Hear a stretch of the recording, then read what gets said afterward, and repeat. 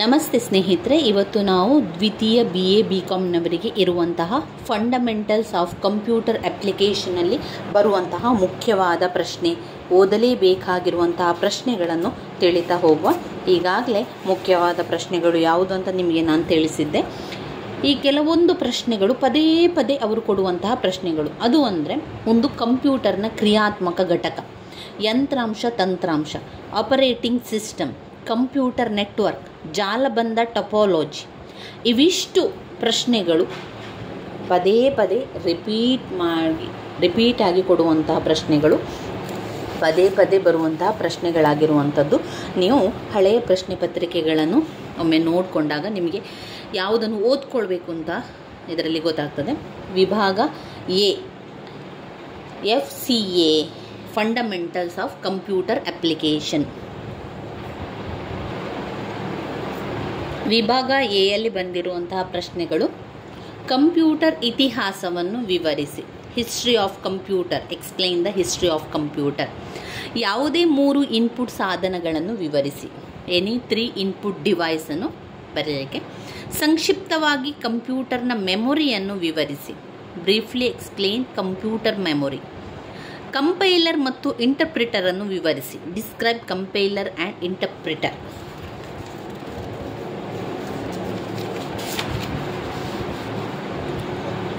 ನೀವು ಹೇಗೆ MS word ಡಾಕ್ಯುಮೆಂಟ್ಗೆ ಚಿತ್ರವನ್ನು ಸೇರಿಸುವಿರಿ, ವಿವರಿಸಿ. ಕಂಪ್ಯೂಟರ್ ಸುರಕ್ಷತೆ ಹಾಗೂ ಅದರ ಲಾಭಗಳನ್ನು ತಿಳಿಸಿ. ವಿಭಾಗ B ಯಲ್ಲಿ ಬರುವಂತಹ 10 ಅಂಕದ ಪ್ರಶ್ನೆಗಳು: ಮಲ್ಟಿಮೀಡಿಯಾ ಅನ್ವಯಗಳ ಪ್ರಾಮುಖ್ಯತೆಯನ್ನು ವಿವರಿಸಿ. ಸೈಬರ್ ಕಾನೂನನ್ನು ವಿವರಿಸಿ. MS ವರ್ಡ್ನಲ್ಲಿ ಒಂದು ಟೇಬಲ್ ರಚಿಸಲು ಇರುವ ಹಂತಗಳನ್ನು ವಿವರಿಸಿ. ಬೈನರಿ, ಡೆಸಿಮಲ್ಗೆ ಹಾಗೂ ಹಿಮ್ಮುಖವಾಗಿ ಸಂಖ್ಯೆ ಪರಿವರ್ತಿಸಲು ಇರುವ ಹಂತಗಳನ್ನು ವಿವರಿಸಿ. ವಿವಿಧ ಬಗೆಯ ಆಪರೇಟಿಂಗ್ ಸಿಸ್ಟಮ್ ಅನ್ನು ವಿವರಿಸಿ. ವಿವಿಧ ಬಗೆಯ ಆಪರೇಟಿಂಗ್ ಸಿಸ್ಟಮ್, ಇದೆಲ್ಲ ಕೂಡ ರಿಪೀಟ್ ಆಗಿರುವಂತಹ ಪ್ರಶ್ನೆಗಳು. ಅದನ್ನೆಲ್ಲ ನಾವು ಓದ್ಕೊಳ್ಳೇಬೇಕು. ಅದೆಲ್ಲ ಕೂಡ ಅವರು ಪದೇ ಪದೇ ಬರುವಂತಹ ಪ್ರಶ್ನೆಗಳಾದ್ರಿಂದ ಅದನ್ನೆಲ್ಲ ಕೂಡ ನಾನು ನಿಮಗೆ ತಿಳಿಸ್ಕೊಡ್ತೇನೆ. ಅವಿಷ್ಟು ತುಂಬಾ ರಿಪೀಟ್ ಆಗಿರುವಂಥ ಪ್ರಶ್ನೆಗಳನ್ನೇ ಓದ್ಕೊಳ್ಳುವ. ಅಷ್ಟನ್ನು ಓದ್ಕೊಂಡ್ರೆ ಸಾಕು, ಪ್ರತಿಯೊಬ್ಬರು ಕೂಡ ಕಂಪ್ಯೂಟರ್ ಅಪ್ಲಿಕೇಶನಲ್ಲಿ ಪಾಸ್ ಆಗ್ತೀರಾ.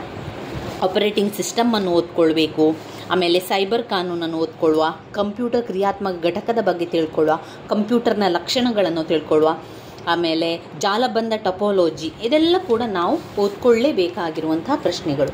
ನೋಡಿ, ನೆಟ್ವರ್ಕ್ ಟೊಪಾಲಜಿ, ಗಾತ್ರ, ವೇಗ, ಸಾಮರ್ಥ್ಯವನ್ನು ಆಧರಿಸಿ ಕಂಪ್ಯೂಟರ್ನ ವರ್ಗೀಕರಣ, ಅಂದರೆ ಕಂಪ್ಯೂಟರ್ನ ಟೈಪ್ಸ್ ಆಫ್ ಕಂಪ್ಯೂಟರ್ ವರ್ಗೀಕರಣವನ್ನು ಮಾಡಬೇಕದನ್ನು. ರೇಖಾಚಿತ್ರದ ಜೊತೆಗೆ ಡಿಜಿಟಲ್ ಕಂಪ್ಯೂಟರ್ನ ಕ್ರಿಯಾತ್ಮಕ ಘಟಕವನ್ನು ವಿವರಿಸಿ. ರೇಖಾಚಿತ್ರ ಅಂದರೆ ಚಿತ್ರವನ್ನು ಮಾಡಿ ಕಂಪ್ಯೂಟರ್ನ ಕ್ರಿಯಾತ್ಮಕ ಘಟಕವನ್ನು ವಿವರಿಸಬೇಕು.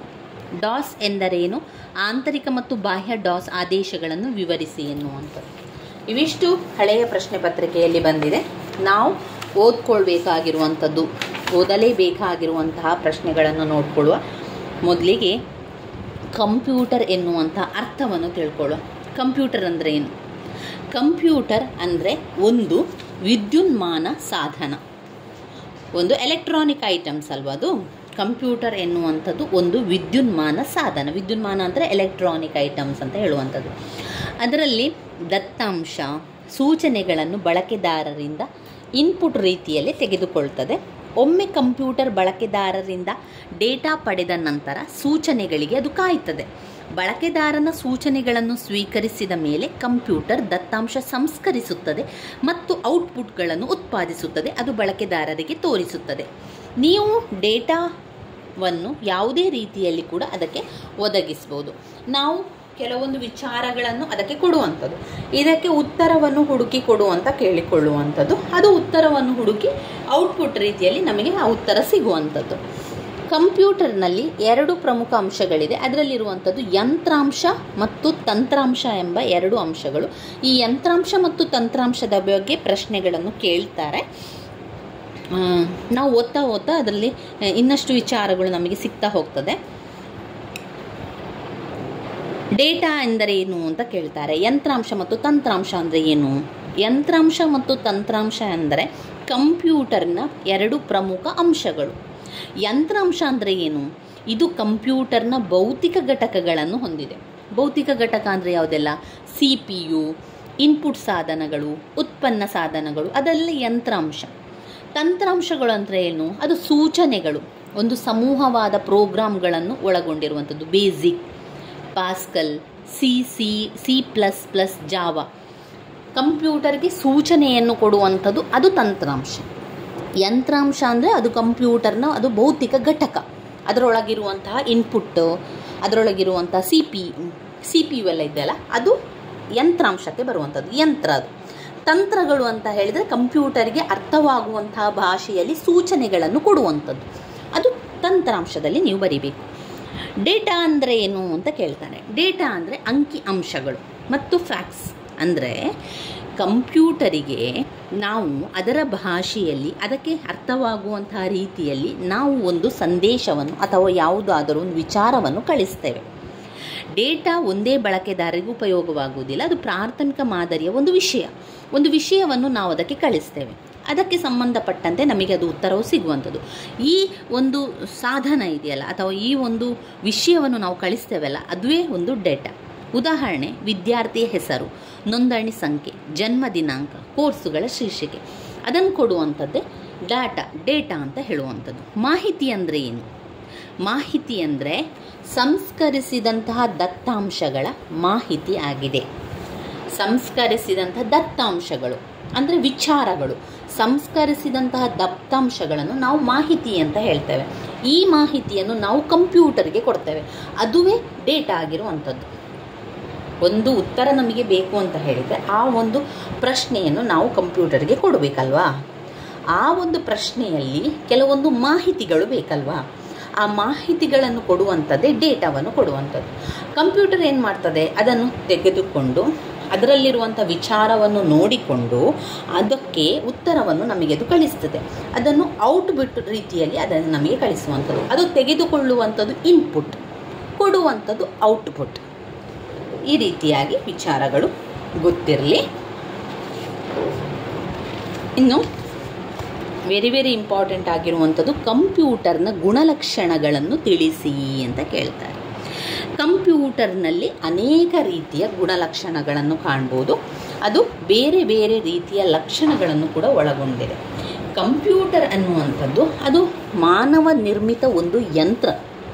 ಸ್ನೇಹಿತರೆ, ಫಸ್ಟ್ ನೀವು ಥಿಂಕ್ ಮಾಡಬೇಕಾಗಿರುವಂಥದ್ದು ಕಂಪ್ಯೂಟರ್ ಅಂದರೆ ಏನು? ಕಂಪ್ಯೂಟರ್ ಅಂದರೆ ಒಬ್ಬ ಮಾನವ ನಿರ್ಮಾಣ ಮಾಡಿದಂತಹ ಒಂದು ಯಂತ್ರ ಅದು ಅಲ್ವಾ?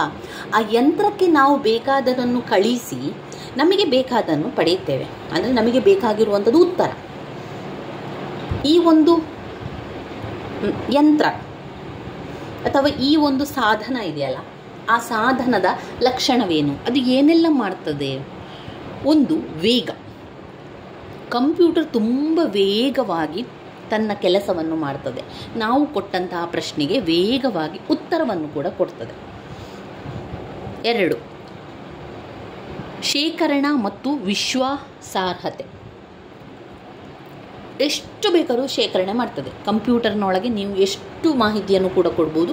ಎಷ್ಟು ಸಾಮರ್ಥ್ಯವನ್ನು ಹಿಡಿದಿಟ್ಕೊಳ್ಳುವಂಥ, ಶೇಖರಣೆ ಮಾಡುವಂತಹ ಸಾಮರ್ಥ್ಯ ಯಾವುದಕ್ಕಿದೆ? ಕಂಪ್ಯೂಟರ್ಗಿದೆ. ವಿಶ್ವಾಸಾರ್ಹತೆ, ವಿಶ್ವಾಸ. ಈಗ ನಿಮ್ಮ ಯಾವುದೇ ಒಂದು ಗೌಪ್ಯವಾದ ಒಂದು ಪ್ರಶ್ನೆ ಅಂತ ಇಟ್ಕೊಳ್ಳುವ, ಅದರಲ್ಲಿ ನೀವು ಇಟ್ಕೊಂಡ್ರೆ ಗೌಪ್ಯವಾಗಿ ಇರ್ತದೆ, ಅದೊಂದು ವಿಶ್ವಾಸಾರ್ಹವಾಗಿರ್ತದೆ. ನಿಖರತೆ, ನಮಗೆ ಯಾವುದೇ ಒಂದು ಅದಕ್ಕೆ ಮಾಹಿತಿಯನ್ನು ಕೊಟ್ಟರೆ ಅದು ತಪ್ಪಾಗಿ ನಮಗೆ ಏನು ಉತ್ತರ ಕೊಡುವುದಿಲ್ಲ. ಕೊಟ್ಟರೆ ಸರಿಯಾಗಿ ಕೊಡ್ತದೆ, ಸರಿಯಾದ ಉತ್ತರವನ್ನೇ ಕೊಡ್ತದೆ. ಒಂದು ವೇಳೆ ಅದು ಅದಕ್ಕೆ ಸರಿಯಾದ ಉತ್ತರ ಸಿಗ್ತಾ ಇಲ್ಲ ಅಂತಾದರೆ ಅದು ಎರರ್ ಅಂತಾದರೂ ಸೂಚಿಸ್ತದೆ. ಆದರೆ ತಪ್ಪಾಗಿ ಏನು ಕೂಡ ನಮಗೆ ಕೊಡುವುದಿಲ್ಲ, ಆದರೆ ಅದು ನಿಖರವಾಗಿರ್ತದೆ. ಕೌಶಲ್ಯ, ಕಂಪ್ಯೂಟರ್ ಬಳಸಬಹುದು, ಎಲ್ಲಿ ಬೇಕಾದರೂ ಕೂಡ ಕಂಪ್ಯೂಟರನ್ನು ಬಳಸ್ಬೋದು. ಆ ರೀತಿಯ ಒಂದು ಕೌಶಲ್ಯ ಇದೆ. ಅದು ಬೋಧನೆಗೆ, ತರಬೇತಿಗೆ, ಮನರಂಜನೆಗೆ, ಲೆಕ್ಕ ಪರಿಶೋಧನೆಗೆ, ಆತಿಥ್ಯ, ಈ ರೀತಿಯಲ್ಲಿ ಎಲ್ಲ ಕಡೆಯಲ್ಲೂ ಕೂಡ ಹೊಂದಿರುವಂಥದ್ದು. ತರಗತಿಗೂ ಕೂಡ ಅವಶ್ಯಕ, ಬೋಧನೆಗೂ ಕೂಡ ಅವಶ್ಯಕ, ಮನರಂಜನೆಗೆ, ಲೆಕ್ಕ ಪರಿಶೋಧನೆ ಮಾಡಲಿಕ್ಕೆ ಎಲ್ಲ ಕೂಡ ತುಂಬಾ ಸಹಾಯಕ ಆಗ್ತದೆ. ಕಾರ್ಯತತ್ಪರತೆ, ಯಾವಾಗಲೂ ಕೂಡ ಕೆಲಸ ಮಾಡ್ತದೆ. ಅದು ಸುಸ್ತು ಅಂತ ಇಲ್ಲ, ಅದಕ್ಕೆ ಯಾವಾಗಲೂ ಎಷ್ಟು ಗಂಟೆಗಳ ಕಾಲ ಕೂಡ ಕೆಲಸವನ್ನು ಮಾಡ್ತದೆ. ದಣಿವಾಗದೆ ಕೆಲಸ ಮಾಡುವಂತಹ ಒಂದು ಯಂತ್ರ ಅಂತ ಹೇಳಿದರೆ ಅದು ಕಂಪ್ಯೂಟರ್. ಕಾರ್ಯತತ್ಪರತೆ. ಈಗ ಕಂಪ್ಯೂಟರ್ನ ಗುಣಲಕ್ಷಣಗಳು ಗೊತ್ತಾಯಿತು. ಮತ್ತೊಮ್ಮೆ ಪಾಯಿಂಟ್ಸ್ಗಳನ್ನು ಹೇಳುವ. ವೇಗ, ಶೇಖರಣ ಮತ್ತು ವಿಶ್ವಾಸಾರ್ಹತೆ, ಶೇಖರಣೆ ಮಾಡುತ್ತದೆ ಹಾಗೆ ವಿಶ್ವಾಸಾರ್ಹವಾಗಿದೆ, ಆಮೇಲೆ ನಿಖರವಾಗಿದೆ, ಕೌಶಲ್ಯದಿಂದ ಕೂಡಿದೆ, ಕಾರ್ಯತತ್ಪರತೆ. ವೇಗ ಕಂಪ್ಯೂಟರ್ನ ಗುಣಲಕ್ಷಣಗಳಲ್ಲಿ 1 ವೇಗ, 2 ಶೇಖರಣೆ, 3 ವಿಶ್ವಾಸಾರ್ಹತೆ, 4 ನಿಖರತೆ, 5 ಕೌಶಲ, 6 ಕಾರ್ಯತತ್ಪರತೆ. ವೇಗ, ಶೇಖರಣೆ, ವಿಶ್ವಾಸಾರ್ಹತೆ, ನಿಖರತೆ, ಕೌಶಲ, ಕಾರ್ಯತತ್ಪರತೆ. ಇನ್ನು ಬರುವಂತಹ ಮುಖ್ಯವಾದಂತಹ ಪ್ರಶ್ನೆ ಅಂತ ಹೇಳಿದರೆ, ಇಲ್ಲಿ ಅವರು ಕೇಳಿದ್ದಾರೆ ಕಂಪ್ಯೂಟರ್ನ ಇತಿಹಾಸದ ಬಗ್ಗೆ ತಿಳಿಸಿ ಅಂತ ಹೇಳಿದ್ದಾರೆ. 5 ಅಂಕಕ್ಕೆ ಕಂಪ್ಯೂಟರ್ನ ಇತಿಹಾಸದ ಬಗ್ಗೆ ತಿಳಿಲಿಕ್ಕೆ ಹೇಳಿದ್ದಾರೆ. ಏನು ಕಂಪ್ಯೂಟರ್ನ ಇತಿಹಾಸ ಅಂತ ಹೇಳಿದರೆ, ಹೇಗೆ ಅದು ಆರಂಭ ಆಯಿತು, ಯಾರು ಆರಂಭ ಮಾಡಿದರು, ಎಷ್ಟು ವರ್ಷಗಳ ಹಿಂದೆ ಆರಂಭ ಮಾಡಿದರು, ಇದೆಲ್ಲ ಕೂಡ ತಿಳಿಯುವಂಥದ್ದು ಇತಿಹಾಸ. ಕಂಪ್ಯೂಟರ್ನ ಇತಿಹಾಸದಲ್ಲಿ ತಿಳ್ಕೊಳ್ಳುವಂಥದ್ದು. ಸುಮಾರು 3500 ವರ್ಷಗಳ ಹಿಂದೆಯೇ ಬೃಹತ್ ನೆಲದ ಮೇಲೆ ಬೃಹತ್ ಕಲ್ಲಿನ ಕೆತ್ತಿದ ರಚನೆಯನ್ನು ವೃತ್ತಾಕಾರದ ಮಾದರಿ ಹರಡಿ ಸೂರ್ಯನ ಕಿರಣಗಳ ಸ್ಥಾನವನ್ನು ಪರಿಗಣಿಸುವ ಮೂಲಕ ಖಗೋಳ ಲೆಕ್ಕಾಚಾರಕ್ಕೆ ಉಪಯೋಗಿಸಲಾಗಿತ್ತು. ನೋಡಿ, ಇಲ್ಲಿ ನಿಮ್ಮ ಪುಸ್ತಕದಲ್ಲಿ ಒಂದು ಚಿತ್ರವನ್ನು ತೋರಿಸ್ತಾರೆ.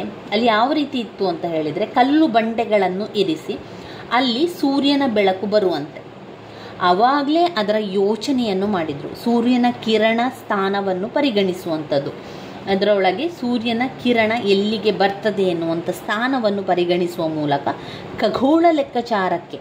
ಖಗೋಳಶಾಸ್ತ್ರದ ಒಂದು ಲೆಕ್ಕಾಚಾರಕ್ಕೆ ಈ ರೀತಿಯಾಗಿ ಒಂದು ಉಪಯೋಗವನ್ನು ಮಾಡಿದರು. ಇದು ಆಧುನಿಕ ಕಂಪ್ಯೂಟರ್ ಉದ್ಭವಕ್ಕೆ ನಾಂದಿಯಾಯಿತು. ಯಾವಾಗ? 3500 ವರ್ಷದ ಹಿಂದೆ, 3500 ವರ್ಷಗಳ ಹಿಂದೆ ಏನು ಮಾಡಿದರು ಅಂತ ಹೇಳಿದರೆ, ಈ ಖಗೋಳಶಾಸ್ತ್ರದ ಅಧ್ಯಯನ ಮಾಡಲಿಕ್ಕೆ, ಖಗೋಳಶಾಸ್ತ್ರದಲ್ಲಿ ಅಧ್ಯಯನ ಮಾಡಲಿಕ್ಕೆ ವಿಜ್ಞಾನಿಗಳು ಅಥವಾ ಜನರೇನು ಮಾಡಿದರು, ಈ ಒಂದು ಸೂರ್ಯನ ಕಿರಣ ಯಾವ ಸ್ಥಾನಕ್ಕೆ ಬರ್ತದೆ ಅಂತ ಪರಿಗಣಿಸಲಿಕ್ಕೆ ಒಂದು ದೊಡ್ಡ ಬಂಡೆ ಕಲ್ಲುಗಳನ್ನೆಲ್ಲ ಇಟ್ಟು ಅದರ ನಡುವೆ ಅದು ಬರುವ ರೀತಿಯಲ್ಲಿ ಯಾವ ರೀತಿ ಅಂತ ನೋಡಲಿಕ್ಕೆ ಖಗೋಳಶಾಸ್ತ್ರದಲ್ಲಿ ಇದನ್ನು ಉಪಯೋಗ ಮಾಡಿದರು. ಈ ಕಾರಣವೇ, ಇದೊಂದು ಮಾಡಿದಂಥ ಕಾರಣವೇ ಕಂಪ್ಯೂಟರ್ ಆಗಲಿಕ್ಕೆ ನಾಂದಿ ಆಯಿತು ಅಂತ ಹೇಳ್ತಾರೆ. ಈ ಕೆತ್ತಿದ ಕಲ್ಲಿನ ರಚನೆ ನವಶಿಲಾಯುಗದ ಕಂಪ್ಯೂಟರ್ ಎಂದು ಕರೆಯಲಾಗುತ್ತದೆ. ಅಂದರೆ ಅವರು ಆ ಮಾಡಿದ ರೀತಿ ಇದೆಯಲ್ಲ, ಅದನ್ನು ನಂತರದ ಒಂದು ಕಂಪ್ಯೂಟರ್ನ ರೀತಿಯಲ್ಲಿ ಇತ್ತು ಅಂತ ತುಂಬ ಜನ ಹೇಳ್ತಾ ಇದ್ರು. ಅದು ಲೆಕ್ಕವನ್ನು ನೋಡಲಿಕ್ಕೆ, ಲೆಕ್ಕ ಮಾಡಲಿಕ್ಕೆ, ಈಗ ಸೂರ್ಯನ ಕಿರಣ ಬಂದು ಬೀಳುವ ಸ್ಥಾನ, ಅದರ ಮೂಲಕ ಲೆಕ್ಕಗಳನ್ನೆಲ್ಲ ಮಾಡಲಿಕ್ಕೆ ಅದನ್ನು ಬಳಸಿದರು. ನವಶಿಲಾಯುಗದ ಕಂಪ್ಯೂಟರ್ ಇಲ್ಲಿಯವರೆಗೆ ಕಂಡ ಹಳೆಯ ಕಂಪ್ಯೂಟರ್. ಮಧ್ಯಕಾಲೀನ ಸಮಯದಲ್ಲಿ ಕಂಪ್ಯೂಟರ್ನ ಪರಿಕಲ್ಪನೆಯು ಕೆಲವು ಯಂತ್ರದ ಮೂಲಕ ಲೆಕ್ಕ ಅಥವಾ ಕಂಪ್ಯೂಟಿಂಗ್ ನಡೆಸಲು ಮಾತ್ರ ಸೀಮಿತವಾಗಿತ್ತು. ನಂತರ ಅದನ್ನು ಒಂದೊಂದೇ ರೀತಿಯಲ್ಲಿ ಬೆಳವಣಿಗೆ ಮಾಡ್ತಾ ಬಂದರು. ಸ್ವಲ್ಪ ಅಭಿವೃದ್ಧಿ ಆಗ್ತಾ ಬಂತು, ಬೇರೆ ಬೇರೆ ರೀತಿಯ ಬದಲಾವಣೆಗಳು ಆಗ್ತಾ ಬಂತು. ಇಲ್ಲಿ ನೀವು ಚಿತ್ರವನ್ನು ನೋಡಿದ ತಕ್ಷಣ ಮೊದಲಿಗೆ ಒಂದು ಲೆಕ್ಕಗಳನ್ನೆಲ್ಲ ಕಂಡುಹಿಡಿಯಲಿಕ್ಕೆ ಆಗ ಒಂದು ಅಬಕಾಸ್ ಅಂತ ಬಂತು. ಅಬಕಾಸ್ ಬಂತು, ಮತ್ತು ಬ್ಲೇಸ್ ಪಾಸ್ಕಲ್, ಚಾರ್ಲ್ಸ್ ಬ್ಯಾಬೇಜ್ ಅವರು ಬೇರೆ ಬೇರೆ ರೀತಿಯ ಕಂಪ್ಯೂಟರ್ಗಳನ್ನು ಮಾಡ್ತಾ ಬಂದರು. ಆರಂಭದಲ್ಲಿ ಅಬಕಾಸ್ ಎನ್ನುವಂಥದ್ದು ಒಂದು ತೆರನಾದ ಪ್ರಾಚೀನ ಕಂಪ್ಯೂಟರ್ ಅಂತ ಕರೀತಾರೆ.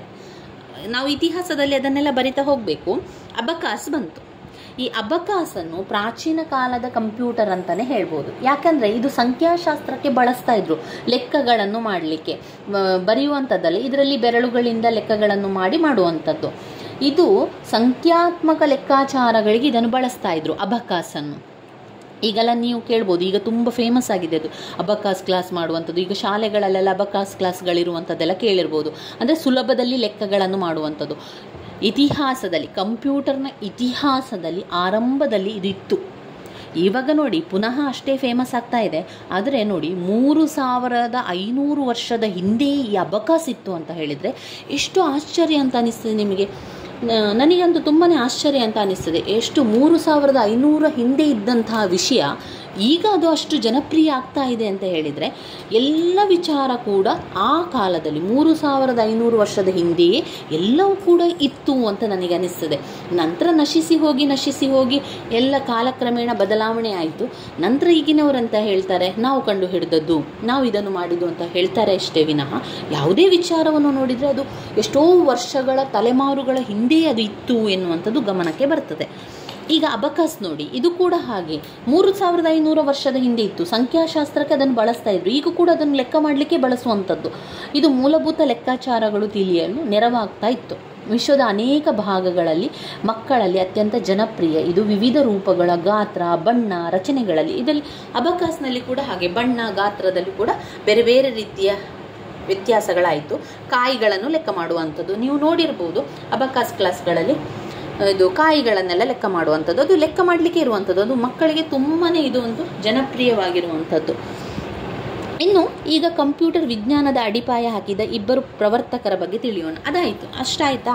ಕಂಪ್ಯೂಟರ್ನ ಇತಿಹಾಸವನ್ನು ನೋಡ್ತಾ ಹೋದಾಗ ಅಷ್ಟು ಅಬಕಾಸ್ನ ವಿಷಯ ಆದ ನಂತರ ಇಬ್ಬರು ಪ್ರವರ್ತಕರು ಏನು ಮಾಡಿದರು, ಬ್ಲೇಸ್ ಪಾಸ್ಕಲ್ ಮತ್ತು ಚಾರ್ಲ್ಸ್ ಬ್ಯಾಬೇಜ್ ಅವರು ನಂತರ ಒಂದು ಸಣ್ಣ ಪುಟ್ಟದಾಗಿ ಕೆಲವೊಂದು ಸಂಖ್ಯೆಗಳನ್ನು ಲೆಕ್ಕ ಮಾಡಲಿಕ್ಕೆ, ಸಂಖ್ಯಾತ್ಮಕ ಲೆಕ್ಕಾಚಾರ ಮಾಡಲಿಕ್ಕೆ ಕೆಲವೊಂದು ಯಂತ್ರಗಳನ್ನು ಕಂಡುಹಿಡಿದ್ರು.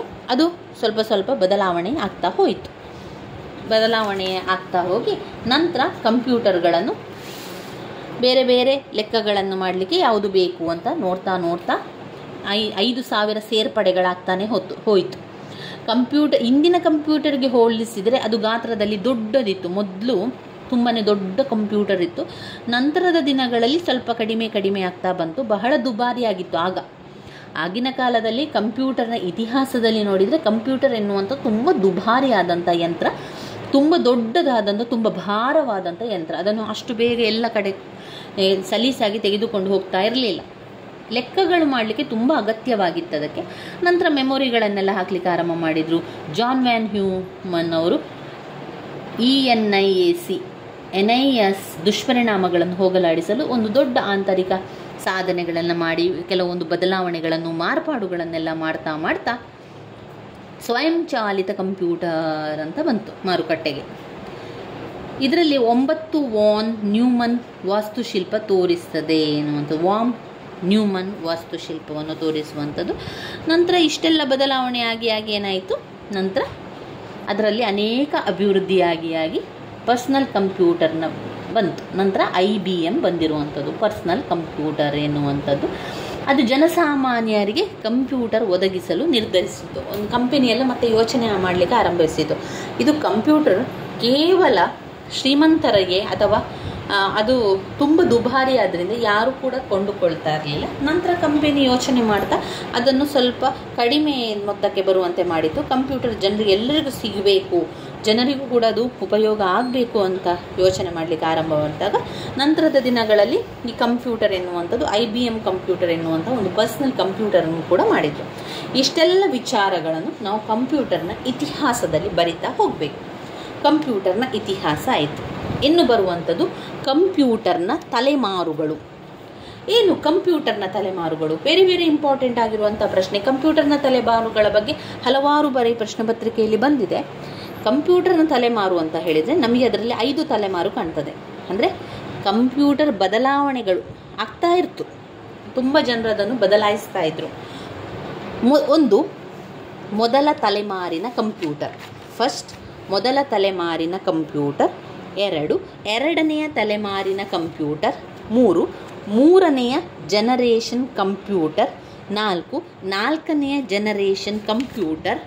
5 ಐದನೆಯ ಪೀಳಿಗೆಯ ಕಂಪ್ಯೂಟರ್. ಹೀಗೆ 5 ರೀತಿಯ 5 ತಲೆಮಾರಿನ ಕಂಪ್ಯೂಟರ್ಗಳು ಬಂತು. ಇದರೊಳಗೆ ಏನು ವಿಚಾರ ಇದೆ ಎನ್ನುವಂಥದ್ದು ನಿಮಗೆ ನಾನು ಸ್ಪಷ್ಟವಾಗಿ ತಿಳಿಸ್ತಾ ಹೋಗ್ತೇನೆ.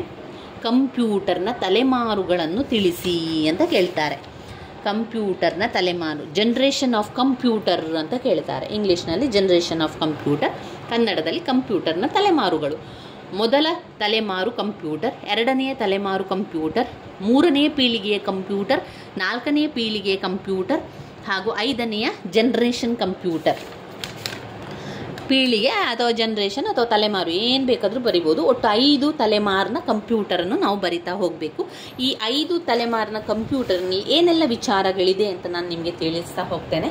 ಇಸವಿ ಕೂಡ ಇದೆ. ಒಂದು ವೇಳೆ ನಿಮಗೆ ಇಸವಿ ನೆನಪಲ್ಲಿ ಇಡಲಿಕ್ಕೆ ಸಾಧ್ಯ ಆಗ್ತದೆ ಅಂತ ಆದರೆ ಇಸವಿಯನ್ನು ಕೂಡ ನೋಡಿಕೊಂಡು ಆ ಇಸವಿಯನ್ನು ಬರಿತಾ ನೀವು ವಿವರಿಸಬೇಕು, ತುಂಬಾ ಒಳ್ಳೆಯದು.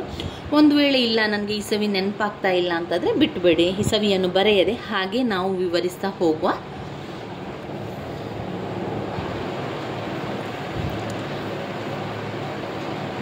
ಕಂಪ್ಯೂಟರ್ನಲ್ಲಿ ಅನೇಕ ಪೀಳಿಗೆಯ ಕಂಪ್ಯೂಟರ್ಗಳನ್ನು ಕಾಣ್ಬೋದು. ಮೊದಲನೆಯದಾಗಿ ಕಂಪ್ಯೂಟರ್ನ ತಲೆಮಾರು ಈ ರೀತಿಯಾಗಿದೆ. ಮೊದಲ ತಲೆಮಾರಿನ ಕಂಪ್ಯೂಟರ್ ಅದು ಯಾವಾಗ ಬಂತು? 1945ರಿಂದ 1958 ತನಕ ಮೊದಲ ತಲೆಮಾರಿನ ಕಂಪ್ಯೂಟರ್ ಇತ್ತು. ಅದು ಯಾವ ರೀತಿ ಇತ್ತು, ಅದರ ಉಪಯೋಗ ಯಾವ ರೀತಿ ಇತ್ತು ಎಲ್ಲವನ್ನು ಕೂಡ ತಿಳ್ಕೊಳ್ಳುವ. ಯಾವಾಗ? 1945ರಿಂದ 58. ನೆನಪಲ್ಲಿ ಇಡ್ತಿದ್ರೆ ನೀವು 2 ಬಾರಿ ಹೇಳಬೇಕು ಆ ಇಸವಿಯನ್ನು. 1945ರಿಂದ 1958. 45ರಿಂದ 58, 45, 58 ನೆನಪಲ್ಲಿ ಇಟ್ಕೊಳ್ಳಿ. ಮೊದಲ ತಲೆಮಾರಿನ ಕಂಪ್ಯೂಟರ್. ಮೊದಲ ತಲೆಮಾರಿನ ಕಂಪ್ಯೂಟರ್ನ ಲಕ್ಷಣಗಳೇನು, ಹಾಗೆ ಅದು ಯಾವುದೆಲ್ಲ ಪ್ರಯೋಜನಗಳು ಬರ್ತಾ ಇತ್ತು, ಹೇಗಿತ್ತು ಎಲ್ಲವನ್ನು ತಿಳ್ಕೊಳ್ಳುವ. ಮೊದಲ ತಲೆಮಾರಿನ ಕಂಪ್ಯೂಟರ್ ಅಮೇರಿಕಾದ ಜನಗಣತಿಯ ವರ್ಷ 1951ರಲ್ಲಿ ಅಭಿವೃದ್ಧಿಯನ್ನು ಪಡಿಸಿದರು. 1945ರಿಂದ 1958 ತನಕ ಮೊದಲ ತಲೆಮಾರಿನ ಕಂಪ್ಯೂಟರ್ ಇತ್ತು. 1945ರಲ್ಲಿ ಮಾಡಿದಂತಹ ಈ ಕಂಪ್ಯೂಟರನ್ನು ಅಮೇರಿಕಾದ ಜನಗಣತಿಯ ವರ್ಷ 1951ರಲ್ಲಿ ಅದನ್ನು ಅಭಿವೃದ್ಧಿಪಡಿಸಿದರು. ಈ ಕಂಪ್ಯೂಟರನ್ನು ಯೂನಿವರ್ಸಲ್ ಸ್ವಯಂಚಾಲಿತ ಕಂಪ್ಯೂಟರ್ ಅಂತ ಕರೆಯಲಾಯಿತು, UNIVAC. ಮೊದಲ ತಲೆಮಾರಿನ ಕಂಪ್ಯೂಟರನ್ನು ಏನೆಂದು ಕರೆಯಲಾಯಿತು? ಯೂನಿವರ್ಸಲ್ ಸ್ವಯಂಚಾಲಿತ ಕಂಪ್ಯೂಟರ್, ಅಂದರೆ ಸ್ವಯಂಚಾಲಿತವಾಗಿ ಮಾಡುವಂತಹ ಕಂಪ್ಯೂಟರ್, ಯೂನಿವರ್ಸಲ್ ಸ್ವಯಂಚಾಲಿತ ಕಂಪ್ಯೂಟರ್ ಎಂದು ಕರೆಯಲಾಯಿತು. ತಂತ್ರಜ್ಞಾನ ನಿರ್ವಾತ ಕೊಳವೆಗಳನ್ನು ಆಧರಿಸಿತ್ತು. ಹೇಗಿತ್ತದು ಕಂಪ್ಯೂಟ್ರು? ತಂತ್ರಜ್ಞಾನದ ಕೊಳವೆಯನ್ನು ಅಳವಡಿಸಲಾಗಿತ್ತು. ತಂತ್ರಜ್ಞಾನ ಬೇಕೇ ಬೇಕಲ್ವಾ, ನಮಗೊಂದು ಲೆಕ್ಕವನ್ನು ಮಾಡಲಿಕ್ಕೆ ಕೂಡ ಅದಕ್ಕೆ ತಂತ್ರಜ್ಞಾನ ಬೇಕು. ಏನಾದರೂ ಒಂದು ವಿಚಾರ ನಾವು ತಿಳ್ಕೊಳ್ಬೇಕು ಅಂತಾದರೆ ಅದಕ್ಕೆ ಮಾಹಿತಿಯನ್ನು ಕೊಟ್ಟಾಗ ಅದು ತಂತ್ರಜ್ಞಾನದ ಮೂಲಕ, ಯಾವುದಾದ್ರೂ ಒಂದು ಸೂಚನೆಯ ಮೂಲಕ, ಸಂಜ್ಞೆಯ ಮೂಲಕ ಅದನ್ನು ಬಳಸಬೇಕಲ್ವಾ. ಅದು ತಂತ್ರಜ್ಞಾನದ ನಿರ್ವಾತ ಕೊಳವೆಯನ್ನು ಆಧರಿಸಿತ್ತು. ಇನ್ನು ವ್ಯಾಕ್ಯೂಮ್ ಟ್ಯೂಬ್ ಸರ್ಕ್ಯೂಟ್ ಬಳಸಲಾದ ಕಂಪ್ಯೂಟರ್ಗಳನ್ನು ಮೊದಲ ಜನರೇಷನ್ ಕಂಪ್ಯೂಟರ್ ಎಂದು ಕರೆಯಲಾಯಿತು. ವ್ಯಾಕ್ಯೂಮ್ ಟ್ಯೂಬ್ ಸರ್ಕ್ಯೂಟ್ ಕಂಪ್ಯೂಟರ್ನ ಒಳಗೆ ಬೇಕಾಗಿರುವಂಥ ಅತ್ಯಗತ್ಯವಾದಂತಹ ಒಂದು ಭಾಗ ಅಂತ ಹೇಳಿದರೆ ವ್ಯಾಕ್ಯೂಮ್ ಟ್ಯೂಬ್ ಸರ್ಕ್ಯೂಟ್. ಅದನ್ನು ಬಳಸಲಾದ ಕಂಪ್ಯೂಟರ್ಗಳನ್ನು ಮೊದಲನೆಯ ಜನರೇಷನ್ ಕಂಪ್ಯೂಟರ್ ಅಂತ ಕರೆಯಲಾಯಿತು.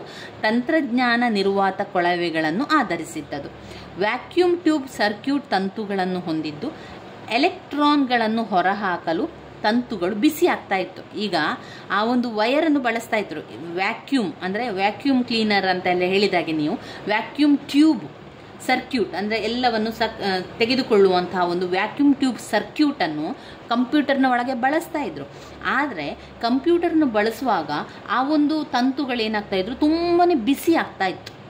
ಇನ್ನು ಅದನ್ನು ಬಿಸಿ ಆಗುವುದನ್ನು ಬದಲಾವಣೆ ಮಾಡಬೇಕಲ್ಲ, ಅದು ಎರಡನೇ ತಲೆಮಾರಿನ ಕಂಪ್ಯೂಟರಿಗೆ ಹೋಗ್ತದೆ. ಅದು ವ್ಯಾಕ್ಯೂಮ್ ಟ್ಯೂಬ್ ಸರ್ಕ್ಯುಲೇಟರ್ನನ್ನು ಒಳಗೆ ಬಳಸ್ತಾ ಇದ್ರು. ತಂತ್ರಜ್ಞಾನದ ನಿರ್ವಾತ ಕೊಳವೆಗಳನ್ನು ಕೂಡ ಆಧರಿಸಿತ್ತು.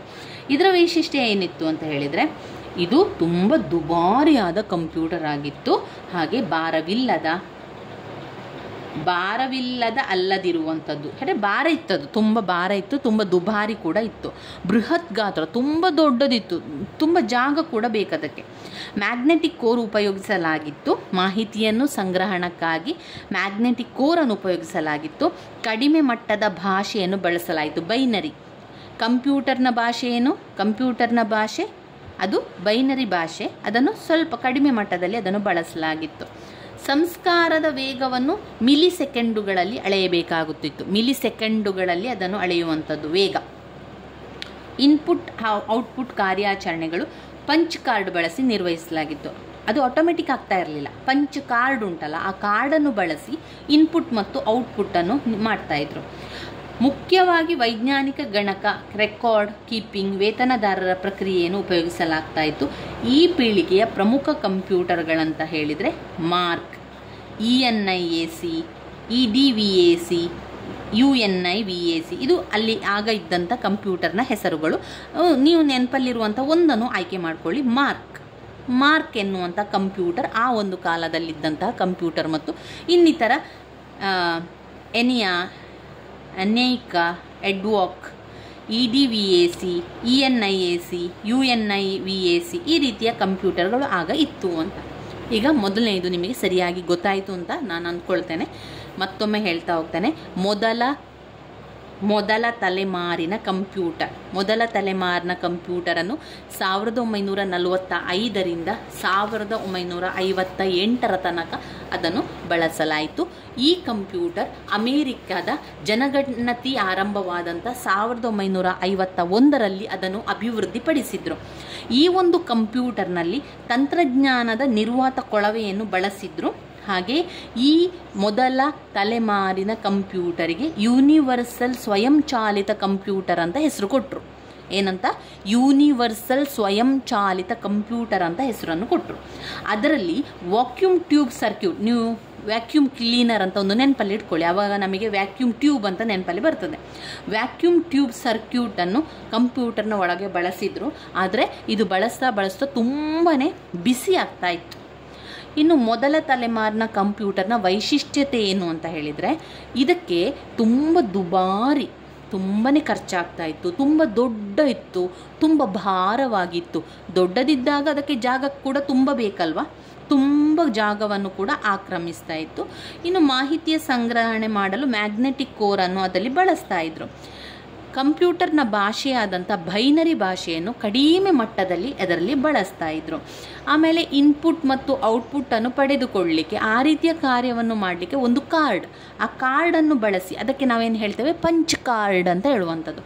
ಪಂಚ್ ಕಾರ್ಡ್ಗಳನ್ನು ಬಳಸಿ ಇನ್ಪುಟ್ ಮತ್ತು ಔಟ್ಪುಟ್ಟನ್ನು ಬಳಸ್ತಾ ಇದ್ರು. ಆಮೇಲೆ ಕಂಪ್ಯೂಟರ್ನ ವೇಗವನ್ನು ಮಿಲಿಸೆಕೆಂಡುಗಳಲ್ಲಿ ಅಳಿತಾ ಇದ್ರು. ಕಂಪ್ಯೂಟರ್ನ ವೇಗವನ್ನು ಮಿಲಿಸೆಕೆಂಡುಗಳಲ್ಲಿ ಅಳೆಯಲಾಗ್ತಾ ಇತ್ತು. ಇನ್ನು ಅದನ್ನು ಯಾವುದಕ್ಕೆಲ್ಲ ಉಪಯೋಗಿಸ್ತಾ ಇದ್ರು? ಕೆಲಸಗಾರರ ಲೆಕ್ಕಗಳನ್ನು ಮಾಡಲಿಕ್ಕೆ, ಕೆಲಸಗಾರರ ವೇತನಗಳನ್ನೆಲ್ಲ, ಸಂಬಳಗಳನ್ನೆಲ್ಲ ಕೊಡಲಿಕ್ಕೆ ಅದನ್ನು ಬಳಸ್ತಾ ಇದ್ರು. ಆ ಪೀಳಿಗೆಯ ಕಂಪ್ಯೂಟರಿಗೆ ಮಾರ್ಕ್ಸ್ ಅಂತ ಹೆಸರು. ಆಮೇಲೆ ENIVAC, UNIVAC ಅದೆಲ್ಲ ಆ ಒಂದು ಪೀಳಿಗೆ ಮೊದಲ ತಲೆಮಾರಿನ ಕಂಪ್ಯೂಟರ್ಗಳಾಗಿದ್ದವು. ಇವಿಷ್ಟು ವಿಚಾರ ಗೊತ್ತಿರಲಿ. ಇನ್ನು ಎರಡನೆಯ ತಲೆಮಾರಿನ ಕಂಪ್ಯೂಟರ್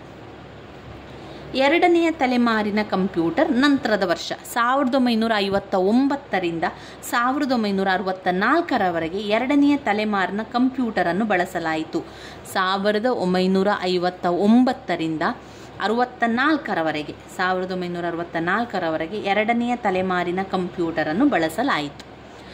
ಎರಡನೆಯ ತಲೆಮಾರಿನ ಕಂಪ್ಯೂಟರ್ನಲ್ಲಿ USA ಬೆಲ್ ಲ್ಯಾಬ್ ನಿರ್ವಾತ ಕೊಳವೆಗಳ ಸ್ಥಳದಲ್ಲಿ ಟ್ರಾನ್ಸಿಸ್ಟರ್ಗಳನ್ನು ಬಳಸುವುದನ್ನು ಕಂಡುಹಿಡಿದ್ರು. ಈಗ ಎರಡನೇ ತಲೆಮಾರಿನ ಕಂಪ್ಯೂಟರ್ಗೆ ಬಂದಾಗ ಜನರು ಹೆಚ್ಚು ಯೋಚನೆ ಮಾಡಲಿಕ್ಕೆ ಆರಂಭ ಮಾಡಿದ್ರಲ್ವ, ಆವಾಗ ನಿರ್ವಾತ ಕೊಳದ ಬದಲು ಏನು ಮಾಡಿದ್ರು?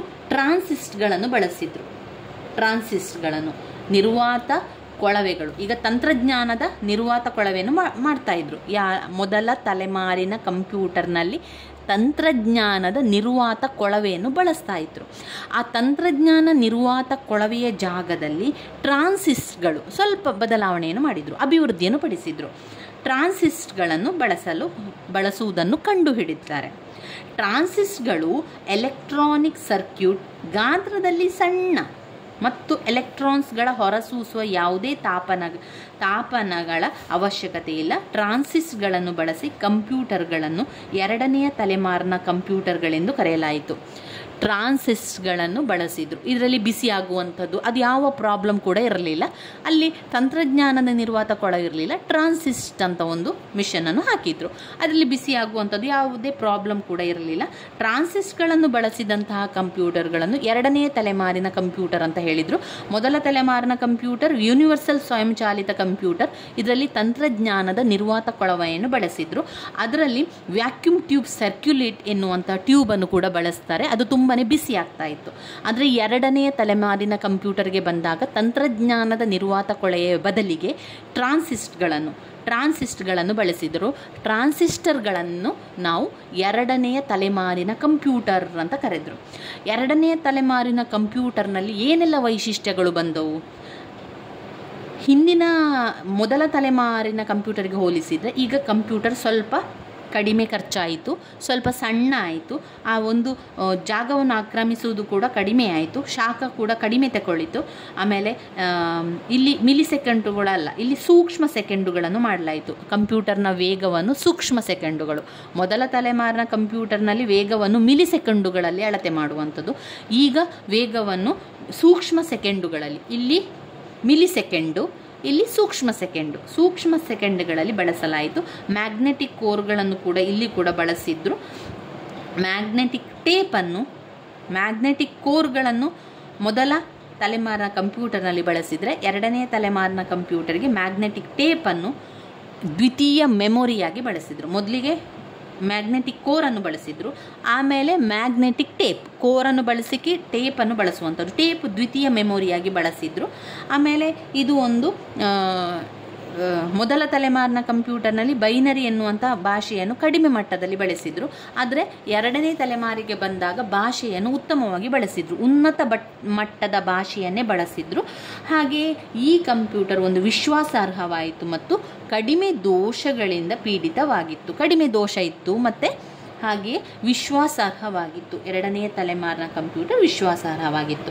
ಇನ್ನು ಬರುವಂಥದ್ದು ಮೂರನೆಯ ಜನರೇಷನ್ ಕಂಪ್ಯೂಟರ್ ನಂತರದ ವರ್ಷ. ಈಗ 1959ರಿಂದ 1964 ಎರಡನೆಯ ತಲೆಮಾರಿನ ಕಂಪ್ಯೂಟರ್. ನಂತರ 65ರಿಂದ 1965ರಿಂದ 71, 65, 66, 67, 68, 69, 70, 71 7 ವರ್ಷಗಳ ಕಾಲ ಮೂರನೇ ಜನರೇಷನ್ ಕಂಪ್ಯೂಟರ್ ಬಂತು. 1965ರಿಂದ 71 ತನಕ ಮೂರನೆಯ ಜನರೇಷನ್ ಕಂಪ್ಯೂಟರ್ ಬಂತು. ಈಗ ಏನು ಮಾಡಿದರು? ಮೊದಲ ತಲೆಮಾರಿನ ಕಂಪ್ಯೂಟರಲ್ಲಿ ತಂತ್ರಜ್ಞಾನದ ನಿರ್ವಾತ ಕೊಳವೆಯನ್ನು ಬಳಸಿದರು. ಎರಡನೆಯ ತಲೆಮಾರಿನ ಕಂಪ್ಯೂಟರ್ನಲ್ಲಿ ತಂತ್ರಜ್ಞಾನ ನಿರ್ವಾತ ಕೊಳವೆಯ ಬದಲಿಗೆ ಟ್ರಾನ್ಸಿಸ್ಟ್ಗಳನ್ನು ಬಳಸಿದರು. ಈಗ ಬದಲಾವಣೆಯನ್ನು ಮಾಡಿದರು ನೋಡಿ, ಅಭಿವೃದ್ಧಿ ಆಯ್ತಲ್ವಾ. ಆವಾಗ ಟ್ರಾನ್ಸಿಸ್ಟರ್ನ ಬದಲಿಗೆ ಸಿಲಿಕಾನ್ ಚಿಪ್ಪನ್ನು ಬಳಸಿದರು. ಈಗ ಇನ್ನೂ ಕೂಡ ಚಿಕ್ಕಾಯಿತು ಕಂಪ್ಯೂಟರ್. ಟ್ರಾನ್ಸಿಸ್ಟ್ಗಳ ಬದಲಿಗೆ ಒಂದು ಸಿಲಿಕಾನ್ ಚಿಪ್ಪನ್ನು ಬಳಸಿದರು. ಮೊದಲ ತಲೆಮಾರಿನ ಕಂಪ್ಯೂಟರ್ನಲ್ಲಿ ತಂತ್ರಜ್ಞಾನದ ನಿರ್ವಾತ ಕೊಳವೆಯನ್ನು ಬಳಸಿದರು. ಎರಡನೇ ತಲೆಮಾರಿನ ಕಂಪ್ಯೂಟರ್ನಲ್ಲಿ ತಂತ್ರಜ್ಞಾನದ ನಿರ್ವಾತ ಕೊಳವೆಯ ಬದಲಿಗೆ ಟ್ರಾನ್ಸಿಸ್ಟರ್ಗಳನ್ನು ಬಳಸಿದರು. ಮೂರನೇ ತಲೆಮಾರಿನ ಕಂಪ್ಯೂಟರಿಗೆ ಟ್ರಾನ್ಸಿಸ್ಟರ್ನ ಬದಲಿಗೆ ಸಿಲಿಕಾನ್ ಚಿಪ್ಪನ್ನು ಬಳಸಿದರು. ಟ್ರಾನ್ಸಿಸ್ಟರ್ನ ಬದಲಿಗೆ ಸಿಲಿಕಾನ್ ಚಿಪ್ಗಳನ್ನು ಬಳಸಿದರು. ಇದು ಸಾವಿರಾರು ಟ್ರಾನ್ಸಿಸ್ಟರ್, ಇತರ ಎಲೆಕ್ಟ್ರಾನಿಕ್ ಭಾಗಗಳನ್ನು, ಎಷ್ಟೆಷ್ಟೋ ವಿಷಯಗಳನ್ನು ಅದರಲ್ಲಿ ಇಟ್ಕೊಳ್ಳಿಕ್ಕೆ ಸಹಾಯ ಆಯಿತು. ಆಮೇಲೆ ನಂಬಲಾರ್ಹವಾಯಿತು, ವಿಶ್ವಾಸಾರ್ಹವಾಯಿತು. ಈಗ ಇದು ಕಂಪ್ಯೂಟರ್ ಏನಾಯಿತು, ತುಂಬ ಚಿಕ್ಕ ಆಯಿತು, ದೊಡ್ಡ ಇಲ್ಲ, ಚಿಕ್ಕ ಗಣಕಯಂತ್ರ ಆಯಿತು. ಆಮೇಲೆ ಸಾಫ್ಟ್ವೇರ್ ಉದ್ಯಮ ಆಯಿತು. ಅದಾದ ಮೇಲೆ ಮೊದಲ ತಲೆಮಾರಿನ ಕಂಪ್ಯೂಟರ್ನಲ್ಲಿ ವೇಗವನ್ನು ಮಿಲಿಸೆಕೆಂಡುಗಳಲ್ಲಿ ಅಳತೆ ಮಾಡ್ತಾಯಿದ್ರು. ಎರಡನೇ ತಲೆಮಾರಿನ ಕಂಪ್ಯೂಟರ್ನಲ್ಲಿ ವೇಗವನ್ನು ಸೂಕ್ಷ್ಮ ಸೆಕೆಂಡುಗಳಲ್ಲಿ ಬಳಸಾಯಿತು. ಮೂರನೇ ತಲೆಮಾರಿನ ಕಂಪ್ಯೂಟರ್ನಲ್ಲಿ ವೇಗವನ್ನು ನ್ಯಾನೋ ಸೆಕೆಂಡು, ಮೊದಲನೆಯದು ಮಿಲಿಸೆಕೆಂಡು, ಎರಡನೆಯದು ಸೂಕ್ಷ್ಮ ಸೆಕೆಂಡು, ಮೂರನೆಯದು ನ್ಯಾನೋ ಸೆಕೆಂಡುಗಳಲ್ಲಿ ಅಳತೆಯನ್ನು ಮಾಡಿದರು. ಆಮೇಲೆ ಆ ಕಂಪ್ಯೂಟರ್, ಮೂರನೇ ತಲೆಮಾರಿನ ಕಂಪ್ಯೂಟರ್ ಅನೇಕ ಪ್ರೋಗ್ರಾಮ್ಗಳನ್ನೆಲ್ಲ ಮಾಡ್ತಾ ಇದ್ರು. ಇದನ್ನು ಹೆಚ್ಚಾಗಿ ಎಲ್ಲಿ ಬಳಸ್ತಾ ಇದ್ರು ಅಂತ ಹೇಳಿದರೆ, ವಿಮಾನಯಾನದ ಮೀಸಲಾತಿ, ಒಂದು ವಿಮಾನಕ್ಕೆ ಸಂಬಂಧಪಟ್ಟಂತಹ ಮೀಸಲಾತಿಯನ್ನು ಮಾಡಲಿಕ್ಕೆ, ಸಮಯದ ದಾಸ್ತಾನು ನಿಯಂತ್ರಣದ ವ್ಯವಸ್ಥೆಗೆ ಅದನ್ನು ಬಳಸಲಾಯಿತು. ಮೂರನೇ ತಲೆಮಾರಿನ ಕಂಪ್ಯೂಟರಲ್ಲಿ ಬಳಸ್ತಾ ಇದ್ದಂತಹ ಕಂಪ್ಯೂಟರ್ ಯಾವುದು? ಆಗ IBM ಎಲ್ಲ ಬಂತು. ಮೊದಲ ತಲೆಮಾರಿನ ಕಂಪ್ಯೂಟರ್ನಲ್ಲಿ ಮಾರ್ಕ್ಸ್, ENIAC ಬಂತು. ಎರಡನೇ ತಲೆಮಾರಿನ ಕಂಪ್ಯೂಟರ್ನಲ್ಲಿ IBM ಎರಡನೇ ತಲೆಮಾರಿಗೆ ಬಂದಿದೆ. IBM, ICL ಅಂತ ಬಂದಿದೆ. ಮೂರನೇ ತಲೆಮಾರಿನ ಕಂಪ್ಯೂಟರಿಗೂ ಹಾಗೆ IBM, NCR, ಬರೋಸ್ ಇದೆಲ್ಲ ಬರ್ತದೆ. ಇನ್ನು ಬರುವಂಥದ್ದು ನಾಲ್ಕನೆಯ ಜನರೇಷನ್ ಕಂಪ್ಯೂಟರ್. ಇದು ಎಷ್ಟು ವರ್ಷ? ಇಲ್ಲಿ ಮೂರನೇ ಜನರೇಷನ್ ಕಂಪ್ಯೂಟರ್ 1965ರಿಂದ 1971 ತನಕ ಇತ್ತು. ನಾಲ್ಕನೇ ಜನರೇಷನ್ ಕಂಪ್ಯೂಟರ್ನಲ್ಲಿ 1971 ನಂತರ 71ರಿಂದ ಅಂತ ಇದೆ. 71ರಿಂದ ಇಂದಿನವರೆಗೂ 4ನೇ ಜನರೇಷನ್ ಕಂಪ್ಯೂಟರ್ ಮತ್ತು 5ನೇ ಜನರೇಷನ್ ಕಂಪ್ಯೂಟರನ್ನು ಕಾಣ್ಬೋದು. ಇವಾಗ ನಾವು 4ನೇ ಜನರೇಷನ್ನ ಕಂಪ್ಯೂಟರ್ನ ಬಗ್ಗೆ ತಿಳ್ಕೊಳ್ಳೋಣ. ದೊಡ್ಡ ಪ್ರಮಾಣದ ಮತ್ತು ಬಹುದೊಡ್ಡ ಪ್ರಮಾಣದ ಏಕೀಕರಣ ಸರ್ಕ್ಯೂಟ್ ಆಗಮನದಿಂದ 4ನೇ ತಲೆಮಾರಿನ ಕಂಪ್ಯೂಟರ್ನ ಹೊರಹೊಮ್ಮಿತು. ಲಾರ್ಜ್ ಸ್ಕೇಲ್ ಇಂಟಿಗ್ರೇಷನ್, ಬಹುದೊಡ್ಡ ಪ್ರಮಾಣದ ಇಂಟಿಗ್ರೇಷನ್ ಸಾಧನೆ ಹೆಚ್ಚಾದಂತೆ ಕಂಪ್ಯೂಟರ್ನ ಗಾತ್ರ ಬಹಳಷ್ಟು ಕಡಿಮೆಯಾಗಿ ಈ ಪೀಳಿಗೆಯ ಕೆಲವು ಪ್ರಮುಖ ವೈಶಿಷ್ಟ್ಯಗಳು ಕೂಡ ಬಂತು. ತುಂಬನೇ ದೊಡ್ಡದಾದಂತಹ ಹಾಗೂ ತುಂಬ ಪ್ರಮಾಣದಲ್ಲಿ ಶೇಖರಣೆ ಮಾಡುವಂಥ ಸರ್ಕ್ಯೂಟ್ ಅದಕ್ಕೆ ಸಿಕ್ಕಿತು. ಆವಾಗ 4ನೇ ತಲೆಮಾರಿನ ಕಂಪ್ಯೂಟರ್ ಆದಾಗ ಕಂಪ್ಯೂಟರನ್ನು ತುಂಬ ಅಭಿವೃದ್ಧಿಪಡಿಸಿದ್ರು. ಈ ಸರ್ಕ್ಯೂಟ್ ಇದನ್ನು ತುಂಬನೇ ಹೆಚ್ಚು ಗಾತ್ರವನ್ನು ಒಳಗೊಂಡಿರುವಂಥ ಸರ್ಕ್ಯೂಟನ್ನು, ಏಕೀಕೃತ ಸರ್ಕ್ಯೂಟನ್ನು ಬಳಸಿದ್ರಿಂದ ಅದು ಬಂದದ್ರಿಂದ 4ನೇ ಜನರೇಷನ್ ಕಂಪ್ಯೂಟರ್ ಹೊರಬಂತು. ಇಂಟಿಗ್ರೇಷನ್, ತುಂಬ ದೊಡ್ಡದ ಇಂಟಿಗ್ರೇಷನ್ ಕೂಡ ಬಂತು. ಅದರಲ್ಲಿ ತುಂಬ ಶೇಖರಣೆ ಮಾಡುವಂಥದ್ದು. ಆವಾಗ ಗಾತ್ರ ಎಲ್ಲ ತುಂಬ ಚಿಕ್ಕ ಆಯಿತು. ಯಾವುದ್ರದ್ದು? ಕಂಪ್ಯೂಟರ್ ಇದ್ದು. ಮೈಕ್ರೋ ಪ್ರೊಸೆಸರ್ ಆಧಾರಿತ ತಂತ್ರಜ್ಞಾನ ಅಭಿವೃದ್ಧಿ ಆಯಿತು. ಆಗ ಮೈಕ್ರೋ ಪ್ರೊಸೆಸರ್ ಎನ್ನುವಂಥದ್ದು ಬಂತು. ಮೆಮೊರಿಗೆ ಅರೆವಾಹಕ ಚಿಪ್ಗಳನ್ನು ಬಳಸಿದ್ರು. ಮೈಕ್ರೋ ಕಂಪ್ಯೂಟರ್, ವೈಯಕ್ತಿಕ ಕಂಪ್ಯೂಟರ್ ಸಾಮಾನ್ಯ ಮನುಷ್ಯನ ಕೈಗೆಟಕುವಂತೆ ಆಯಿತು. ಗ್ರಾಫಿಕ್ ಟರ್ಮಿನಲ್ಗಳು ಕಾಣಿಸಿಕೊಂಡಿತು. ಹೊಸ ತಂತ್ರಾಂಶ, ಉದಾಹರಣೆಗೆ ಡೇಟಾಬೇಸ್ ನಿರ್ವಹಣಾ ವ್ಯವಸ್ಥೆ ಆಯಿತು. ಡೇಟಾ ಸಂವಹನ, ಕಂಪ್ಯೂಟರ್ ನೆಟ್ವರ್ಕ್ಸ್ ಬಳಕೆ ಸಾಮಾನ್ಯವಾಯಿತು. ಆ 4ನೇ ತಲೆಮಾರಿನ ಕಂಪ್ಯೂಟರ್ ಮಾಡೆಲಿಂಗ್, ನಿರ್ಧಾರ ಬೆಂಬಲ ವ್ಯವಸ್ಥೆ, ಸಣ್ಣ ವ್ಯಾಪಾರ, ಎಲೆಕ್ಟ್ರಾನಿಕ್ ಹಣ ವರ್ಗಾವಣೆ, ಅಪ್ಲಿಕೇಶನನ್ನು ಬಳಸುವಂಥದ್ದು ಅದೆಲ್ಲ ಬಂತು. ಈ ಪೀಳಿಗೆಯಲ್ಲೂ ಕೂಡ IBM ಇತ್ತು. PS2, ಆ್ಯಪಲ್ 2 ಎನ್ನುವಂಥ ಒಂದು ಕಂಪ್ಯೂಟರ್ ಬಂತು. 4ನೇ ಜನರೇಷನ್ ಕಂಪ್ಯೂಟರ್ನಲ್ಲಿ ತುಂಬ ದೊಡ್ಡ ಗಾತ್ರದ ಮತ್ತು ಬಹುದೊಡ್ಡ ಪ್ರಮಾಣದ ಏಕೀಕರಣ ಮಾಡುವಂಥ ಸರ್ಕ್ಯೂಟ್ ಆಗಮನ ಆದ್ರಿಂದ 4ನೇ ಜನರೇಷನ್ ಕಂಪ್ಯೂಟರ್ ಹೊರಹೊಮ್ಮಿತು. ಆಗ ತುಂಬನೇ ಇಂಟಿಗ್ರೇಷನ್, ತುಂಬನೇ ಬಹುದೊಡ್ಡ ಪ್ರಮಾಣದ ಇಂಟಿಗ್ರೇಷನ್ ಬಂದಿರೋದ್ರಿಂದ ಆ ಕಂಪ್ಯೂಟರ್ ಮತ್ತಷ್ಟು ಕಡಿಮೆ ಬೆಲೆಗೆ ಸಿಕ್ಕಿತು ಮತ್ತು ಕಡಿಮೆ ಗಾತ್ರದಲ್ಲೂ ಕೂಡ ಕಡಿಮೆ ಆಯ್ತಾ ಹೋಯಿತು. ಇದನ್ನು ಒಂದು ಮೈಕ್ರೋ ಪ್ರೊಸೆಸರ್ ಕಂಪ್ಯೂಟರ್ ಆಗಿ ಸಿಕ್ಕಿತು. ಇದು ಜನರಿಗೆ ಕೈಗೆಟಕುವ ದರದಲ್ಲಿ ಸಿಗ್ತಾ ಇತ್ತು. ಮೈಕ್ರೋ ಪ್ರೊಸೆಸರ್ ಆಧಾರಿತ ತಂತ್ರಜ್ಞಾನ ಬಳಸಿದ್ರು. ಚಿಪ್ಗಳನ್ನೆಲ್ಲ ಬಳಸಿದ್ರು. ಮೆಮೊರಿ, ಅರೆವಾಹಕ ಚಿಪ್ಗಳನ್ನು ಬಳಸ್ತಾ ಇದ್ರು. ಯಾವುದು ಕೂಡ ಬೇಕಾದರೂ ಅದು ನಮಗೆ ಕೊಡ್ತಾ ಇತ್ತು. ಹಾಗೆ ತುಂಬ ಮಾಹಿತಿಗಳನ್ನು ಕೂಡ ಅದರಲ್ಲಿ ಹಾಕಲಿಕ್ಕೆ ಸಾಧ್ಯ ಆಯಿತು. ಆಮೇಲೆ ಡೇಟಾ ಸಂವಹನ, ಕಂಪ್ಯೂಟರ್ ನೆಟ್ವರ್ಕ್ಗಳ ಬಗ್ಗೆ ಸಾಮಾನ್ಯ ಆಯಿತು. ಸಣ್ಣ ವ್ಯಾಪಾರಗಳಿಗೆ, ಕಾರ್ಪೊರೇಟಿಂಗ್ ಮಾಡೆಲಿಂಗಿಗೆ, ಆಮೇಲೆ ನಿರ್ಧಾರ ಬೆಂಬಲ ವ್ಯವಸ್ಥೆಗೆ ಎಲ್ಲದಕ್ಕೂ ಕೂಡ ಇದನ್ನು ಬಳಸಿದ್ರು. ಇಲ್ಲಿ ಕೂಡ IBM ಕಂಪ್ಯೂಟರ್ ಇತ್ತು. ಇನ್ನು ಕೊನೆಯದಾಗಿ 5ನೇ ಪೀಳಿಗೆಯ ಕಂಪ್ಯೂಟರ್ ಕೃತಕ ಬುದ್ಧಿಮತ್ತೆ, ರೋಬೋಟಿಕ್ಸ್ ರೀತಿಯಲ್ಲಿ ಕೆಲಸ ಮಾಡಿತು. ಯಾವುದಾದ್ರೂ ಒಂದು ಹಾಕಿಬಿಟ್ರೆ ಅದೆಲ್ಲವನ್ನು ಮಾಡಿಕೊಡುವಂತಹ ಕೆಲಸವನ್ನು ಕೂಡ ಮಾಡಿತು. ಈಗ ತುಂಬ ಆಲೋಚನೆಗಳೆಲ್ಲ ಹೆಚ್ಚಾಯಿತು, ಅಭಿವೃದ್ಧಿ ಆಯಿತು. ಪ್ರೆಸೆಂಟ್ ಮತ್ತು ಫ್ಯೂಚರ್, ಈಗಿನ ನಿಮ್ಮ ಒಂದು ಪ್ರೆಸೆಂಟ್ ಆಗಿ ನೀವು ನೋಡಿದರೆ 5ನೇ ಪೀಳಿಗೆಯ ಕಂಪ್ಯೂಟರ್ ಕೃತಕ ಬುದ್ಧಿಮತ್ತೆ, ಈಗ ನೋಡು ಒಂದು ರೋಬೋಟಿನ ರೀತಿಯಲ್ಲಿ ಕೆಲಸ ಮಾಡಲಿಕ್ಕೆ ಆರಂಭವಾಯಿತು. ಅದನ್ನು ಮೊದಲು USA, ಜಪಾನ್ ಪ್ರಯೋಗಾಲಯದಲ್ಲಿ ಅದನ್ನು ಅಭಿವೃದ್ಧಿಪಡಿಸಿದ್ರು. ಅದು ಒಂದು ರೀತಿಯ ರೋಬೋಟ್ ರೀತಿಯಲ್ಲಿ ಕೆಲಸವನ್ನು ಮಾಡುವಂಥದ್ದು, ಆಲೋಚನೆಗಳನ್ನು ಮಾಡುವಂಥ, ಯಾವುದಾದ್ರೂ ಒಂದು ಅದಕ್ಕೆ ವರ್ಡನ್ನು ಕೊಟ್ಟರೆ ಸಾಕು ಅದು ಎಲ್ಲವನ್ನು ಕೂಡ ಮಾಡಿಕೊಂಡು ಹೋಗುವಂಥ ರೀತಿಯಲ್ಲಿ USA ಮತ್ತು ಜಪಾನ್ ಪ್ರಯೋಗಾಲಯದಲ್ಲಿ ಅದನ್ನು ಅಭಿವೃದ್ಧಿಪಡಿಸಿ ನಂತರ ಈ ಕಂಪ್ಯೂಟರ್ ಅತ್ಯಾಧುನಿಕ ಆಪರೇಟಿಂಗ್ ಸಿಸ್ಟಮ್ ಅಂತಲೇ ಹೇಳ್ಬೋದು. ಅನೇಕ ತಂತ್ರಜ್ಞಾನಗಳು ಒಳಗೊಂಡಿದೆ.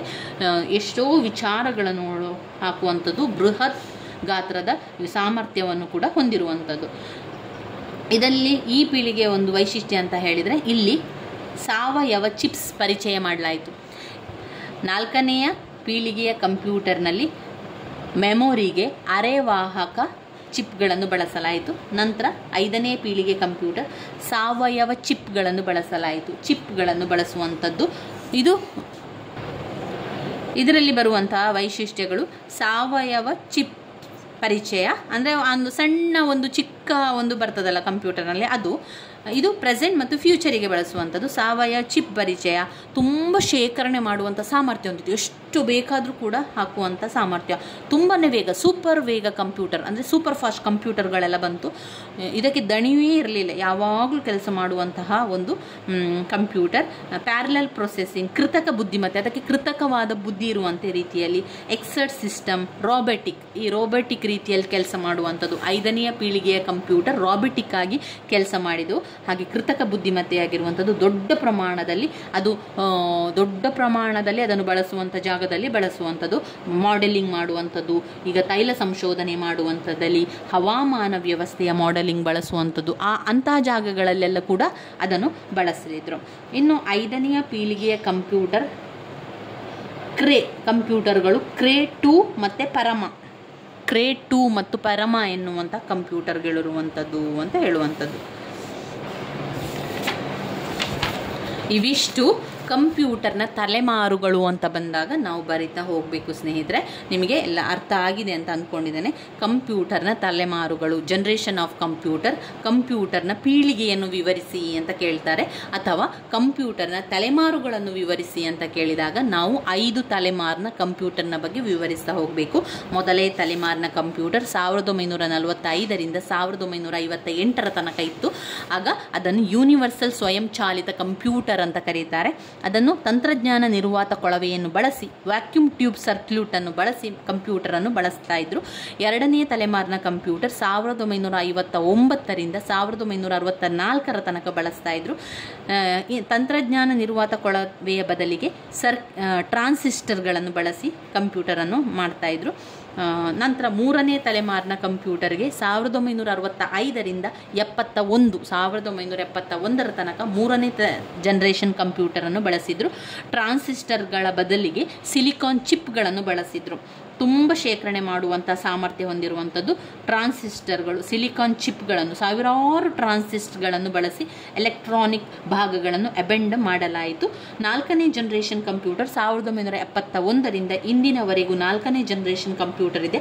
ಇಲ್ಲಿ ದೊಡ್ಡ ಪ್ರಮಾಣದ ಮತ್ತು ಬಹುದೊಡ್ಡ ಪ್ರಮಾಣದ ಏಕೀಕರಣ ಸರ್ಕ್ಯೂಟ್ ಅನ್ನು ಬಳಸಲಾಯಿತು. ಇದು ಅನೇಕ ದೊಡ್ಡ ಪ್ರಮಾಣದ ಇಂಟಿಗ್ರೇಷನ್ ಸಾಧನೆ ಹೆಚ್ಚಾದಂತೆ ಕಂಪ್ಯೂಟರ್ ಕೂಡ ಬಳಸಿದ್ರು.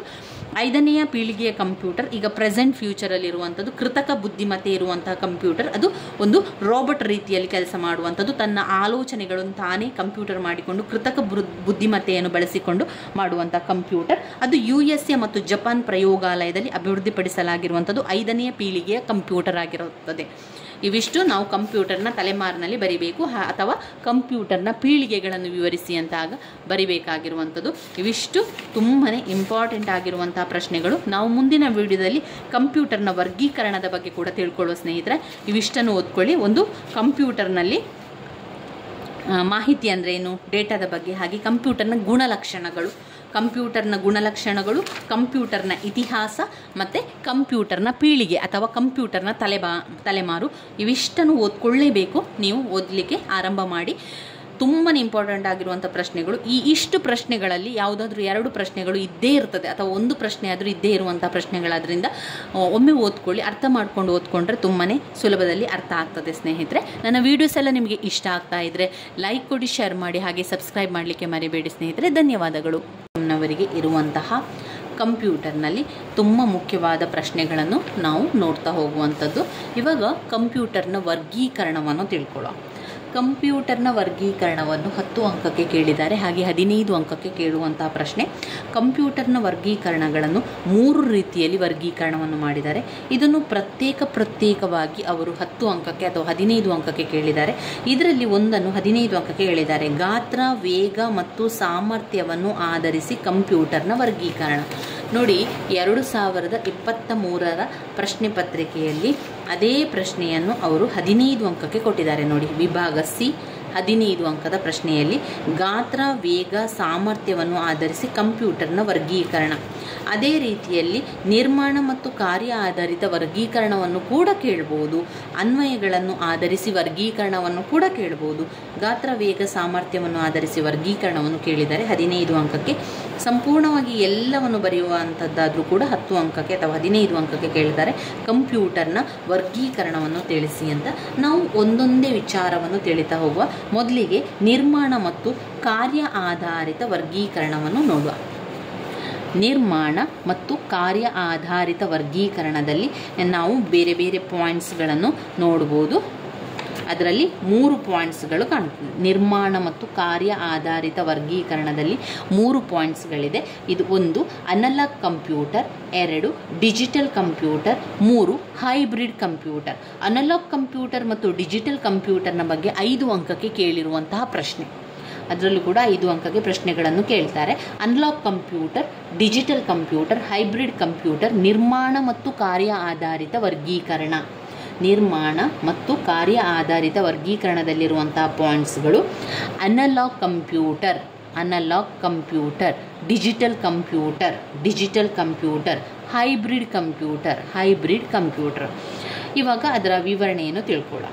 ಅನಲಾಗ್ ಕಂಪ್ಯೂಟರ್ ಅಂತ ಹೇಳಿದರೆ, ಅನಲಾಗ್ ಕಂಪ್ಯೂಟರ್ಗಳನ್ನು ಬದಲಾಗುತ್ತಿರುವ ಸಂಕೇತಗಳನ್ನು ಗಮನಿಸಲು ಬಳಸಲಾಗ್ತದೆ. ಏನೆಲ್ಲ ಬದಲಾವಣೆ ಆಗ್ತಾ ಇದೆ, ಸಂಕೇತದಲ್ಲಿ ಏನೆಲ್ಲ ಬದಲಾವಣೆಗಳು ಉಂಟಾಗ್ತದೆ ಅಂತ ನೋಡಿಕೊಳ್ಳಿಕ್ಕೆ ಅನಲಾಗ್ ಕಂಪ್ಯೂಟರನ್ನು ಬಳಸ್ತೇವೆ.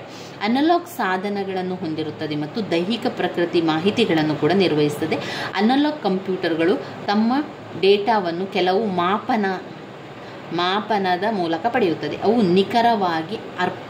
ನಿಖರವಾಗಿ ಅಪೂರ್ಣ ಅಥವಾ ವಿವೇಚನಾರಹಿತ ಮೌಲ್ಯಗಳನ್ನು ಪ್ರತಿನಿಧಿಸುತ್ತದೆ. ಒಂದು ಅನಲಾಗ್ ಕಂಪ್ಯೂಟರಿಗೆ ಬಳಸಲಾದ ದತ್ತಾಂಶದ ನಿಖರತೆ ನೇರವಾಗಿ ಅದರ ಮಾಪನ ನಿಖರತೆಯನ್ನು ಸಂಬಂಧಿಸುತ್ತದೆ. ಈಗ ಅನಲಾಗ್ ಕಂಪ್ಯೂಟರ್ ಇರುವಂಥದ್ದು ಯಾವುದಕ್ಕೆ?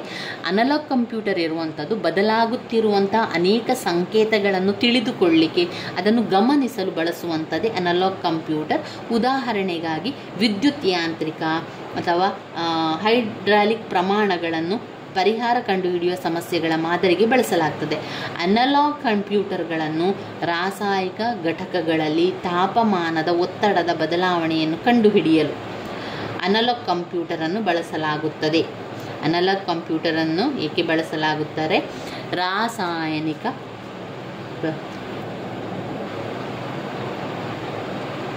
ರಾಸಾಯನಿಕ ಘಟಕಗಳಲ್ಲಿ ತಾಪಮಾನ ಮತ್ತು ಒತ್ತಡ ಬದಲಾವಣೆ ಕಂಡುಹಿಡಿಯಲು. ರಾಸಾಯನಿಕ ಘಟಕಗಳಲ್ಲಿ ತಾಪಮಾನ ಮತ್ತು ಒತ್ತಡ ಬದಲಾವಣೆ ಕಂಡುಹಿಡಿಯಲು ಅಥವಾ ಪೆಟ್ರೋಲ್ ಪಂಪ್ನ ಇಂಧನದ ಉರಿಯುವಿಕೆಯನ್ನು ಪ್ರಮಾಣ ಮತ್ತು ಬೆಲೆ ಮೌಲ್ಯಮಾಪನಗಳಾಗಿ ಪರಿವರ್ತಿಸುವ ಪ್ರಕ್ರಿಯೆಯಲ್ಲಿ ಉಪಯೋಗಿಸಲಾಗ್ತದೆ. ಅಂದರೆ ಬೆಲೆಯನ್ನು ಮೌಲ್ಯಮಾಪನ ಮಾಡುವಂಥ ಸಂದರ್ಭದಲ್ಲಿ ಉಪಯೋಗಿಸುವಂಥದ್ದು. ಅನಲಾಗ್ ಕಂಪ್ಯೂಟರ್ ಅಂದರೆ ಏನು? ಅನಲಾಗ್ ಕಂಪ್ಯೂಟರ್ ಅಂದರೆ ಕಂಪ್ಯೂಟರ್ನಲ್ಲಿ ಬದಲಾಗುತ್ತಿರುವ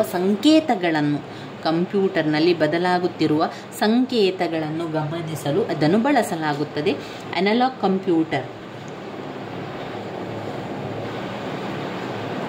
ಕಂಪ್ಯೂಟರ್ಗಳು ತಮ್ಮ ಡೇಟಾವನ್ನು ಕೆಲವು ಮಾಪನ ಮೂಲಕ ಪಡೆಯುತ್ತದೆ. ಅಂದರೆ ನಿಖರವಾಗಿ, ಸಂಪೂರ್ಣವಾಗಿ ವಿವೇಚನಾರಹಿತ ಮೌಲ್ಯಗಳು ಸಿಗ್ತದೆ. ಅದರಲ್ಲಿ ಯಾಂತ್ರಿಕ, ವಿದ್ಯುತ್ ಮುಂತಾದವುಗಳು ಕೂಡ ಪರಿಹಾರ ಕಂಡುಹಿಡಿಯುವ ಸಮಸ್ಯೆಗಳ ಮಾದರಿಗೆ ಬಳಸಲಾಗ್ತದೆ.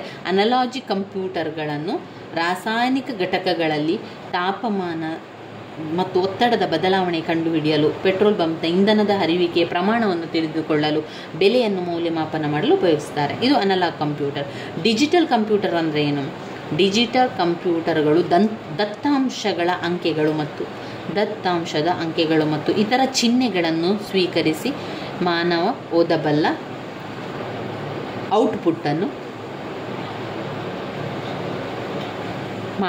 ಓದಬಲ್ಲಂಥ ಔಟ್ಪುಟ್ಟನ್ನು ನೀಡುವವನು. ಉದಾಹರಣೆ ನೋಡಿದರೆ, ಧನಾತ್ಮಕ ಅಥವಾ ಋಣಾತ್ಮಕ ಆನ್ ಆಫ್ ಪ್ರತಿನಿಧಿಗಳು ಬೈನರಿ ಅಂಕೆ 0 ಮತ್ತು 1 ಬಳಸುವುದು. ಡಿಜಿಟಲ್ ಕಂಪ್ಯೂಟರ್ಗೆ ಯಾವುದನ್ನು ಬಳಸ್ತೇವೆ? ಕಂಪ್ಯೂಟರ್ಗೆ ಯಾವ ಭಾಷೆ ಕೂಡ ಅರ್ಥ ಆಗುವುದಿಲ್ಲ. ಅದರದ್ದು ಒಂದೇ ಒಂದು ಭಾಷೆ ಬೈನರಿ ಭಾಷೆ. ಆ ಬೈನರಿಯ ಮೂಲಕ ಅಂಕೆಗಳನ್ನು ಕೊಟ್ಟು ಎಲ್ಲ ನೋಡುವಂಥದ್ದು. 0 ಮತ್ತು 1 ಬೈನರಿ ಅಂಕೆಗಳು 0 ಮತ್ತು 1 ಬಳಸಲಾಗುವಂಥದ್ದು. ನಿಖರತೆಯನ್ನು ಅಗತ್ಯವಿದ್ದಷ್ಟು ಸಂಖ್ಯೆಗಳನ್ನು ಬಳಸಿಕೊಂಡು ದತ್ತಾಂಶಗಳ ಪ್ರತಿನಿಧಿಸುತ್ತದೆ.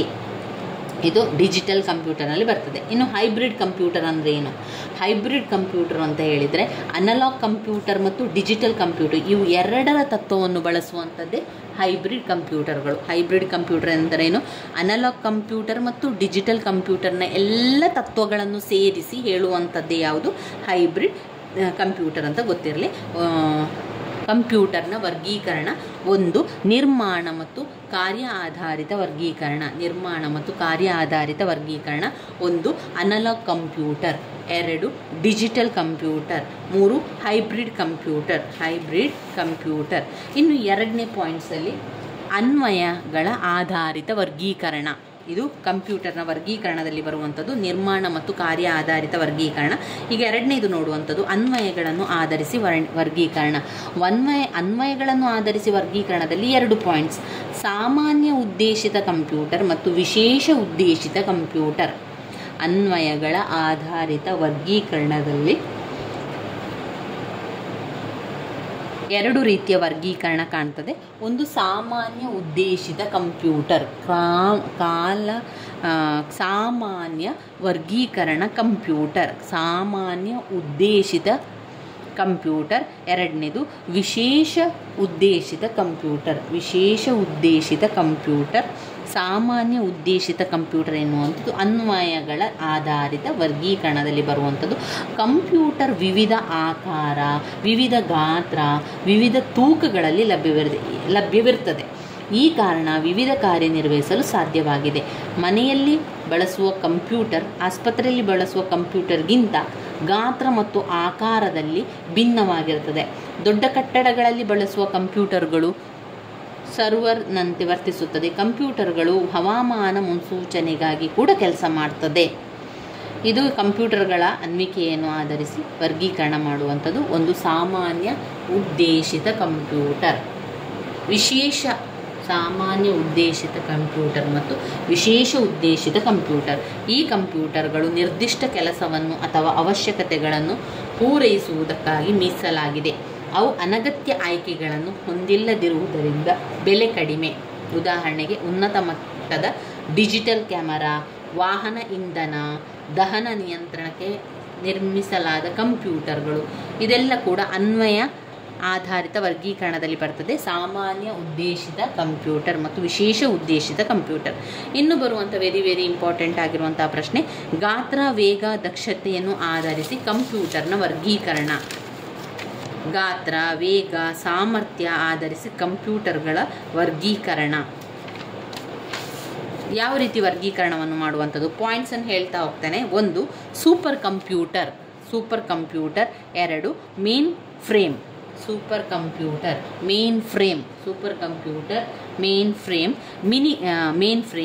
Mini computer.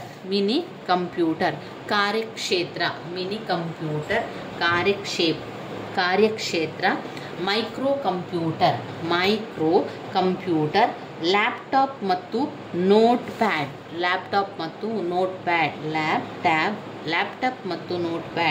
ಹ್ಯಾಂಡ್ ಗಣಕಗಳು. ಪರ್ಸನಲ್ ಡಿಜಿಟಲ್ ಸಹಾಯಕ.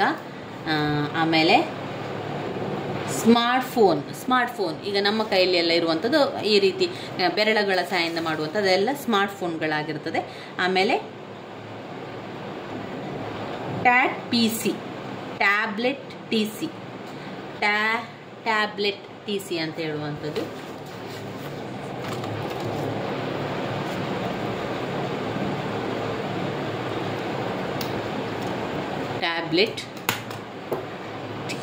ಟ್ಯಾಬ್ಲೆಟ್ PC ಯಾವುದೆಲ್ಲ ಬರ್ತದೆ? ಗಾತ್ರ, ವೇಗ, ದಕ್ಷತೆಯನ್ನು ಆಧರಿಸಿ ವರ್ಗೀಕರಣ. ಅಂದರೆ ಇದೆಲ್ಲ ಕೂಡ ಕಂಪ್ಯೂಟರ್ಗಳೇ. ಆದರೆ ಬೇರೆ ಬೇರೆ ಕಂಪ್ಯೂಟರ್ಗಳು ಅದು ಕೆಲವೊಂದು ವೇಗ ಹೆಚ್ಚಿರ್ತದೆ, ಕೆಲವು ಗಾತ್ರ ಹೆಚ್ಚಿರ್ತದೆ, ಕೆಲವು ದಕ್ಷತೆ ಹೆಚ್ಚಿರ್ತದೆ, ಕೆಲವೊಂದು ವೇಗ ಕಡಿಮೆ, ಗಾತ್ರ ಕಡಿಮೆ, ದಕ್ಷತೆ ಕಡಿಮೆ. ಈ ರೀತಿಯಾಗಿ ಗಾತ್ರ, ವೇಗ, ದಕ್ಷತೆಯನ್ನು ಆಧರಿಸಿ ವರ್ಗೀಕರಣವನ್ನು ಮಾಡಿರುವಂಥದ್ದು ಒಂದು super computer. Super computer. Main frame. Super computer, main frame. ಅದಾದ ನಂತರ ಮಿನಿ ಕಂಪ್ಯೂಟರ್.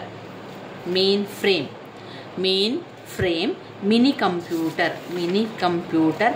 ಕಾರ್ಯಕ್ಷೇತ್ರ. Micro computer. ಕಾರ್ಯಕ್ಷೇತ್ರ ಮೈಕ್ರೋ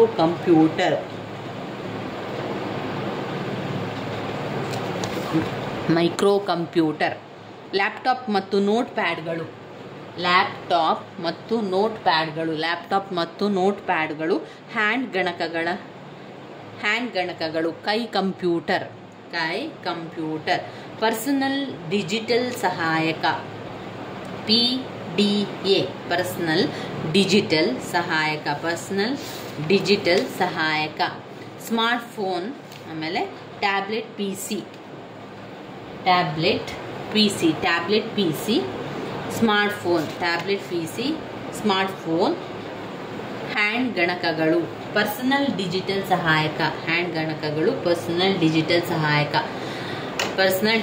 ಸಹಾಯಕ, ಸ್ಮಾರ್ಟ್ಫೋನ್ಗಳು, ಟ್ಯಾಬ್ಲೆಟ್ PC ಎನ್ನುವಂಥದ್ದು ಈ ಪಾಯಿಂಟ್ಸಲ್ಲಿ ಬರುವಂಥದ್ದು. ಹಾಗಾದರೆ ಒಟ್ಟು 6 ಇರುವಂಥದ್ದು. ಒಂದು super computer, 2 main frame, 3 mini computer, 4 ಕಾರ್ಯಕ್ಷೇತ್ರ ಕಂಪ್ಯೂಟರ್, 5 ಮೈಕ್ರೋ ಕಂಪ್ಯೂಟರ್, 6 ಲ್ಯಾಪ್ಟಾಪ್ ಮತ್ತು ನೋಟ್ ಬ್ಯಾಂಡ್, 7 ಹ್ಯಾಂಡ್ ಗಣಕಗಳು. ಅದರಲ್ಲಿ ಪರ್ಸನಲ್ ಡಿಜಿಟಲ್ ಸಹಾಯಕ, ಸ್ಮಾರ್ಟ್ಫೋನ್, ಟ್ಯಾಬ್ಲೆಟ್ PC ಎನ್ನುವಂಥ ಪಾಯಿಂಟ್ಸ್ಗಳಿರುವಂಥದ್ದು. ಹ್ಯಾಂಡ್ ಗಣಕಗಳು, ಕೈ ಗಣಕಗಳು, ಪರ್ಸನಲ್ ಡಿಜಿಟಲ್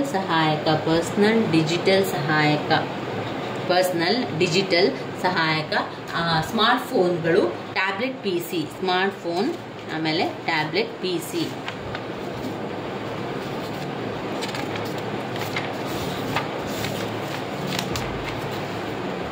ಇಲ್ಲಿ ನಾವು ಸ್ವಲ್ಪ ವಿವರಿಸ್ತಾ ಹೋಗುವ.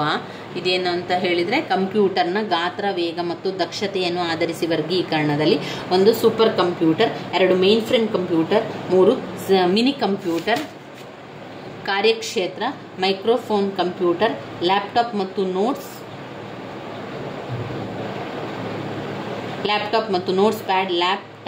ನೋಟ್ಸ್ ಪ್ಯಾಡ್, ಬ್ಯಾಟರಿ ಚಾಲಿತ ಕಂಪ್ಯೂಟರ್ಗಳು. 4 ಹ್ಯಾಂಡ್ ಗಣಕಗಳು, ಕೈ ಕಂಪ್ಯೂಟರ್, ಪರ್ಸನಲ್ ಡಿಜಿಟಲ್ ಸಹಾಯಕ, smartphone, tablet PC.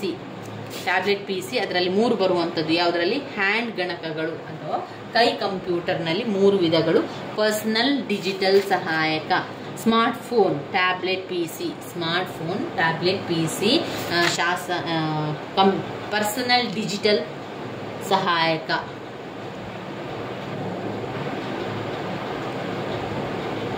Personal digital ಕಂಪ್ಯೂಟರ್ನಲ್ಲಿ ಸ್ಮಾರ್ಟ್ಫೋನ್ ಮತ್ತು 3ನೇದು ಟ್ಯಾಬ್ಲೆಟ್ PC.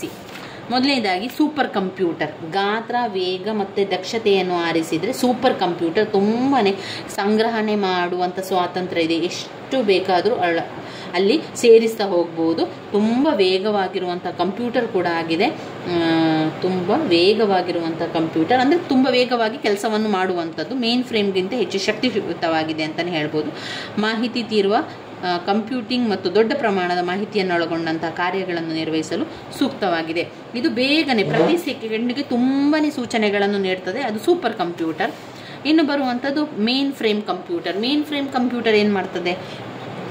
ಇವುಗಳ ಸಾಮಾನ್ಯ ಉದ್ದೇಶ ಅಂತ ಹೇಳಿದರೆ ಬೃಹತ್ ಶೇಖರಣಾ ಸಾಮರ್ಥ್ಯ, ದೊಡ್ಡ ಪ್ರಮಾಣದ ದುಬಾರಿ ಯಂತ್ರಗಳು. ಈ ಕಂಪ್ಯೂಟರ್ಗಳ ವ್ಯವಸ್ಥೆಯ ಘಟಕಗಳು ಸಾಮಾನ್ಯವಾಗಿ ಫ್ರೇಮ್ ರೀತಿಯ ವಿಭಾಗದಲ್ಲಿ ಇರಿಸಲಾಗಿದೆ. ಆದ್ದರಿಂದ ಮೇನ್ ಫ್ರೇಮ್ಗಳಿಂದ ಕರೆಯಲಾಗುತ್ತದೆ. ಅವು ಪ್ರಕ್ರಿಯೆ ಅತ್ಯಂತ ವೇಗವಾಗಿ ಹೊಂದಿದೆ. 100 ಬಳಕೆದಾರರು ಏಕಕಾಲದಲ್ಲಿ ಈ ವ್ಯವಸ್ಥೆಯಲ್ಲಿ ಕೆಲಸವನ್ನು ಕೂಡ ಮಾಡಬಹುದು. ಏಕಕಾಲದಲ್ಲಿ 100 ವ್ಯಕ್ತಿಗಳು ಕೆಲಸ ಮಾಡುವುದರಿಂದ ಅದಕ್ಕೆ ಮೇನ್ ಫ್ರೇಮ್ ಕಂಪ್ಯೂಟರ್ ಅಂತ ಕೊಟ್ಟಿದ್ದೇವೆ. ಒಂದು ಸೂಪರ್ ಕಂಪ್ಯೂಟರ್, ಎಲ್ಲ ಕೆಲಸವನ್ನು ಮಾಡುವಂಥ ಸೂಪರ್ ಕಂಪ್ಯೂಟರ್. ಅದಾದ ಮೇಲೆ ಮೇನ್ ಫ್ರೇಮ್ ಕಂಪ್ಯೂಟರ್ನಲ್ಲಿ ಸಾಮಾನ್ಯವಾಗಿ ಇದರ ಉದ್ದೇಶ ಬೃಹತ್ ಶೇಖರಣಾ ಸಾಮರ್ಥ್ಯ, ದೊಡ್ಡ ಪ್ರಮಾಣದ ದುಬಾರಿ ಯಂತ್ರಗಳು ಕೂಡ ಆಗಿರ್ತದೆ ಮೇನ್ ಫ್ರೇಮ್. ಇನ್ನು ಮಿನಿ ಕಂಪ್ಯೂಟರ್ ಇದರಲ್ಲಿ ಅನೇಕ ಕಂಪ್ಯೂಟರಿಂಗ್ ಕಾರ್ಯಗಳಿಗಿದ್ದು ದುಬಾರಿ ಸಮಕಾಲೀನ ಫ್ರೇಮ್ಗಳು ಕಂಪ್ಯೂಟರ್ಗಳ ಅಗತ್ಯವಿಲ್ಲದೆ ಸಣ್ಣ ಅಗ್ಗದ ಕಂಪ್ಯೂಟರ್ ಮೂಲಕ ಪರಿಚಯಿಸಬಹುದು. ಇದು ಮಿನಿ ಕಂಪ್ಯೂಟರ್ನ ಬಗ್ಗೆ ಅವರು ಹೇಳ್ತಾ ಇದ್ದಾರೆ. ಇನ್ನು ಬರುವಂಥದ್ದು ಕಾರ್ಯಕ್ಷೇತ್ರ ಮೈಕ್ರೋ ಕಂಪ್ಯೂಟರ್, ಲ್ಯಾಪ್ಟಾಪ್ ಮತ್ತು ನೋಟ್ ಪ್ಯಾಡ್. ಮೊದಲನೇದಾಗಿ ಕಾರ್ಯಕ್ಷೇತ್ರಗಳು ಮಧ್ಯಮ ಶ್ರೇಣಿಯ ಕಂಪ್ಯೂಟರ್ ಮತ್ತು PC ನಡುವೆ ಬರುವಂತಹ ಒಂದು ವೈಯಕ್ತಿಕ ಕಂಪ್ಯೂಟರ್ನ ಅನೇಕ ಲಕ್ಷಣಗಳನ್ನು ಕೂಡ ಹೊಂದಿದೆ. ಆದರೆ ಒಂದು ಮಿನಿ ಕಂಪ್ಯೂಟರ್ ಪ್ರೊಸೆಸಿಂಗ್ ಸಾಮರ್ಥ್ಯ ಹೊಂದುತ್ತದೆ.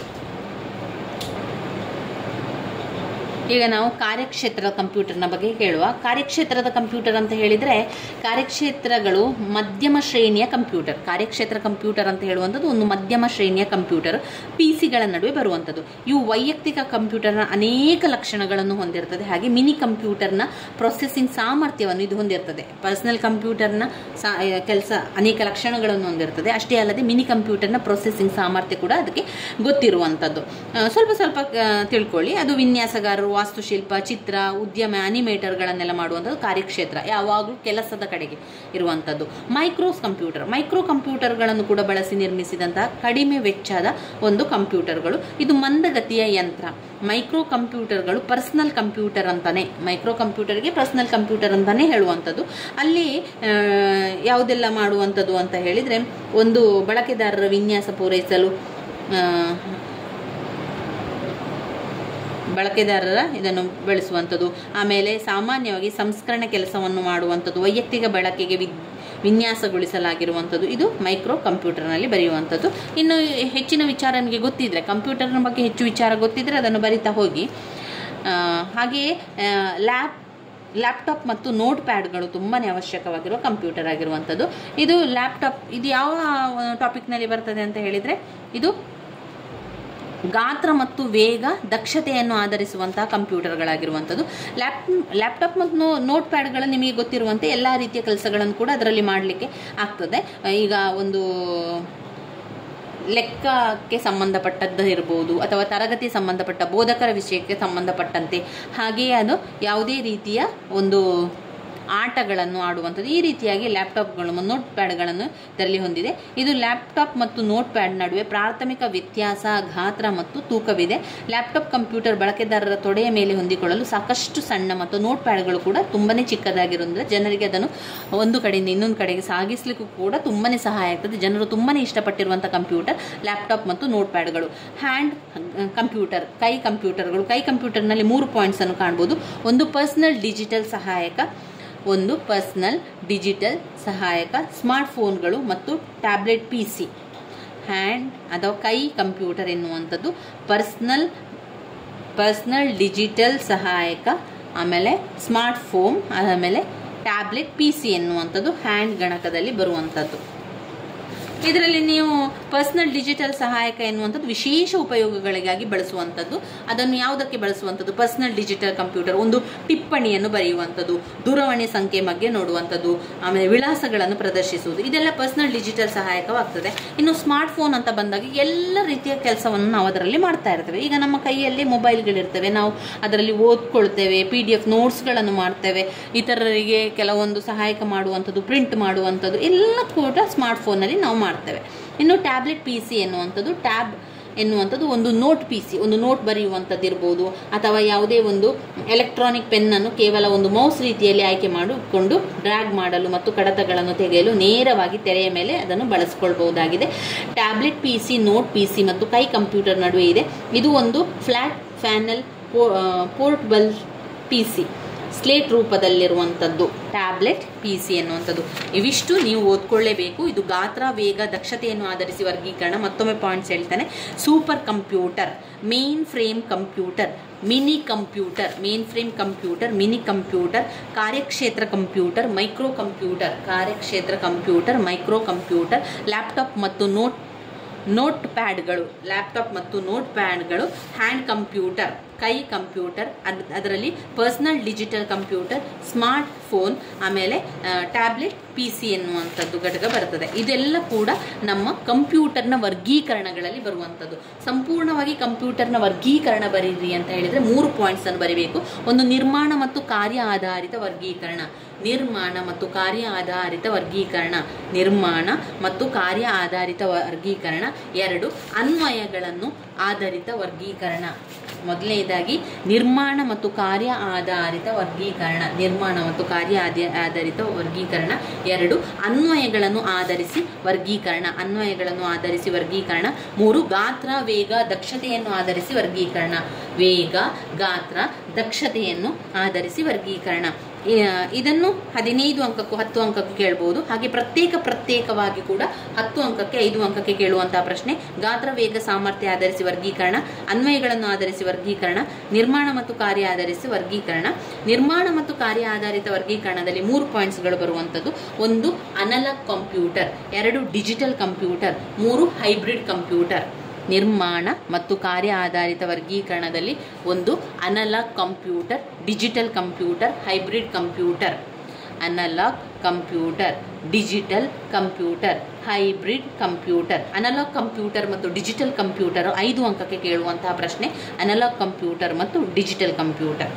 ಅದಾದ ನಂತರ ಅನ್ವಯ ಆಧಾರಿತ ವರ್ಗೀಕರಣದಲ್ಲಿ ಸಾಮಾನ್ಯ ಉದ್ದೇಶಿತ ಕಂಪ್ಯೂಟರ್ ಮತ್ತು ವಿಶೇಷ ಉದ್ದೇಶಿತ ಕಂಪ್ಯೂಟರ್. ಸಾಮಾನ್ಯ ಉದ್ದೇಶಿತ ಕಂಪ್ಯೂಟರ್ ಮತ್ತು ವಿಶೇಷ ಉದ್ದೇಶಿತ ಕಂಪ್ಯೂಟರ್. ಇನ್ನು ಗಾತ್ರ, ವೇಗ, ದಕ್ಷತೆಯನ್ನು ಆಧರಿಸಿದ ಕಂಪ್ಯೂಟರ್ನಲ್ಲಿ super computer, main frame computer, mini computer.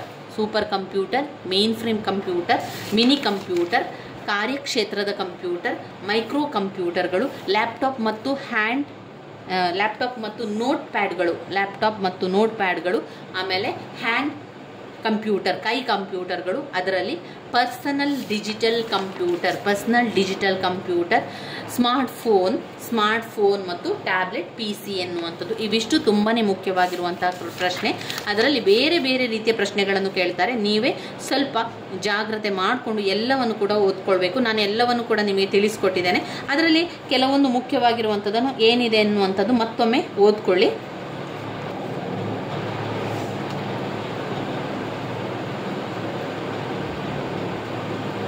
Analogue computer ಮತ್ತು ಡಿಜಿಟಲ್ ಕಂಪ್ಯೂಟರ್ ಅನ್ನು 5 ಅಂಕಕ್ಕೆ ಕೇಳಿದ್ದಾರೆ. ಅನಲಾಗ್ ಕಂಪ್ಯೂಟರ್ ಎನ್ನುವಂಥದ್ದು ಬದಲಾಗುತ್ತಿರುವ ಸಂಕೇತಗಳನ್ನು ಗಮನಿಸಿ ಅದಕ್ಕೆ ನೋಡ್ಕೊಳ್ಳಿಕ್ಕೆ ಇರುವಂಥ ಕಂಪ್ಯೂಟರ್ ಅನಲಾಗ್ ಕಂಪ್ಯೂಟರ್. ಅದು ನಿಖರವಾಗಿರ್ತದೆ. ಇದೊಂದು ವಿದ್ಯುತ್, ಯಾಂತ್ರಿಕ ಅಥವಾ ಹೈಡ್ರಾಲಿಕ್ ಪ್ರಮಾಣಗಳನ್ನು ಬಳಸಿಕೊಂಡು ಪರಿಹಾರವನ್ನು ಕಂಡುಕೊಳ್ಳುವಂಥದ್ದು. ರಾಸಾಯನಿಕ ಘಟಕಗಳಲ್ಲಿ ಈಗ ತಾಪಮಾನವನ್ನು, ಈಗ ಒಂದು ರಾಸಾಯನಿಕ ಘಟಕ ಇದೆ ಅಥವಾ ಒಂದು ಕಾರ್ಖಾನೆ ಇದೆಯಲ್ಲ, ಅಲ್ಲಿ ತಾಪಮಾನ ಎಷ್ಟಾಗ್ತಾ ಇದೆ, ಹೆಚ್ಚಾಗ್ತಾ ಇದೆಯಾ, ಕಡಿಮೆ ಆಗ್ತಾ ಇದೆಯಾ, ಒತ್ತಡದಲ್ಲಿ ಯಾವುದೋ ರೀತಿ ಬದಲಾವಣೆ ಆಗ್ತದೆ, ಅದನ್ನೆಲ್ಲ ತಿಳ್ಕೊಳ್ಬೇಕು. ಯಾವುದೇ ಒಂದು ಇಂಧನದ ಹರಿವಿಕೆ ಬಗ್ಗೆ ತಿಳ್ಕೊಳ್ಬೇಕು ಅಂತಾದರೆ ಅನಲಾಗ್ ಕಂಪ್ಯೂಟರ್ ತುಂಬಾನೇ ಮುಖ್ಯ. ಇನ್ನು ಡಿಜಿಟಲ್ ಕಂಪ್ಯೂಟರ್ ಅಂತ ಹೇಳಿದರೆ ಅದು ದತ್ತಾಂಶಗಳ ಅಂಕೆಗಳು ಮತ್ತು ಚಿಹ್ನೆಗಳನ್ನು ಸ್ವೀಕರಿಸಿ ಔಟ್ಪುಟ್ ಅನ್ನು ನೀಡುವಂಥದ್ದು. ಧನಾತ್ಮಕ ಅಥವಾ ಋಣಾತ್ಮಕ ಆಗಿರ್ಬೋದು, ಕಡಿಮೆ ಅಥವಾ ಹೆಚ್ಚು, ಆನ್ ಆಫ್ ಪ್ರತಿನಿಧಿಗಳು, ಬೈನರಿ ಅಂಕೆಗಳು 0 ಮತ್ತು 1 ಬಳಸಲಾಗುವಂಥದ್ದು. ಡಿಜಿಟಲ್ ಕಂಪ್ಯೂಟರ್ ಎನ್ನುವಂಥದ್ದು ಕಂಪ್ಯೂಟರ್ನ ಅಂಕೆಗಳನ್ನು ಕೊಡುವಂಥದ್ದು. ಕಂಪ್ಯೂಟರ್ನ ಪದ ಅಥವಾ ಕಂಪ್ಯೂಟರ್ನ ಭಾಷೆ ಅಂತ ಹೇಳಿದರೆ ಅದು ಬೈನರಿ ಭಾಷೆಯಾಗಿರ್ತದೆ. ಅದು ಮಾಹಿತಿಗಳನ್ನು ಕೊಟ್ಟು ನಂತರ ಔಟ್ಪುಟ್ ಅನ್ನು ತೆಗೆದುಕೊಳ್ಳುವಂಥದ್ದು. ಅಂಥದ್ದು ಧನಾತ್ಮಕವಾಗಿರ್ಬೋದು, ಋಣಾತ್ಮಕವಾಗಿರ್ಬೋದು, ಕಡಿಮೆ ಅಥವಾ ಹೆಚ್ಚು ಕೂಡ ಆಗ್ಬೋದು. ನಿಖರತೆಗೆ ಅಗತ್ಯವಿದ್ದಷ್ಟು ಸ್ಥಾನಗಳನ್ನು ಮತ್ತು ಸಂಖ್ಯೆಗಳನ್ನು ಬಳಸಿಕೊಂಡು ದಶಮಾಂಶ ಪ್ರತಿನಿಧಿಸುವಂಥದ್ದು. ಡಿಜಿಟಲ್ ಕಂಪ್ಯೂಟರ್ಗಳು ಹೆಚ್ಚಿನ ಮೆಮೊರಿ ಸಾಮರ್ಥ್ಯವನ್ನು ಹೊಂದಿರುವಂಥದ್ದು. ಡಿಜಿಟಲ್ ಕಂಪ್ಯೂಟರ್ ತುಂಬ ಸಾಮರ್ಥ್ಯ ಹೊಂದಿದೆ. ಅದರಲ್ಲಿ ಎಷ್ಟು ಕೂಡ ಸೇರಿಸ್ಕೊಳ್ಬೋದು. ಪದ ಸಂಸ್ಕರಣೆಗೆ, ಬಿಲ್ಲುಗಳ ತಯಾರಿಕೆಯಲ್ಲಿ ಕೂಡ ಅದನ್ನು ಬಳಸ್ತಾರೆ. ಇದನ್ನು ಸಮೀಕರಣಗಳನ್ನು ಪರಿಹರಿಸುವ ವಿಶೇಷ ಅಪ್ಲಿಕೇಶನ್ಗಳಲ್ಲಿ ಉಪಯೋಗಿಸುವಂಥದ್ದು. ಹೈಬ್ರಿಡ್ ಕಂಪ್ಯೂಟರಲ್ಲಿ ಅನಲಾಗ್ ಮತ್ತು ಡಿಜಿಟಲ್ ಕಂಪ್ಯೂಟರ್ನ 2 ತತ್ವಗಳನ್ನು ಇದರಲ್ಲಿ ಬಳಸುವಂಥದ್ದು. ಆಯಿತಾ? ಇನ್ನು ಇದು ಸಾಮಾನ್ಯ ಉದ್ದೇಶಿತ ಕಂಪ್ಯೂಟರ್ ಕೆಲವೊಂದು ಸಾಮಾನ್ಯ ಉದ್ದೇಶಕ್ಕೆ ಮಾತ್ರ ಇರುವಂಥದ್ದು.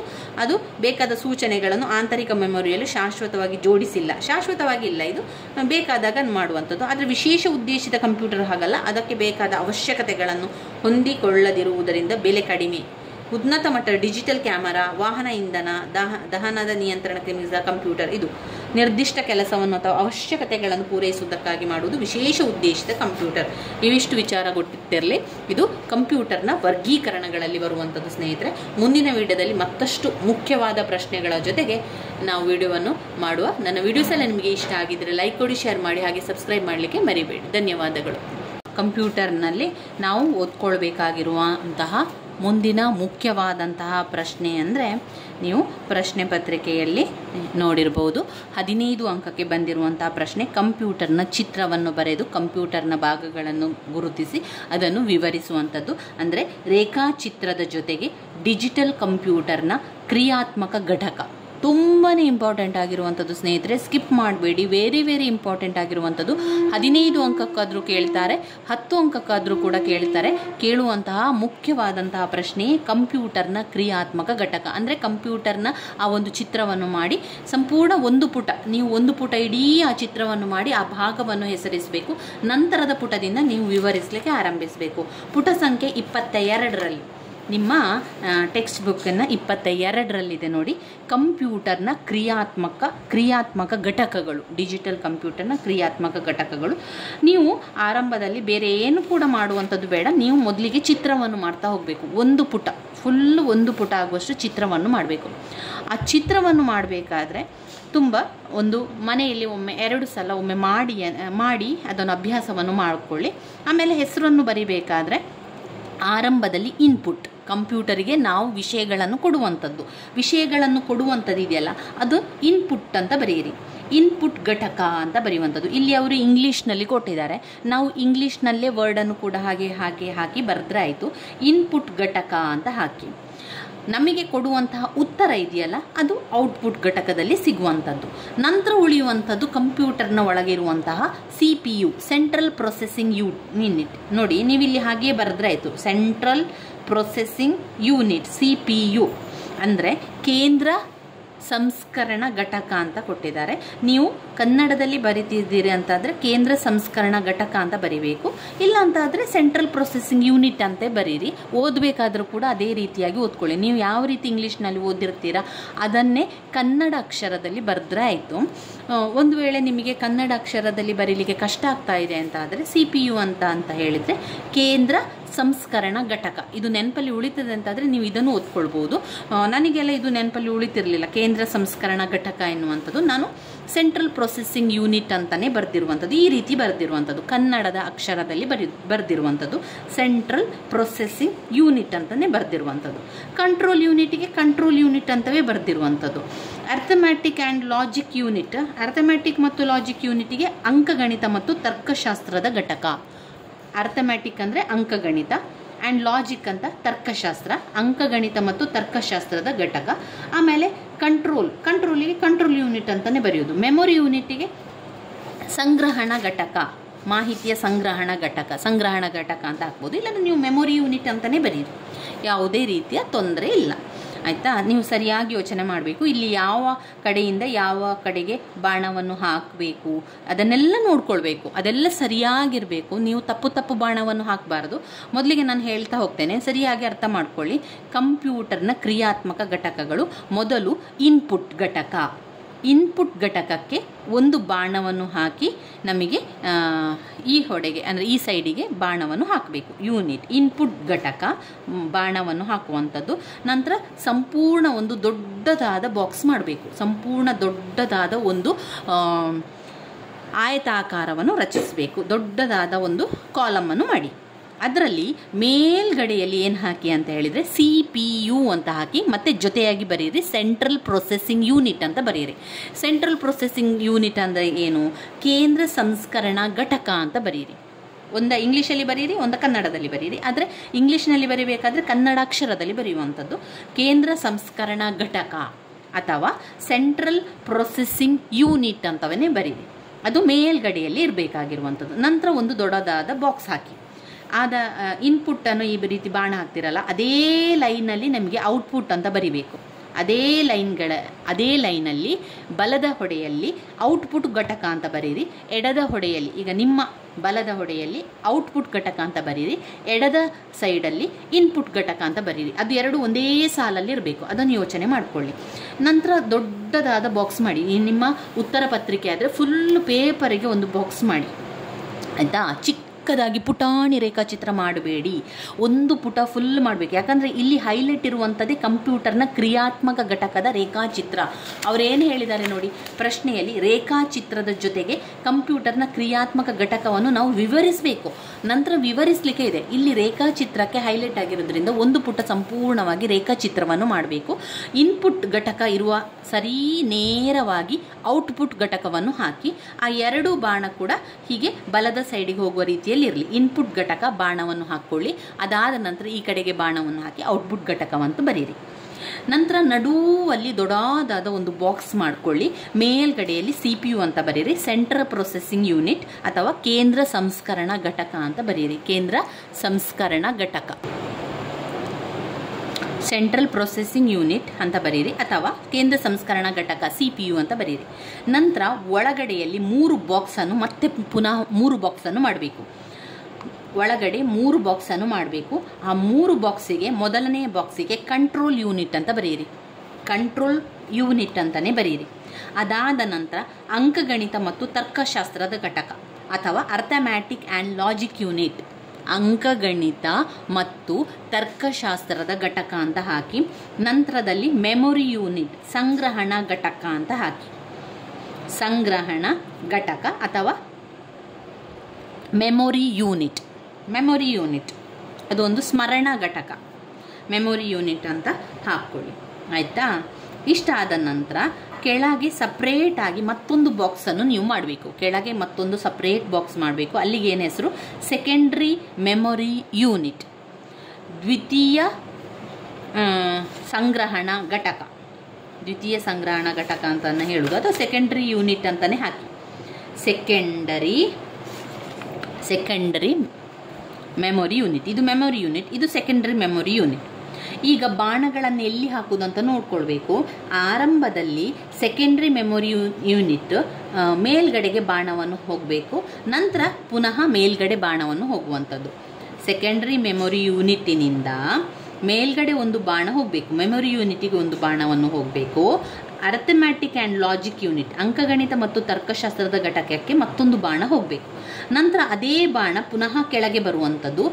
ಅರ್ಥಮ್ಯಾಟಿಕ್ ಮತ್ತು ಲಾಜಿಕ್ ಯೂನಿಟ್, ಅಂಕಗಣಿತ ಮತ್ತು ತರ್ಕಶಾಸ್ತ್ರದ ಘಟಕದಿಂದ ಒಂದು ಬಾಣ ಕೆಳಗಡೆ ಬರಬೇಕು. ಅದೇ ರೀತಿ ಮೆಮೊರಿ ಯೂನಿಟಿನಿಂದ ಮತ್ತೊಂದು ಬಾಣ ಕೆಳಗಡೆ ಬಂದು ಸೆಕೆಂಡ್ರಿ ಮೆಮೊರಿ ಯೂನಿಟಿಗೆ ಬರಬೇಕು. ಆಯಿತಾ?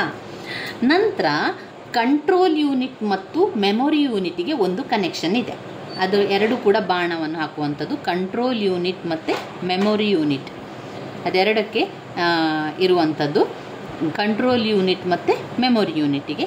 ಅದಾದ ನಂತರ ನೀವು ಬಲದ ಸೈಡಲ್ಲಿ ಏನು ಮಾಡಬೇಕು ಅಂತ ಹೇಳಿದರೆ, ಕಂಟ್ರೋಲ್ ಯೂನಿಟ್ ಮತ್ತು ಅಂಕಗಣಿತ ಮತ್ತು ತರ್ಕಶಾಸ್ತ್ರದ ಘಟಕಕ್ಕೆ ಬಾಣವನ್ನು ಹಾಕಬೇಕು. ಬಾಣ ಅಂತ ಹೇಳಿದ್ರೆ ಲಿಂಕಿಂಗ್, ಅದೊಂದು ಅದರ ಒಂದು ಅದು ಸೇರುವಂಥದ್ದು. ಕಂಟ್ರೋಲ್ ಯೂನಿಟ್ ಮತ್ತು ಬಲದ ಸೈಡಲ್ಲಿ ಕಂಟ್ರೋಲ್ ಯೂನಿಟ್ ಮತ್ತು ಅಂಕಗಣಿತ ಮತ್ತು ತರ್ಕಶಾಸ್ತ್ರದ ಘಟಕಕ್ಕೆ, ಇಲ್ಲಿ ಕಂಟ್ರೋಲ್ ಯೂನಿಟಿನಿಂದ ಸೀದಾ ಮೆಮೊರಿ ಯೂನಿಟಿಗೆ ಹೋಗುವಂಥದ್ದು. ಈ ರೀತಿಯಾಗಿ ಬಾಣಗಳನ್ನೆಲ್ಲ ಸರಿಯಾಗಿ ತಪ್ಪದೆ ಹಾಕಬೇಕು. ಅದು ನಿಮ್ಮ ಒಂದು ಪುಟದಷ್ಟು ಇರಲಿ. ಈಗ ನಾವು ವಿವರಣೆಯನ್ನು ತಿಳ್ಕೊಳ್ಳುವ. ಮೊದಲಿಗೆ ನಾವು ಇನ್ಪುಟ್ ಘಟಕವನ್ನು ವಿವರಿಸಬೇಕು. ಅದಾದ ನಂತರ ಕೇಂದ್ರ ಸಂಸ್ಕರಣಾ ಘಟಕವನ್ನು ವಿವರಿಸಬೇಕು, ಔಟ್ಪುಟ್ ಘಟಕವನ್ನು ವಿವರಿಸಬೇಕು. ಯಾವುದನ್ನು ಕೂಡ ವಿವರಿಸ್ಬೋದು, ಆದರೆ ಕೊನೆಯದಾಗಿ ಔಟ್ಪುಟ್ ಘಟಕವನ್ನು ವಿವರಿಸುವ. ಮೊದಲು ಇನ್ಪುಟ್ ಘಟಕವನ್ನು ವಿವರಿಸುವ. ನಂತರ ಸಂಗ್ರಹಣಾ ಘಟಕ, ಮೆಮೊರಿ ಯೂನಿಟ್, ಸ್ಮರಣೆ ಯೂನಿಟ್. ಅದು ಮೆಮೊರಿ ಅಂತ ಹೇಳಿದರೆ ಅದು ಸ್ಮರಣೆ ಅಲ್ವಾ. ಸಂಗ್ರಹಣೆ, ಮೆಮೊರಿ, ಮಾಹಿತಿಯನ್ನು ಸಂಗ್ರಹಿಸುವಂಥದ್ದು.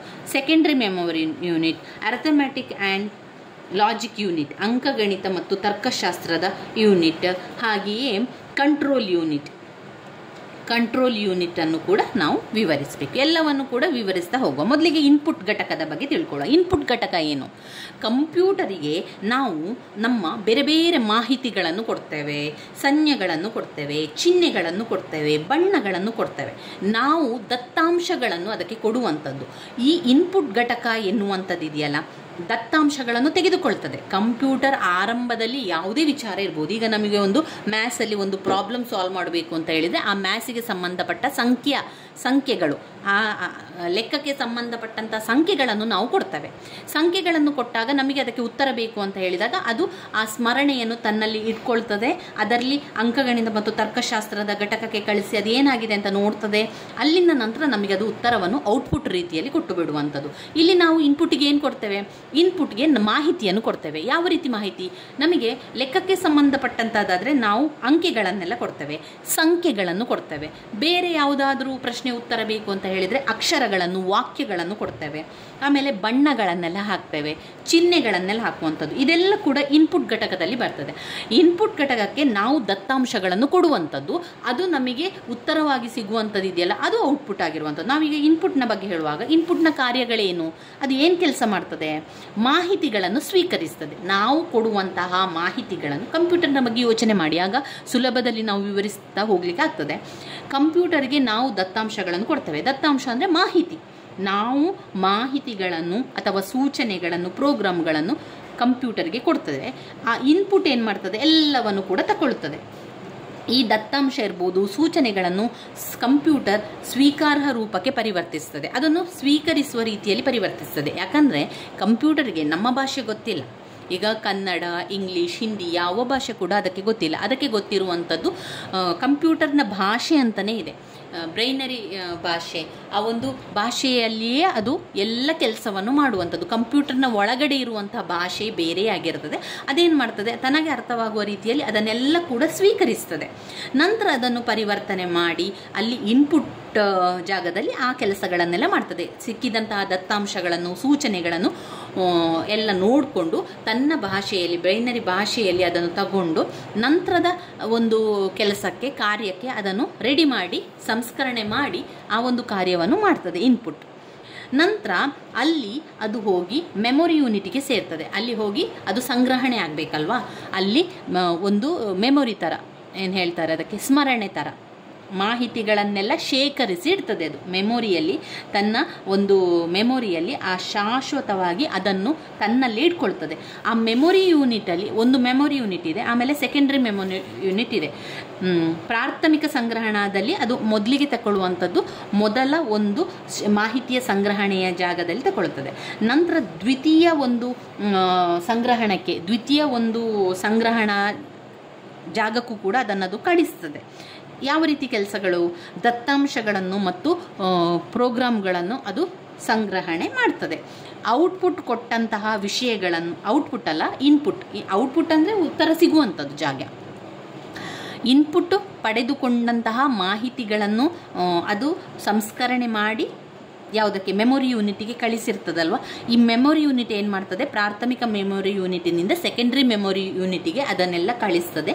ಈ ದತ್ತಾಂಶಗಳನ್ನು, ಸೂಚನೆಗಳನ್ನೆಲ್ಲ ಪಡೆದುಕೊಂಡು ಇದು ಯಾವ ರೀತಿದ್ದು ಅಂತ ಅದು ನೋಡ್ತದೆ, ಮತ್ತು ಅದಕ್ಕೆ ಬೇಕಾದಂಥ ಎಲ್ಲ ಕೆಲಸ ಕಾರ್ಯಗಳನ್ನು ಮಾಡ್ತದೆ. ಆ ಒಂದು ಫಲಿತಾಂಶವನ್ನು ಔಟ್ಪುಟ್ ಮೂಲಕ ಕೊಡಲಿಕ್ಕೆ ಅದು ಕೂಡ ಸಹಾಯವನ್ನು ಮಾಡ್ತದೆ. ಇನ್ನು CPU ಅಂದರೆ ಏನು? ಕೇಂದ್ರ ಸಂಸ್ಕರಣಾ ಘಟಕ. CPU central processing unit. Central processing ಯೂನಿಟ್ನಲ್ಲಿ ಒಂದು ಕಂಟ್ರೋಲ್ ಯೂನಿಟ್ ಇದೆ, ಮತ್ತೊಂದು ಅರ್ಥಮ್ಯಾಟಿಕ್ ಆ್ಯಂಡ್ ಲಾಜಿಕ್ ಯೂನಿಟ್ ಅಂದರೆ ಅಂಕಗಣಿತ ಮತ್ತು ತರ್ಕಶಾಸ್ತ್ರದ ಘಟಕ ಇದೆ, ಕಂಟ್ರೋಲ್ ಮಾಡುವಂಥ ಯೂನಿಟ್ ಇದೆ, ಆಮೇಲೆ ಸಂಗ್ರಹಣೆ ಮಾಡುವಂಥ ಯೂನಿಟ್ ಇದೆ. ಸಂಗ್ರಹಣೆ, ಕಂಟ್ರೋಲ್ ಅದು ನಿಯಂತ್ರಣ. ಕಂಟ್ರೋಲ್ ಅಂತ ಹೇಳಿದರೆ ನಿಯಂತ್ರಣ ಮಾಡುವಂಥ ಘಟಕ ಇದೆ. ನೋಡಿ ಇಲ್ಲಿ ಯಾವುದೆಲ್ಲ ಇದೆ? CPU ಅನ್ನು ವಿವರಿಸುವಾಗ ಸೆಂಟ್ರಲ್ ಪ್ರೊಸೆಸಿಂಗ್ ಯೂನಿಟ್, ಕೇಂದ್ರ ಸಂಸ್ಕರಣಾ ಘಟಕ. ಕೇಂದ್ರ ಸಂಸ್ಕರಣಾ ಘಟಕದಲ್ಲಿ ಏನೆಲ್ಲ ಇದೆ? ಒಂದು ನಿಯಂತ್ರಣ ಮಾಡುವಂಥ ಘಟಕ ಇದೆ. ನಿಯಂತ್ರಣ ಮಾಡುವಂಥದ್ದು ಅಂದರೆ ಏನು? ಎಲ್ಲ ವಿಚಾರಗಳನ್ನು ಅದು ನಿಯಂತ್ರಣ ಮಾಡ್ತದೆ. CPU ಕಂಪ್ಯೂಟರ್ನ ಮೆದುಳು. ಕಂಪ್ಯೂಟರ್ನ ಮೆದುಳು ಯಾವುದು? ಕೇಂದ್ರ ಸಂಸ್ಕರಣಾ ಘಟಕ ಕಂಪ್ಯೂಟರ್ನ ಮೆದುಳು ಅಂತ ಹೇಳ್ತಾ ಇದ್ದಾರೆ. CPU ಸೆಂಟ್ರಲ್ ಪ್ರೊಸೆಸಿಂಗ್ ಯೂನಿಟ್ ಕಂಪ್ಯೂಟರ್ನ ಮೆದುಳು. ಪ್ರಾಥಮಿಕ ಅದು ಕಾರ್ಯವನ್ನು ಕಾರ್ಯಗತಗೊಳಿಸುವಂಥದ್ದು. ಇದಕ್ಕೆ ಬಂದಂತಹ ಎಲ್ಲ ವಿಷಯಗಳನ್ನು ಅದು ಕಂಟ್ರೋಲ್ ಮಾಡ್ತದೆ, ಅದರ ಒಂದು ಹಿಡಿತದಲ್ಲಿ ಇಟ್ಕೊಳ್ತದೆ ಅದು. ನಂತರ ಅದನ್ನು ಅರ್ಥಮ್ಯಾಟಿಕ್ ಆ್ಯಂಡ್ ಲಾಜಿಕ್ ಯೂನಿಟ್, ಅಂಕಗಣಿತ ಮತ್ತು ತರ್ಕಶಾಸ್ತ್ರದ ರೀತಿಯಲ್ಲಿ ಅದನ್ನು ಗುಣಾಕಾರ ಮಾಡುವಂಥದ್ದು, ಭಾಗಾಕಾರ ಮಾಡುವಂಥದ್ದು. ಅದಕ್ಕೆ ಸಂಬಂಧಪಟ್ಟಂತೆ ಯಾವ ಮಾಹಿತಿಯನ್ನು ನಾವು ಕೊಟ್ಟಿರ್ತೇವೆ, ಈಗ ನಮಗೆ ಒಂದು ಲೆಕ್ಕದ ಉತ್ತರ ಬೇಕು ಅಂತ ಹೇಳಿದರೆ ಆ ಲೆಕ್ಕಕ್ಕೆ ಕೂಡಿಸುವಂಥದ್ದು, ಕಳೆಯುವಂಥದ್ದು, ಅದಕ್ಕೆ ನಾವು ಏನು ಸೂಚನೆಯನ್ನು ಕೊಟ್ಟಿರ್ತೇವೆ ಅದೇ ರೀತಿಯಲ್ಲಿ ಕೆಲಸವನ್ನು ಮಾಡಲಿಕ್ಕೆ ಆರಂಭ ಮಾಡ್ತದೆ. ಗುಣಾಕಾರ, ಭಾಗಾಕಾರ ಯಾವುದು ಬೇಕು ಅದನ್ನು ಮಾಡಿಕೊಂಡು ನಂತರ ಅದನ್ನು ಸಂಗ್ರಹಣೆ ಮಾಡಲಿಕ್ಕೂ ಕೂಡ ಕೊಡ್ತದೆ. ಇನ್ಪುಟ್ ಕೊಟ್ಟದಂಥದ್ದನ್ನು ಸಂಗ್ರಹಣೆ ಮಾಡ್ತದೆ. ಇನ್ಪುಟ್ ಕೊಟ್ಟಂಥ ಮಾಹಿತಿಗಳನ್ನು ಸಂಗ್ರಹಣೆ ಮಾಡ್ತದೆ. ಪ್ರಾಥಮಿಕ ಸಂಗ್ರಹಣೆ ನಂತರ ದ್ವಿತೀಯ ಸಂಗ್ರಹಣೆ ಕೂಡ ಆಗ್ತದೆ. CPU ಕಂಟ್ರೋಲ್ ಯೂನಿಟ್, ನಿಯಂತ್ರಣ ಘಟಕ ಇರ್ತದೆ, ಅದು ಎಲ್ಲ ನಿಯಂತ್ರಣವನ್ನು ಮಾಡ್ತದೆ. ನಂತರ ಅಂಕಗಣಿತ ಮತ್ತು ತರ್ಕಶಾಸ್ತ್ರದ ಘಟಕದಲ್ಲಿ ಅದನ್ನು ಎಲ್ಲ ರೀತಿಯ ಒಂದು ಕಾರ್ಯವನ್ನು ಮಾಡ್ತಾರೆ. ವ್ಯವಕಲನ, ಗುಣಾಕಾರ, ಭಾಗಾಕಾರ, ಯಾವ ಸಂಖ್ಯೆ ಬೇಕೋ ಅದನ್ನೆಲ್ಲ ಅದು ಆ ಲೆಕ್ಕಗಳಲ್ಲಿ ಮಾಡ್ತದೆ. ಇದೆರಡು ಕೂಡ ಒಂದಕ್ಕೊಂದು ಸಂಬಂಧ ಹೊಂದಿದೆ. ಅದು ಕಂಟ್ರೋಲ್ ಮಾಡ್ತದೆ, ಇದು ಎಲ್ಲ ಗುಣಾಕಾರ, ಭಾಗಾಕಾರ ಎಲ್ಲ ಕೆಲಸಗಳನ್ನು ಮಾಡ್ತಾ ಹೋಗ್ತದೆ. ಈ ಕೇಂದ್ರ ಸಂಸ್ಕರಣ ಘಟಕದಲ್ಲಿರುವಂಥ ವಿಚಾರ ನಿಯಂತ್ರಣ ಘಟಕ, ಅಂಕಗಣಿತ ತರ್ಕಶಾಸ್ತ್ರದ ಘಟಕ, ಆಮೇಲೆ ಕಂಟ್ರೋಲ್ ಮಾಡುವಂಥ ಯೂನಿಟ್ ಅದು ಇರುವಂಥದ್ದನ್ನು ನಮಗೆ ಆ ರೀತಿಯಾಗಿ ನಾವು ವಿವರಿಸ್ತಾ ಹೋಗ್ಬೇಕು. ಆಯಿತಾ? ಕೇಂದ್ರ ಸಂಸ್ಕರಣ ಘಟಕ ಸಿ ಪಿ ಯು ಕಂಪ್ಯೂಟರ್ನ ಮೆದುಳು. ಪ್ರಾಥಮಿಕ ಕಾರ್ಯ ಅಂತ ಹೇಳಿದರೆ ಕಾರ್ಯಕ್ರಮಗಳನ್ನು ಕಾರ್ಯಗತಗೊಳಿಸುವುದು. ಅದರ ಜೊತೆಗೆ ಸಿ ಪಿ ಯು ಎಲ್ಲ ಥರದ ಘಟಕಗಳ ಸ್ಮೃತಿ, ಇನ್ಪುಟ್, ಔಟ್ಪುಟ್ ಸಾಧನಗಳ ಕಾರ್ಯಾಚರಣೆಯನ್ನು ನಿಯಂತ್ರಿಸ್ತದೆ. ಮೊದಲಿಗೆ ಅದು ನಿಯಂತ್ರಣವನ್ನು ಮಾಡ್ತದೆ, ನಂತರ ಅಂಕಗಣಿತ ತರ್ಕಶಾಸ್ತ್ರದ ಘಟಕವನ್ನು ಮಾಡ್ತದೆ. ಅಂದರೆ ALU ಅಂತ ಹೇಳುವುದು. ಅದಕ್ಕೆ ALU ಅಂಕಗಣಿತೀಯ ಕಾರ್ಯಗಳಾದಂತಹ ಸಂಕಲನ ಮಾಡ್ತದೆ, ವ್ಯವಕಲನ ಮಾಡ್ತದೆ, ಗುಣಾಕಾರ ಮಾಡ್ತದೆ, ಭಾಗಾಕಾರ ಮಾಡ್ತದೆ. ಇದಲ್ಲದೆ ಹೇರಿಕೆ, ಇಳಿಕೆ, ಎಡ, ಬಲ ಏನು ಬೇಕಾದರೂ ಕೂಡ ಅದು ಮಾಡ್ತಾನೆ ಹೋಗ್ತದೆ. ಕಂಟ್ರೋಲ್ ಮಾಡುವಂಥದ್ದು, ಕಂಟ್ರೋಲ್ ಯೂನಿಟ್ ಕೂಡ ಎಲ್ಲವನ್ನು ಕೂಡ ನಿಯಂತ್ರಣ ಮಾಡ್ತಾ ಹೋಗುವಂಥದ್ದು. ಇದು ಕಂಪ್ಯೂಟರ್ನ ನರಮಂಡಲದಂತೆ ಕೆಲಸ ಮಾಡ್ತದೆ, ಕಂಪ್ಯೂಟರ್ನ ನರಮಂಡಲದಂತೆ ವರ್ತಿಸ್ತದೆ ಅಂತ ಹೇಳುವಂಥದ್ದು. ಇದು ಸಂಪೂರ್ಣ ಕಂಪ್ಯೂಟರ್ನ ವ್ಯವಸ್ಥೆಯನ್ನು ನೋಡಿಕೊಳ್ತದೆ. ಈಗ ಕಂಪ್ಯೂಟರ್ಗೆ ಕೊಟ್ಟಂಥ ಎಲ್ಲ ವ್ಯವಸ್ಥೆಯನ್ನು ಯಾರು ನೋಡಿಕೊಳ್ತಾರೆ? ಕಂಟ್ರೋಲ್, ನಿಯಂತ್ರಣಾಧಿಕಾರಿ. ಇಲ್ಲಿ ಕಂಪ್ಯೂಟರ್ನ ಒಳಗಡೆ ಒಬ್ಬ ನಿಯಂತ್ರಣಾಧಿಕಾರಿ ಇದ್ದಾನೆ, ಅವನೇ ಕಂಟ್ರೋಲ್ ಯೂನಿಟ್, ನಿಯಂತ್ರಣ ಮಾಡುವಂಥ ಘಟಕ. ಅವನು ಸಂಪೂರ್ಣವಾಗಿ ಎಲ್ಲವನ್ನು ಕೂಡ ನಿಯಂತ್ರಣ ಮಾಡುವಂಥ ಶಕ್ತಿ ಅವನಿಗಿದೆ. ಇನ್ನು ALU ಅಂದರೆ arithmetic and logic unit. Logic unit ಅಂಕಗಣಿತ ಮತ್ತು ತರ್ಕಶಾಸ್ತ್ರ ಘಟಕ. ಅವನಿಗೆ ಬಂದಿರುವಂಥ ಎಲ್ಲ ಒಂದು ವಿಚಾರಗಳನ್ನು ಭಾಗಾಕಾರ ಮಾಡುವಂಥದ್ದು, ಗುಣಾಕಾರ ಮಾಡುವಂಥದ್ದು, ಕಳೆಯುವಂಥದ್ದು, ಕೂಡುವಂಥದ್ದು, ಏನು ಬೇಕಾದರೂ ಕೂಡ ಅದನ್ನು ಲೆಕ್ಕಾಚಾರಗಳನ್ನು ಮಾಡುವಂಥದ್ದು, ಅದನ್ನು ಹೆಚ್ಚು ಕಡಿಮೆ ಮಾಡುವಂಥದ್ದು, ಬಲಕ್ಕೆ ಎಡಕ್ಕೆ ಎಲ್ಲ ತಿರುಗಿಸುವಂಥ ಲೆಕ್ಕಾಚಾರಗಳು ಸಂಪೂರ್ಣ ALUಗೆ ಇರುವಂಥ ಅಧಿಕಾರ. ಮೆಮೊರಿ ಯೂನಿಟಿಗೆ ಸಂಸ್ಕರಣೆ ಮಾಡ್ತದೆ. ಇನ್ಪುಟ್ಟಿನಿಂದ ಬಂದಂತಹ ಮಾಹಿತಿಗಳನ್ನು, ದತ್ತಾಂಶಗಳನ್ನು ಪಡೆದುಕೊಂಡು ಅದು ತನ್ನ ಮೆದುಳಿನಲ್ಲಿ ಅಥವಾ ಒಂದು ಸಂಗ್ರಹಣೆಯನ್ನು ಮಾಡಿ ಇಡ್ತದೆ. ಪ್ರಾಥಮಿಕ ಸಂಗ್ರಹಣೆ ಮಾಡಿದ ನಂತರ ದ್ವಿತೀಯ ಸಂಗ್ರಹಣೆಗೆ ಅದನ್ನು ಕಳಿಸಿಕೊಡ್ತದೆ. ದ್ವಿತೀಯ ಸಂಗ್ರಹಣೆಯಲ್ಲಿ ಕೂಡ ಏನೆಲ್ಲ ವಿಚಾರಗಳಿದೆ ಅಥವಾ ಅದನ್ನು ಎಷ್ಟು ಸಮಯ ತನ್ನ ಮೆಮೊರಿಯಲ್ಲಿ ಇಟ್ಕೊಳ್ಬೇಕು ಎನ್ನುವಂಥ ಎಲ್ಲ ವಿಚಾರ ಅದರಲ್ಲಿ ಇರುವಂಥದ್ದು. ಇಷ್ಟೆಲ್ಲ ಆದ ನಂತರ ನಮಗೆ ನಾವು ಕೊಟ್ಟಂತಹ ಮಾಹಿತಿಗೆ ಉತ್ತರ ಸಿಗಬೇಕು. ನಾವು ಕೊಟ್ಟಂತಹ ಮಾಹಿತಿಗೆ ಅದಕ್ಕೆ ತಕ್ಕಂಥ ಪ್ರತಿಫಲ ನಮಗೆ ಸಿಗಬೇಕು ಅಂತಾದರೆ ಔಟ್ಪುಟ್ ಘಟಕದ ಮೂಲಕ ಸಿಗುವಂಥದ್ದು. ಇಲ್ಲಿರುವಂಥ ಔಟ್ಪುಟ್ ಘಟಕದ ಮೂಲಕ ನಮಗೆ ದತ್ತಾಂಶದ ಎಲ್ಲ ಸಂಪೂರ್ಣ ಮಾಹಿತಿ ಸಿಗುವಂಥದ್ದು. ಉತ್ಪನ್ನ ಸಾಧನಗಳು, ಫಲಿತಾಂಶಗಳು ಮತ್ತು ಬೇರೆ ಮಾಹಿತಿಯನ್ನು ಕಂಪ್ಯೂಟರ್ನಿಂದ ಪಡೆಯಲು ಮತ್ತು ಬಳಕೆದಾರರಿಗೆ ಅವುಗಳನ್ನು ಒದಗಿಸಲು ಉಪಯೋಗಿಸುತ್ತೇವೆ. ಕಂಪ್ಯೂಟರ್ ಮಾಹಿತಿಯನ್ನು ಬೈನರಿ ರೂಪದಲ್ಲಿ ಔಟ್ಪುಟ್ ಸಾಧನ ಕಳಿಸುತ್ತದೆ. ಈಗ ಕಂಪ್ಯೂಟರ್ನ ಭಾಷೆ ಯಾವುದು? ಬೈನರಿ ಭಾಷೆ. ಆ ಭಾಷೆಗೆ ಅದು ಪರಿವರ್ತನೆ ಮಾಡಿ ಅದಕ್ಕೆ ಸಂಬಂಧಪಟ್ಟಂತಹ ಉತ್ತರಗಳೇನಿದೆ, ಅದಕ್ಕೆ ಏನು ವಿಚಾರಗಳು ಬರ್ತದೆ ಅಂತ ತಿಳ್ಕೊಂಡು ನಂತರ ಅದನ್ನು ನಮಗೆ ಉತ್ತರವಾಗಿ ಕಳಿಸಿಕೊಡುವಂಥದ್ದು. ಈ ಉತ್ತರವನ್ನೇ ನಾವು ಔಟ್ಪುಟ್ ಅಂತ ಹೇಳುವಂಥದ್ದು. ಔಟ್ಪುಟ್ ಘಟಕ ಯಾವ ರೀತಿ ಕಾರ್ಯ ಮಾಡ್ತದೆ? ಇದು ಕಂಪ್ಯೂಟರ್ನ ನಿರ್ಮಾಣದ ಫಲಿತಾಂಶಗಳನ್ನು ಕೋಡೆಡ್ ರೂಪದಲ್ಲಿ ಸ್ವೀಕರಿಸ್ತದೆ. ಯಾವುದೇ ಒಂದು ಕೋಡಿನ ರೀತಿಯಲ್ಲಿ ಸ್ವೀಕರಿಸುವಂಥದ್ದು. ಕಂಪ್ಯೂಟರ್ ನಿರ್ಮಾಣದ ಫಲಿತಾಂಶಗಳನ್ನು ಕೋಡೆಡ್ ರೂಪದಲ್ಲಿ ಸ್ವೀಕರಿಸುತ್ತದೆ. 2, ಈ ಕೋಡೆಡ್ ಫಲಿತಾಂಶಗಳನ್ನು ಮಾನವ ಸ್ವೀಕಾರಾರ್ಹ ರಚನೆಗೆ ಪರಿವರ್ತಿಸುತ್ತದೆ. ಈ ಕೋಡೆಡ್ ಫಲಿತಾಂಶವನ್ನು ಸ್ವೀಕಾರಾರ್ಹ ರಚನೆಗೆ ಪರಿವರ್ತಿಸುತ್ತದೆ. ಇದು ಪರಿವರ್ತನೆಯ ಫಲಿತಾಂಶಗಳನ್ನು ಹೊರಗಿನ ಪ್ರಪಂಚಕ್ಕೆ ಪೂರೈಸುತ್ತದೆ. ಪರಿವರ್ತನೆಯ ಫಲಿತಾಂಶ ಈಗ ಅದು ನಾವು ಕೊಟ್ಟಂತಹ ದತ್ತಾಂಶಗಳನ್ನೆಲ್ಲ ಪರಿವರ್ತನೆಯನ್ನು ಮಾಡಿಕೊಂಡಿದೆ.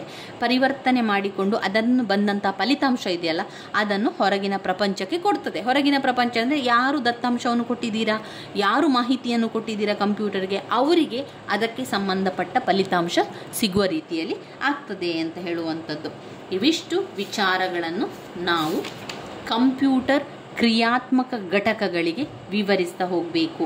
ಕಂಪ್ಯೂಟರ್ನ ಅನ್ವಯಗಳು ಅಂತ ಹೇಳಿದರೆ ಯಾವುದಕ್ಕೆಲ್ಲ ನಾವು ಕಂಪ್ಯೂಟರನ್ನು ಬಳಸ್ತೇವೆ, ಮೊದಲಿಗೆ ಒಂದು ಪರಿಚಯವನ್ನು ಮಾಡಬೇಕಾದ್ರೆ ಇದನ್ನೆಲ್ಲ ವಿಚಾರ ಬರೀಬೇಕು. ಈಗ ಒಂದು ಶಿಕ್ಷಣ ಕ್ಷೇತ್ರದಲ್ಲಿ ಅದನ್ನು ಅನ್ವಯಿಸ್ತಾರೆ. ಲೇವಾದೇವಿಗಾರರು, ವಿಮಾನ ಮತ್ತು ರೈಲು ಮೀಸಲು, ರೋಗ ನಿರ್ಣಯ ಅಂದರೆ ಒಂದು ಆಸ್ಪತ್ರೆಗಳಲ್ಲಿ, ವೈದ್ಯಕೀಯರು, ವೈಜ್ಞಾನಿಕ ಸಂಶೋಧನೆಗಳಲ್ಲಿ, ಕಾನೂನುಗಳಲ್ಲಿ, ಕಾರ್ಟೂನ್ ಚಿತ್ರ ಮಾಡಲಿಕ್ಕೆ, ಹವಾಮಾನ ಮುನ್ಸೂಚನೆಯನ್ನು ನೋಡಲಿಕ್ಕೆ, ಸ್ಪೇಸ್ ಸಂಶೋಧನೆಯನ್ನು ಮಾಡಲಿಕ್ಕೆ, ಮಾಹಿತಿ ತಂತ್ರಜ್ಞಾನಗಳನ್ನು ಮಾಡಲಿಕ್ಕೆ. ಕಂಪ್ಯೂಟರ್ಗಳ ಅನ್ವಯ ಕ್ಷೇತ್ರಗಳು ಮಾನವನ ಸೃಜನಶೀಲತೆ ಮತ್ತು ಕಲ್ಪನೆಗೆ ಮಾತ್ರ ಸೀಮಿತಗೊಂಡಿದೆ. ವಾಸ್ತವವಾಗಿ ಒಂದು ನಿಖರವಾದ ಹಂತದ ವಿಧಾನವನ್ನು ಬಳಸಿಕೊಂಡು ಯಾವುದೇ ಕೆಲಸವನ್ನು ಕಂಪ್ಯೂಟರ್ ಬಳಸಿಕೊಂಡು ವ್ಯವಸ್ಥಿತವಾಗಿ ನಡೆಸಬಹುದು.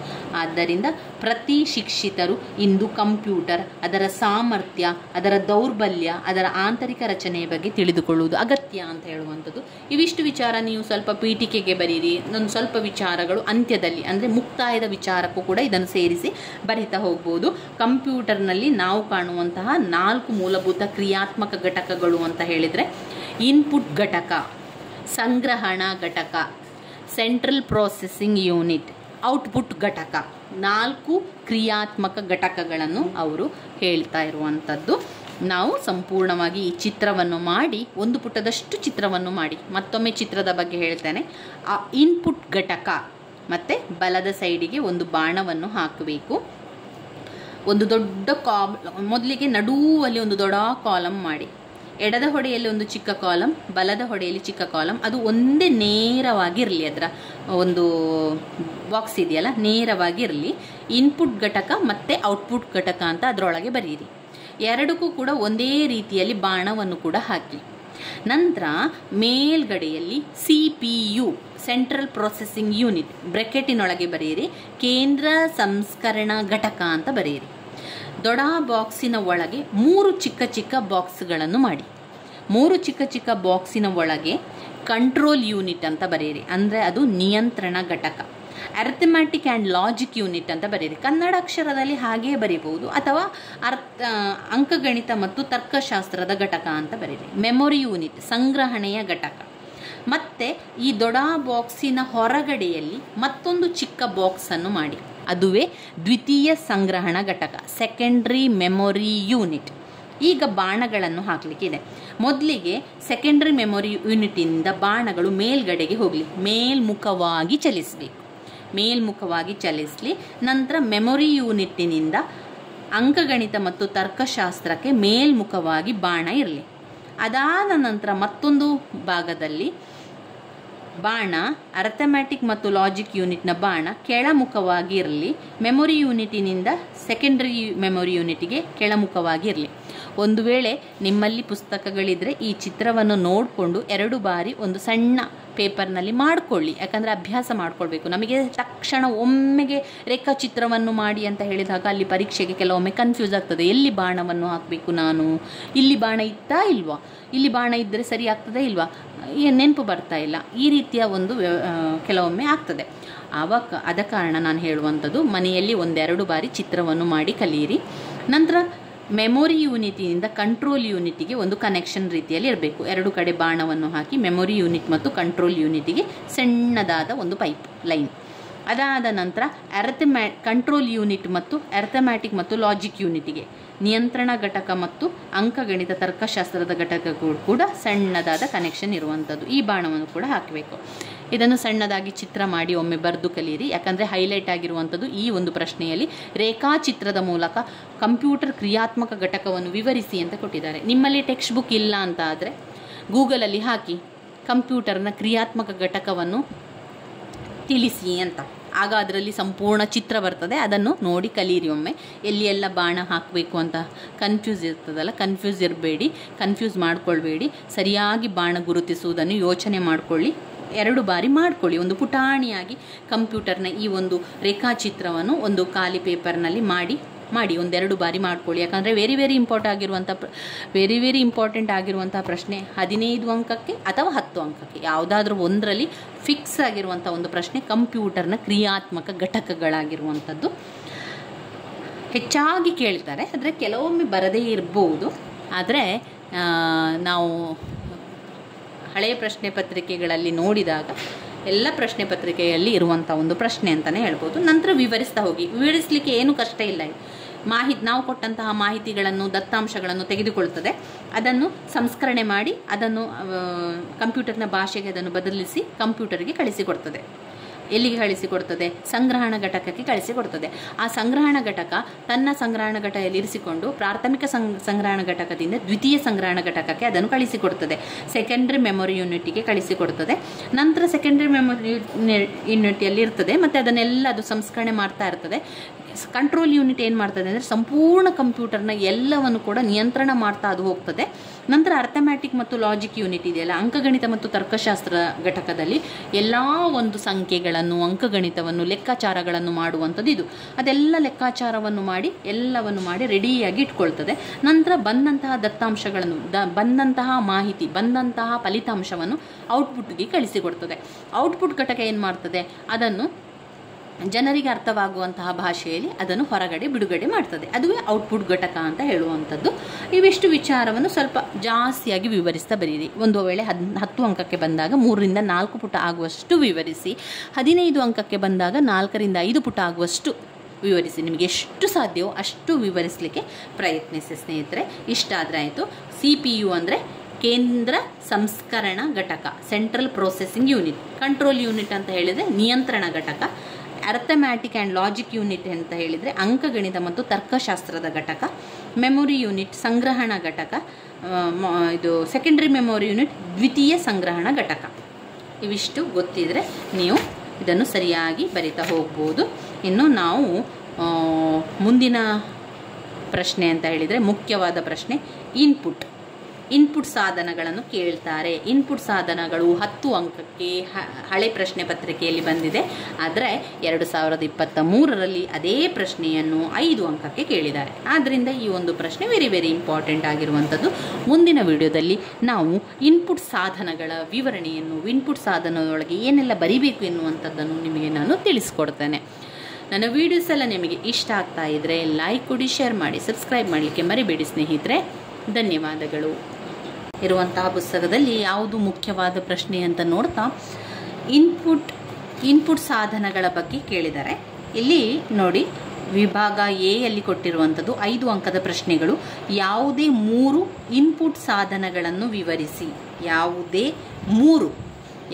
ಮೂರು ಇನ್ಪುಟ್ ಸಾಧನಗಳನ್ನು ವಿವರಿಸಿ ಅಂತ ಕೇಳಿದ್ದಾರೆ. ಯಾವುದಾದ್ರೂ 3 ನೀವು ವಿವರಿಸ್ತಾ ಹೋಗಬೇಕು. ಈಗ ಇನ್ಪುಟ್ ಸಾಧನ ಅಂತ ಕೇಳಿದಾಗ ಅದರಲ್ಲಿ ಯಾವುದೆಲ್ಲ ಬರ್ತದೆ ಅಂತ ನಾನು ನಿಮಗೆ ಮೊದಲು ತಿಳಿಸ್ತಾ ಹೋಗ್ತೇನೆ. ನಂತರ ಅದನ್ನು ಯಾವುದನ್ನು ಕೂಡ ನೀವು ವಿವರಿಸ್ಬೋದು. ಯಾವುದು ಸುಲಭ ಇದೆ ಅಂತ ನೋಡಿಕೊಂಡು ವಿವರಿಸ್ತಾ ಹೋಗಬೇಕು.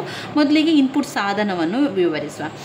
ಕಂಪ್ಯೂಟರ್ನಲ್ಲಿ ಇನ್ಪುಟ್ ಸಾಧನ ಅಂತ ಹೇಳಿದರೆ ಅದು ಒಂದು ಬಾಹ್ಯ ಸಾಧನವಾಗಿರುವಂಥದ್ದು, ಹೊರಗಿನ ಸಾಧನ. ಅದು ದತ್ತಾಂಶಗಳನ್ನು ಸ್ವೀಕರಿಸುವಂಥದ್ದು, ಮಾಹಿತಿಗಳನ್ನು ಸ್ವೀಕರಿಸುವಂಥದ್ದು, ನಿಯಂತ್ರಣ ಸಂಕೇತಗಳನ್ನು ಒದಗಿಸಲು ಬಳಸಲಾಗುವಂಥದ್ದು. ಇನ್ಪುಟ್ ಸಾಧನ ಎನ್ನುವಂಥದ್ದು ಕಂಪ್ಯೂಟರ್ನಲ್ಲಿ ಅದು ಒಂದು ಬಾಹ್ಯವಾದ ಸಾಧನವಾಗಿದೆ.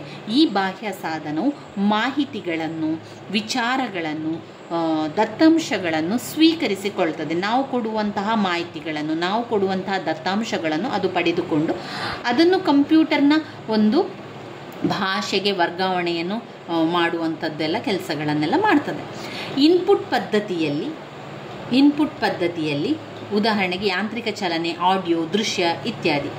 ಇನ್ಪುಟ್ ಮಾದರಿ ಆಧಾರದ ಮೇಲೆ ನಿರಂತರ ಪ್ರತ್ಯೇಕವಾದ ಸಾಧನವಾಗಿರುವಂಥದ್ದು ಒಂದು ಬಾಹ್ಯ ಸಾಧನ ಎಲ್ಲವನ್ನು ಪಡೆದುಕೊಳ್ತದೆ. ಯಾವುದೆಲ್ಲ ಇದೆ ಇನ್ಪುಟ್ ಸಾಧನ? ಅವರು 3 ವಿವರಿಸಲಿಕ್ಕೆ ಕೇಳ್ತಾರೆ, ಅಥವಾ 5 ಕೂಡ ವಿವರಿಸಲಿಕ್ಕೆ ಕೇಳ್ಬೋದು. ನಾವು ಅದರಲ್ಲಿರುವಂಥ ಸಾಧನೆ ಯಾವುದನ್ನೆಲ್ಲ ಅಂತ ಬರಿಬೇಕು. ಇನ್ಪುಟ್ ಸಾಧನಗಳು ಒಂದು ಕೀಲಿಮಣೆ ಅಂದರೆ ಕೀಬೋರ್ಡ್ ಸ್ನೇಹಿತರೆ. ಕೀಬೋರ್ಡ್, ಈ ಕೆಲವೊಂದು ಕನ್ನಡ ವರ್ಡ್ಗಳು ಅದರಲ್ಲಿ ನಮಗೆ ಗೊತ್ತಾಗದಿದ್ದರೆ ಕೆಲವೊಂದನ್ನು ನಾವು ನೋಡ್ಕೊಳ್ಬೇಕಾಗ್ತದೆ. ಕೀಲಿಮಣೆ ಅಂದರೆ ಕೀಬೋರ್ಡ್, ಕೀಲಿಮಣೆಯ ಬಗ್ಗೆ ವಿವರಿಸಬೇಕು. ಮೌಸ್ ಅಂತ ಇದೆ, ಅದನ್ನು ವಿವರಿಸ್ಬೋದು. ಟ್ರ್ಯಾಕ್ ಬಾಲ್ ಇದೆ, ಮೌಸ್ನ ಕೆಳಗೆ ಒಂದು ಚಿಕ್ಕದಾದ ಬಾಲ್ಸ್ ಇರ್ತದಲ್ಲ, ಅದನ್ನು ಈ ರೀತಿ ನಾವು ಮೌಸನ್ನು ಎಲ್ಲ ಕಡೆ ಕೊಂಡೋಗ್ಲಿಕ್ಕೆ ಅದು ಟ್ರ್ಯಾಕ್ ಬಾಲ್ಸ್. ಜಾಯ್ಸ್ಟಿಕ್ ಇರುವಂಥದ್ದು ಆಟಗಳನ್ನೆಲ್ಲ ಆಡಲಿಕ್ಕೆ ನಾವು ರಿಮೋಟ್ ಅಂತ ಹೇಳ್ತೇವಲ್ಲ, ಅದು ಜಾಯ್ಸ್ಟಿಕ್. ಲೈಟ್ ಪೆನ್ ಇದೆ, ಸ್ಕ್ಯಾನರ್ ಇದೆ, ಟಚ್ ಫಲಕಗಳು, ಟಚ್ ಬೋರ್ಡ್ಗಳು, ಡಿಜಿಟಲ್ ಕ್ಯಾಮರಾಗಳು, ಆಮೇಲೆ ಸ್ಮಾರ್ಟ್ ಕಾರ್ಡ್ ಕೂಡ ಇನ್ಪುಟ್ ಸಾಧನಗಳು. ಯಾವುದೆಲ್ಲ ಇನ್ಪುಟ್ ಸಾಧನಗಳು? ಮೊದಲಿಗೆ ಇನ್ಪುಟ್ ಸಾಧನದ ಅರ್ಥವನ್ನು ಬರಿಬೇಕು. ನಂತರ ಇನ್ಪುಟ್ ಸಾಧನಗಳು ಯಾವುದು ಅಂತ ಬರಿಬೇಕು. ಕೆಲವು ಇನ್ಪುಟ್ ಸಾಧನಗಳಿದೆ, ಅವುಗಳು ಯಾವುದು ಅಂತ ಹೇಳಿದರೆ, ಒಂದು ಕೀಬೋರ್ಡ್. ಕೀಲಿಮಣೆ ಅಂತ ನಿಮಗೆ ನೆನಪಿಲ್ಲ ಅಂತ ಆದರೆ ಕೀಬೋರ್ಡ್ ಅಂತಲೇ ಬರೀರಿ. Mouse, trackball, joystick, light pen, scanner, touch board, digital camera ಮತ್ತು ಸ್ಮಾರ್ಟ್ ಕಾರ್ಡ್. ಒಟ್ಟು 9 ವಿಧಗಳಿದೆ. ಇನ್ಪುಟ್ ಸಾಧನಗಳಲ್ಲಿ ಬೇರೆ ಬೇರೆ ವಿಧಗಳಿದೆ. ಇನ್ಪುಟ್ ಸಾಧನಗಳು ಮತ್ತೊಮ್ಮೆ ಹೇಳ್ತಾ ಹೋಗ್ತೇನೆ. ಕೀಬೋರ್ಡ್, ಯಾವುದು? Keyboard. Mouse, trackball, joystick, light pen, scanner ಕೂಡ ಇನ್ಪುಟ್ ಸಾಧನಗಳೇ. ಸ್ಕ್ಯಾನ್ ಮಾಡ್ತೇವಲ್ಲ ನಾವು, ಸ್ಕ್ಯಾನರ್ ನಮಗೆ ಏನಾದರೂ ಒಂದು ಪೇಪರನ್ನು ಸ್ಕ್ಯಾನ್ ಮಾಡಬೇಕು, ಅದನ್ನು ನೋಡ್ಕೊಳ್ಬೇಕು, ಅದೆಲ್ಲ ಸ್ಕ್ಯಾನರಲ್ಲಿ ಇರ್ತದೆ. ಟಚ್ ಬೋರ್ಡ್, ಡಿಜಿಟಲ್ ಕ್ಯಾಮರಾ, ಕಂಪ್ಯೂಟರ್ನಲ್ಲಿರುವಂಥ ಕ್ಯಾಮರಾ ಇದೆಯಲ್ಲ, ಅದು ಕೂಡ ಒಂದು ಹೊರಗಿನ ಒಂದು ಬಾಹ್ಯವಾದಂಥ ವಸ್ತು. ಅದೆಲ್ಲ ಹೊರಗೆ ಇರುವಂಥದ್ದು, ನಮಗೆ ಕಾಣ್ತದಲ್ವ, ಕಣ್ಣಿಗೆ ಕಾಣುವಂಥದ್ದು. ಡಿಜಿಟಲ್ ಕ್ಯಾಮರಾ ಎಲ್ಲ ಇನ್ಪುಟ್ ಸಾಧನಗಳು.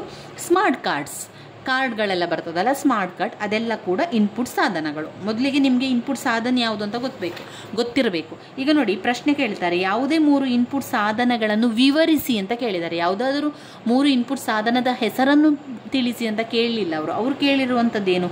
ಯಾವುದೇ 3 ಇನ್ಪುಟ್ ಸಾಧನಗಳನ್ನು ವಿವರಿಸಿ ಅಂತ ಕೇಳಿದ್ದಾರೆ. 3 ಅಂತ ಹೇಳಿದಾಗ ನಾವು ಮೊದಲಿಗೆ ಇನ್ಪುಟ್ ಸಾಧನದ ಅರ್ಥವನ್ನು ಬರೀಬೇಕು. ಇದೊಂದು ಬಾಹ್ಯ ಸಾಧನ, ಕಂಪ್ಯೂಟರ್ನಲ್ಲಿ ಇದೊಂದು ಬಾಹ್ಯ ಸಾಧನ, ಮಾಹಿತಿಗಳನ್ನು ಪಡೆದುಕೊಳ್ಳುವಂಥದ್ದು, ಮಾಹಿತಿಗಳನ್ನು ಮತ್ತು ನಿಯಂತ್ರಣ ಸಂಕೇತಗಳನ್ನು ಪಡೆದುಕೊಳ್ಳುವಂಥದ್ದು, ಮತ್ತು ಅದನ್ನು ಬೇರೆ ಇದರಲ್ಲಿ ಅದನ್ನು ವರ್ತಿಸುವಂಥದ್ದು, ಬೇರೆ ಒಂದು ಇಂಟರ್ಫೇಸ್ ರೀತಿಯಲ್ಲಿ ಅದು ವರ್ತಿಸುವಂಥದ್ದಾಗಿರ್ತದೆ. ಅದರಲ್ಲಿ ಬೇರೆ ಬೇರೆ ರೀತಿಯ ವರ್ಗೀಕರಣವನ್ನು ಮಾಡುವಂಥದ್ದು.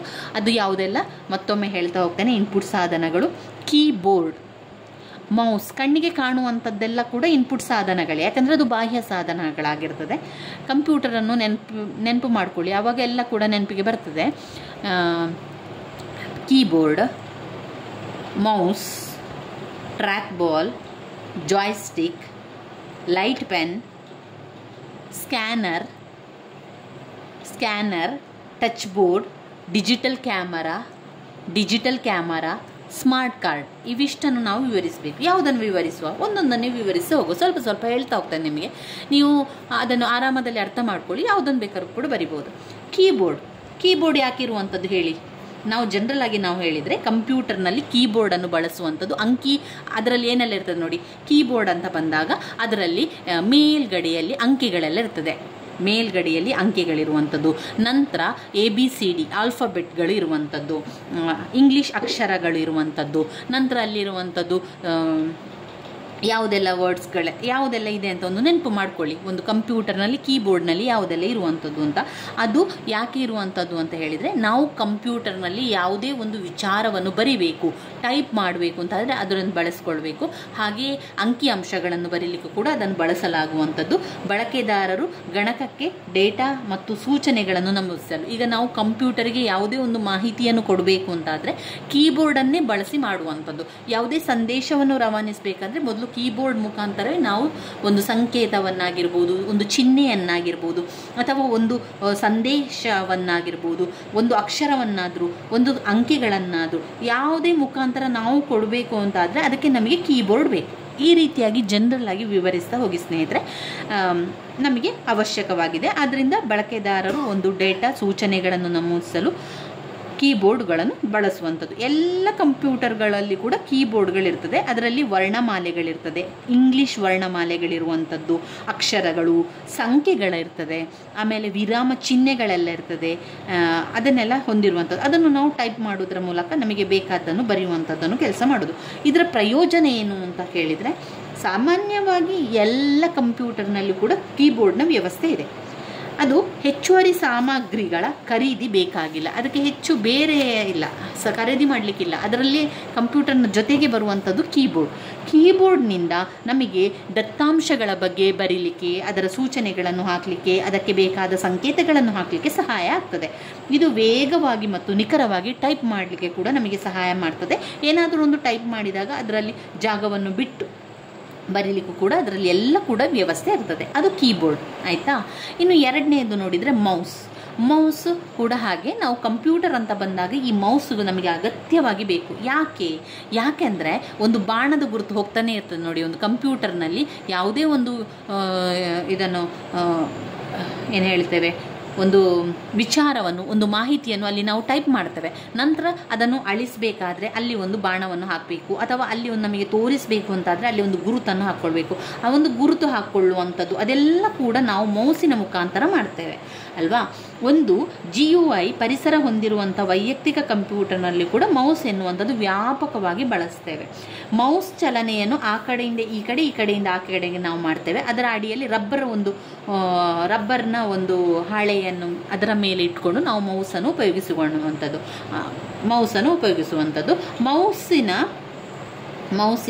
ಮೌಸನ್ನು ಚಲನೆ ಬೇಕಾದ ಕಡೆಗೆ ಈ ರೀತಿಯಲ್ಲಿ ಚಲನೆಯನ್ನು ಮಾಡಿಕೊಳ್ಬೋದು. ಹಾಗೆ ಇದು ಒಂದು ಇದರಲ್ಲಿ ಮೌಸಲ್ಲಿ ಬೇರೆ ಬೇರೆ ನಮೂನೆಯ ಮೌಸ್ಗಳು ಇರ್ತದೆ. ಅದರಲ್ಲಿ ವಯರ್ ಇರುವಂಥದ್ದು, ವಯರ್ ಇಲ್ಲದಿರುವಂಥದ್ದು, ವಯರ್ಲೆಸ್ಗಳು, ತಂತಿ ಇರುವಂಥದ್ದು, ತಂತಿ ರಹಿತ ಇರುವಂಥದ್ದು, ಈ ರೀತಿಯಾಗಿ ಅನೇಕ ಇದೆ ಅಂತ ಬರೀರಿ. ನಂತರ ಏನು ಪ್ರಯೋಜನ ಇದು? ಅದು ಕಂಪ್ಯೂಟರಿಗೆ ಆರಂಭಿಕವಾಗಿ ಮೌಸ್ ತುಂಬಾ ಸಹಾಯಕವಾಗ್ತದೆ. ಒಂದು ಮೌಸನ್ನು ಬಳಸಲು ಅದು ತುಂಬಾ ಸುಲಭ, ಅದರಲ್ಲಿ ಯಾವುದೇ ರೀತಿಯ ಕಷ್ಟ ಇಲ್ಲ. ಮೌಸನ್ನು ಉಪಯೋಗ ಮಾಡಲಿಕ್ಕೆ ಕೂಡ ಅದೇನು ಭಾರ ಇಲ್ಲ, ಗಾತ್ರದಲ್ಲಿ ತುಂಬಾ ಚಿಕ್ಕದು, ಎಲ್ಲಿ ಬೇಕಾದರೂ ಕೂಡ ಅದನ್ನು ಇಟ್ಕೊಳ್ಬಹುದು. ಅನಾನುಕೂಲತೆಗಳು ಅಂತ ಹೇಳಿದರೆ, ಈ ಮೌಸ್ ಬಳಸಿ ಪಠ್ಯವನ್ನು ಇನ್ಪುಟ್ ಆಗಿ ಕೊಡುವಂಥದ್ದು ಸುಲಭ ಮತ್ತು ಅನುಕೂಲಕರ ಅಲ್ಲ ಅಂತ ಹೇಳ್ತಾ ಇದ್ದಾರೆ. ಇನ್ನು ಅಧಿಕ ನಿಖರತೆಯ ಅಗತ್ಯವಿರುವ ರೇಖಾಚಿತ್ರಗಳನ್ನು ಮೌಸ್ನಿಂದ ಸಾಕಷ್ಟು ನಿಖರವಾಗಿ ಬಿಡಿಸ್ಲಿಕ್ಕೆ ಆಗುದಿಲ್ಲ. ದೊಡ್ಡ ದೊಡ್ಡ ಚಿತ್ರಗಳನ್ನು ಎಲ್ಲವನ್ನು ಕೂಡ ಅದನ್ನು ಬಿಡಿಸ್ಲಿಕ್ಕೆ ಆಗುದಿಲ್ಲ ಅಂತ ಅನಾನುಕೂಲತೆಯನ್ನು ಹೇಳ್ತಾ ಇದ್ದಾರೆ. ಇನ್ನು ಟ್ರ್ಯಾಕ್ ಬಾಲ್ ಒಂದು ಸ್ಥಾಯಿ ತೋರುಗಡ್ಡಿ ಸಾಧನವಾಗಿರುವಂಥದ್ದು. ಅದರ ಮೇಲೆ ಬಾಲ್ ಮೆಕ್ಯಾನಿಸಮ್ ಇದೆ. ಟ್ರ್ಯಾಕ್ ಬಾಲ್ ಒಂದು ತಲೆಕೆಳಗಾದ ಮೌಸ್ ಬಹಿರಂಗವಾಗಿ ಚಾಚಿಕೊಂಡಿರುವ ಚೆಂಡಿನ ಹಾಗೆ ಇರುತ್ತದೆ. ಇದನ್ನು ಕಂಪ್ಯೂಟರ್ ಪರದೆಯ ಮೇಲೆ ಚಿತ್ರಗಳನ್ನು ಸರಿಸಲು, ಕರ್ಸರ್ ಚಲಿಸಲು ಬಳಸಲಾಗುತ್ತದೆ. ಟ್ರ್ಯಾಕ್ ಬಾಲ್ ಅಂತ ಅಂದರೆ ಇದರನ್ನು ನಾವು ಟ್ರ್ಯಾಕ್ ಬಾಲನ್ನು ಮೌಸಿನ ಕೆಳಗೆ ಇರುವಂಥದ್ದು, ಮೌಸಿನ ತಲೆಗೆಳಗಾಗಿ ಮಾಡಿದರೆ ಅದರಲ್ಲಿ ಟ್ರ್ಯಾಕ್ ಬಾಲ್ಸ್ಗಳಿರುವಂಥದ್ದು ಚಿಕ್ಕದಾಗಿ ಇರುವಂಥದ್ದನ್ನು ಕಾಣ್ಬೋದು. ಅದು ನಮಗೆ ಅದನ್ನು ಆ ಕಡೆ ಈ ಕಡೆ ಮಾಡಲಿಕ್ಕೆ, ಅದನ್ನು ಹಿಂದೆ ಮುಂದೆ ಮಾಡಲಿಕ್ಕೆ ಅಥವಾ ಮೇಜಿನಲ್ಲಿ ಸರಿಸಲಿಕ್ಕೆ ಸುಲಭವಾಗಿ ಅದನ್ನು ಉಪಯೋಗಿಸ್ಬೋದು. ಆದರೆ ಟ್ರ್ಯಾಕ್ ಬಾಲ್ ಸಾಮಾನ್ಯವಾಗಿ ಮೌಸ್ನಷ್ಟು ನಿಖರವಾಗಿಲ್ಲ ಅಂತ ಹೇಳ್ತಾ ಇದ್ದಾರೆ. ಅಷ್ಟೇನು ನಿಮಗೆ ಅದರ ಬಗ್ಗೆ ವಿವರಿಸಲಿಕ್ಕೆ ಆಗ್ತಾ ಇಲ್ಲ ಅಂತಂದರೆ ಬೇರೆ ಅಂತ ತಗೊಂಡ್ರೆ ಆಯಿತು. ನಾನಿಲ್ಲಿ ಓದ್ಕೊಂಡಿರುವಂಥದ್ದು ಒಂದು ಕೀಬೋರ್ಡ್ನ ಬಗ್ಗೆ ನಮಗೆ ಗೊತ್ತಿರುವ ರೀತಿಯಲ್ಲಿ ಬರಿತಾ ಹೋದರೆ ಆಯಿತು. ಮೌಸ್ ಕೂಡ ಹಾಗೆ. ಮೌಸ್ ಕೂಡ ನಮಗೆ ಎಲ್ಲವನ್ನು ಒಂದು ಸೂಚನೆಗಳನ್ನು ಹಾಕಲಿಕ್ಕೆ ಅಥವಾ ಯಾವುದೇ ಒಂದು ಮಾಹಿತಿಯ ಬಗ್ಗೆ ಅದನ್ನು ಪತ್ತೆ ಹಚ್ಚಲಿಕ್ಕೆ, ಅದರ ಬಗ್ಗೆ ಜನರಿಗೆ ತಿಳಿಸಲಿಕ್ಕೆ, ಬಾಣವನ್ನು ಅಲ್ಲಿ ಬರುವಂಥದ್ದು, ಬಾಣ ಅಂತ ಬರ್ತದಲ್ಲ, ಅದನ್ನೆಲ್ಲ ತೋರಿಸಲಿಕ್ಕೆ ಮೌಸ್ನಲ್ಲಿ ಬೇರೆ ಬೇರೆ ವಿಧ ಮೌಸ್ ಅಂತ ಹಾಕಿ. ನಂತರ ಟಚ್ ಪ್ಯಾಡ್ ಎನ್ನುವಂಥದ್ದು ಇದೆಯಲ್ಲ, ಟಚ್ ಪ್ಯಾಡ್ ನಾವು ಪೋರ್ಟಬಲ್ ಕಂಪ್ಯೂಟರ್ನಲ್ಲಿ ಮೌಸ್ ಪಾಯಿಂಟರ್ ಸರಿಸಲು ಬಳಸಬಹುದಾದ ಒಂದು ಸಣ್ಣ ಒತ್ತಡ ಮತ್ತು ಚಲನೆಯ ಸೆನ್ಸಿಟಿವ್ ಪ್ರದೇಶವಾಗಿರುವಂಥದ್ದು. ಟಚ್ ಪ್ಯಾಡ್ ಅಂತ ಹೇಳಿದರೆ ಅದು ಅಲ್ಲಿ ಟಚ್ ಮಾಡುವಂಥ ಒಂದು ಸಣ್ಣದಾದಂತಹ ಒಂದು ಚಲನೆ ಮಾಡುವಂಥ ಪ್ರದೇಶ. ಅಲ್ಲಿ ನಾವು ಏನು ಮಾಡ್ತೇವೆ, ಮೌಸ್ ಪಾಯಿಂಟರ್ಗಳನ್ನು ಸರಿಸಲಿಕ್ಕೆ ತುಂಬಾ ಬೇಕಾಗ್ತದೆ. ಇದು ಟಚ್ ಪ್ಯಾಡ್ಗಳು ತುಲನಾತ್ಮಕ ಸ್ಥಾನ ಅಡ್ಡಲಾಗಿ ಎಳೆಯುತ್ತದೆ. ಒಂದು ಅಥವಾ ಅನೇಕ ಬೆರಳುಗಳ ಮೂಲಕ ಸಾಧನ ಸಂವಹನ ಬಳಕೆದಾರರು ಟಚ್ ಪ್ಯಾಡ್ ಅಡ್ಡಲಾಗಿ ನಮ್ಮ ಬೆರಳು ಸರಿಸಲು ಪರದೆಯ ಮೇಲೆ ಮೌಸ್ ಪಾಯಿಂಟ್ ಅದೇ ದಿಕ್ಕಿನಲ್ಲಿ ಚಲಿಸುತ್ತದೆ. ಒಂದು ಟಚ್ ಪ್ಯಾಡ್, ಒಂದು ಮೌಸ್, ಒಂದು ಪರ್ಯಾಯ. ಈಗ ಒಂದು ವೇಳೆ ಮೌಸ್ ಇಲ್ಲ ಅಂತ ಆದರೆ ಮೌಸಿನ ಪರ್ಯಾಯವಾಗಿ ನಾವು ಏನನ್ನು ಬಳಸ್ತೇವೆ, ಟಚ್ ಪ್ಯಾಡನ್ನು ಬಳಸ್ತೇವೆ. ಟಚ್ ಪ್ಯಾಡಿನ ಮೂಲಕ ಅದನ್ನು ಒಂದು ಸ್ವಲ್ಪ ಹೀಗೆ ಒತ್ಕೊಂಡು ನಾವು ಈ ಕಡೆ ಬಂದರೆ ಆ ಬಾಣ ನಮಗೆ ಹೋಗುವುದು ಕಾಣ್ತದೆ, ಅಥವಾ ಆ ಬಾಣ ನಮಗೆ ಕಾಣ್ತದೆ. ಮೌಸ್ ಇಲ್ಲ ಅಂತ ಆದರೆ ಮೌಸಿನ ಪರವಾಗಿ ಅದನ್ನು ಬಳಸುವಂಥದ್ದು, ಅದು ಮೌಸಿನ ಪರ್ಯಾಯವಾಗಿ ಅದನ್ನು ಬಳಸುವಂಥದ್ದು. ಪರದೆಯ ಮೇಲೆ ಮೌಸ್ ಪಾಯಿಂಟಿನ ದಿಕ್ಕಿನಲ್ಲಿ ಅದು ಕೂಡ ಹೋಗ್ತದೆ.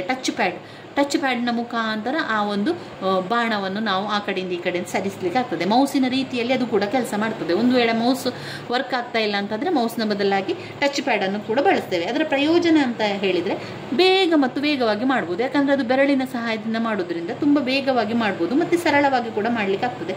ಪೋರ್ಟಬಲ್ ಸಾಧನಗಳಿಗೆ ಐಡಿಯಾ ಆಗಿರ್ತದೆ. ಅನಾನುಕೂಲತೆಗಳು ಅಂತ ಹೇಳಿದರೆ ಅದೊಂದು ದುಬಾರಿ ಅಂತ ಹೇಳ್ತಾರೆ, ನಿರ್ದಿಷ್ಟ ಸಾಧನಗಳನ್ನು ಕಂಡುಕೊಳ್ಳುವಂಥದ್ದು.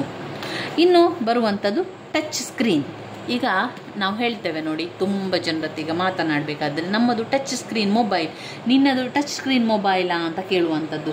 ಅದೇ ರೀತಿ ಕಂಪ್ಯೂಟರ್ನಲ್ಲಿ ನಾವು ಟಚ್ ಮಾಡುವುದರ ಮೂಲಕ ಸ್ಕ್ರೀನನ್ನು ಟಚ್ ಮಾಡಿ ಒಂದು ಯಾವುದೇ ರೀತಿಯ ಅಲ್ಲಿ ಒಂದು ಕೆಲಸವನ್ನು ಮಾಡುವಂಥದ್ದು. ಟಚ್ ಸ್ಕ್ರೀನ್ ಒಂದು ಇನ್ಪುಟ್ ಸಾಧನ ಆಗಿರುತ್ತದೆ. ಟಚ್ ಸ್ಕ್ರೀನ್ಗಳು ಹೆಚ್ಚಾಗಿ ಮಳಿಗೆಗಳಲ್ಲಿ, ಹೋಟೆಲ್ಗಳಲ್ಲಿ, ವಿಮಾನಗಳಲ್ಲಿ, ವಸ್ತು ಸಂಗ್ರಹಗಳಲ್ಲಿ ಮಾಹಿತಿಯನ್ನು ಪಡೆಯಲು ಬಳಸಲಾಗ್ತದೆ. ATM ಯಂತ್ರಗಳಲ್ಲಿ, ಬ್ಯಾಂಕ್ ಖಾತೆಗಳಲ್ಲಿ ಸುಲಭ ಪ್ರವೇಶ ಅನುಮತಿಸಲು ಟಚ್ ಸ್ಕ್ರೀನನ್ನು ಬಳಸ್ತೇವೆ. ನೋಡಿ, ಉದಾಹರಣೆಗೆ ಇಲ್ಲಿ ತುಂಬಾ ಸುಲಭವಾಗಿ ಕೊಟ್ಟಿದ್ದಾರೆ. ಈಗ ನಾವು ಒಂದು ATM ಯಂತ್ರಕ್ಕೆ ಹೋಗ್ತೇವೆ, ಹಣವನ್ನು ತಗೊಳ್ಳಿಕ್ಕೆ ಅಥವಾ ಹಣವನ್ನು ಹಾಕಲಿಕ್ಕೆ ಇರ್ಬೋದು. ATMನ ಯಂತ್ರಕ್ಕೆ ಹೋಗ್ತೇವೆ. ಅಲ್ಲಿ ಏನಿರ್ತದೆ ನೋಡಿ, ಈ ರೀತಿಯಾಗಿ ಟಚ್ ಪ್ಯಾಡ್ ಇರ್ತದೆ. ಬ್ಯಾಲೆನ್ಸ್, ಸೇವಿಂಗ್ಸ್ ಅಕೌಂಟು ಯಾವುದೆಲ್ಲ ಮುಟ್ಟಿ ಅಲ್ಲಿ ಹಾಕುವಂಥದ್ದು. ಅದು ನಮ್ಮ ಬೆರಳಿನ ಮುಖಾಂತರ, ಬೆರಳಿನ ಸಹಾಯದಿಂದ ಟಚ್ ಸ್ಕ್ರೀನನ್ನು ಮಾಡಿ ಅಲ್ಲಿ ನಾವು ನಮ್ಮ ಕೆಲಸವನ್ನು ಮಾಡಿಕೊಳ್ಳುವಂಥದ್ದು.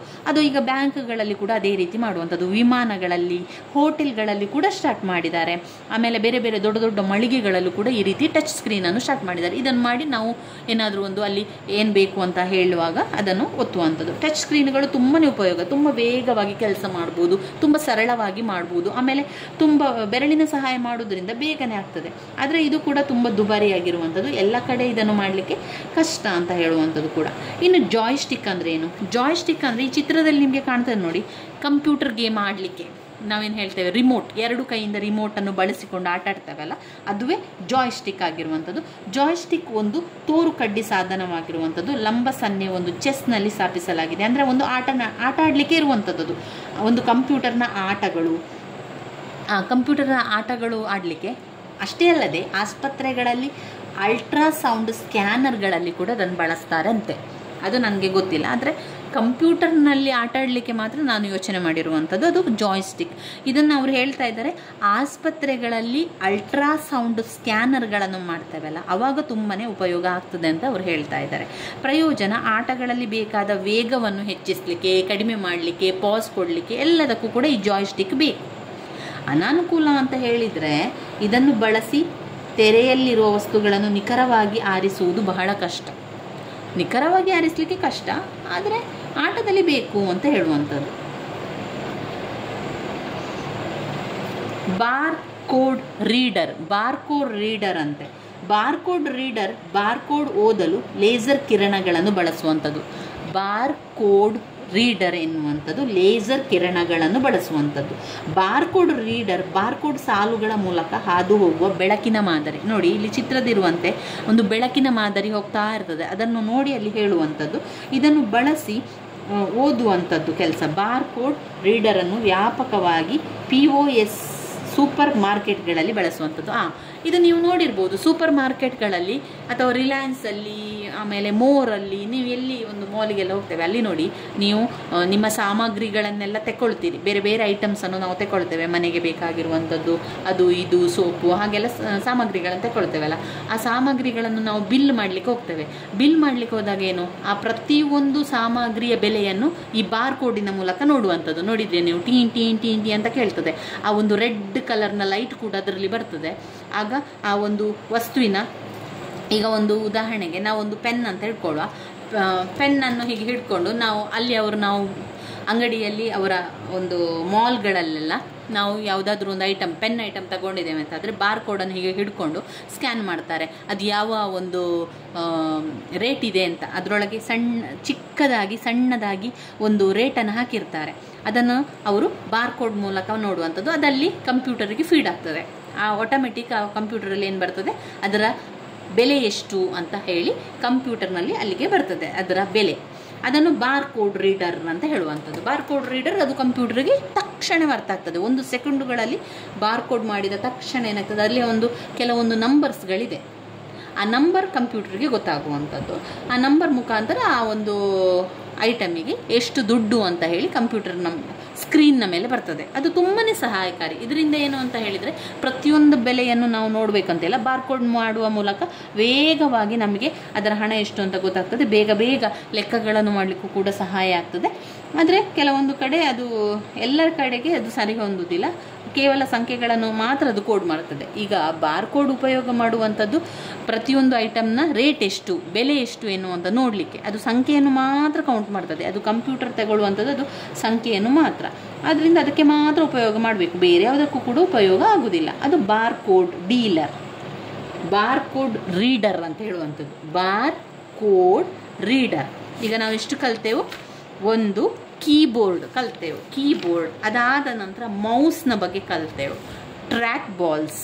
ಅದಾದ ಮೇಲೆ ಟಚ್ ಪ್ಯಾಡ್, ಅದಾದ ಮೇಲೆ ಜಾಯ್ಸ್ಟಿಕ್ಕನ್ನು ಕಲ್ತೆವು. ಈಗ ಬಾರ್ ಕೋಡ್ ರೀಡರನ್ನು ನೋಡ್ಕೊಂಡೆವು. ಬಾರ್ ಕೋಡ್ ರೀಡರ್ ಅಂತ ಗೊತ್ತಾಯ್ತಲ್ವ.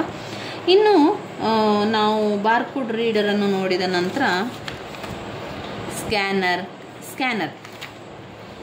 ನೋಡಿ, ಚಿತ್ರದ ಸ್ಕ್ಯಾನರ್ ಮಾಡೋದು. ನಾವು ಯಾವುದೇ ಒಂದು ವಿಷಯವನ್ನು ಸ್ಕ್ಯಾನರ್ ಮಾಡಲಿಕ್ಕೆ ಇದನ್ನು ಉಪಯೋಗಿಸುವಂಥದ್ದು ಚಿತ್ರ ಸ್ಕ್ಯಾನರ್. ಇದರಲ್ಲಿ ಬೆಳಕಿನ ಸಂಜ್ಞೆಯ ಇನ್ಪುಟ್ ಸಾಧನ.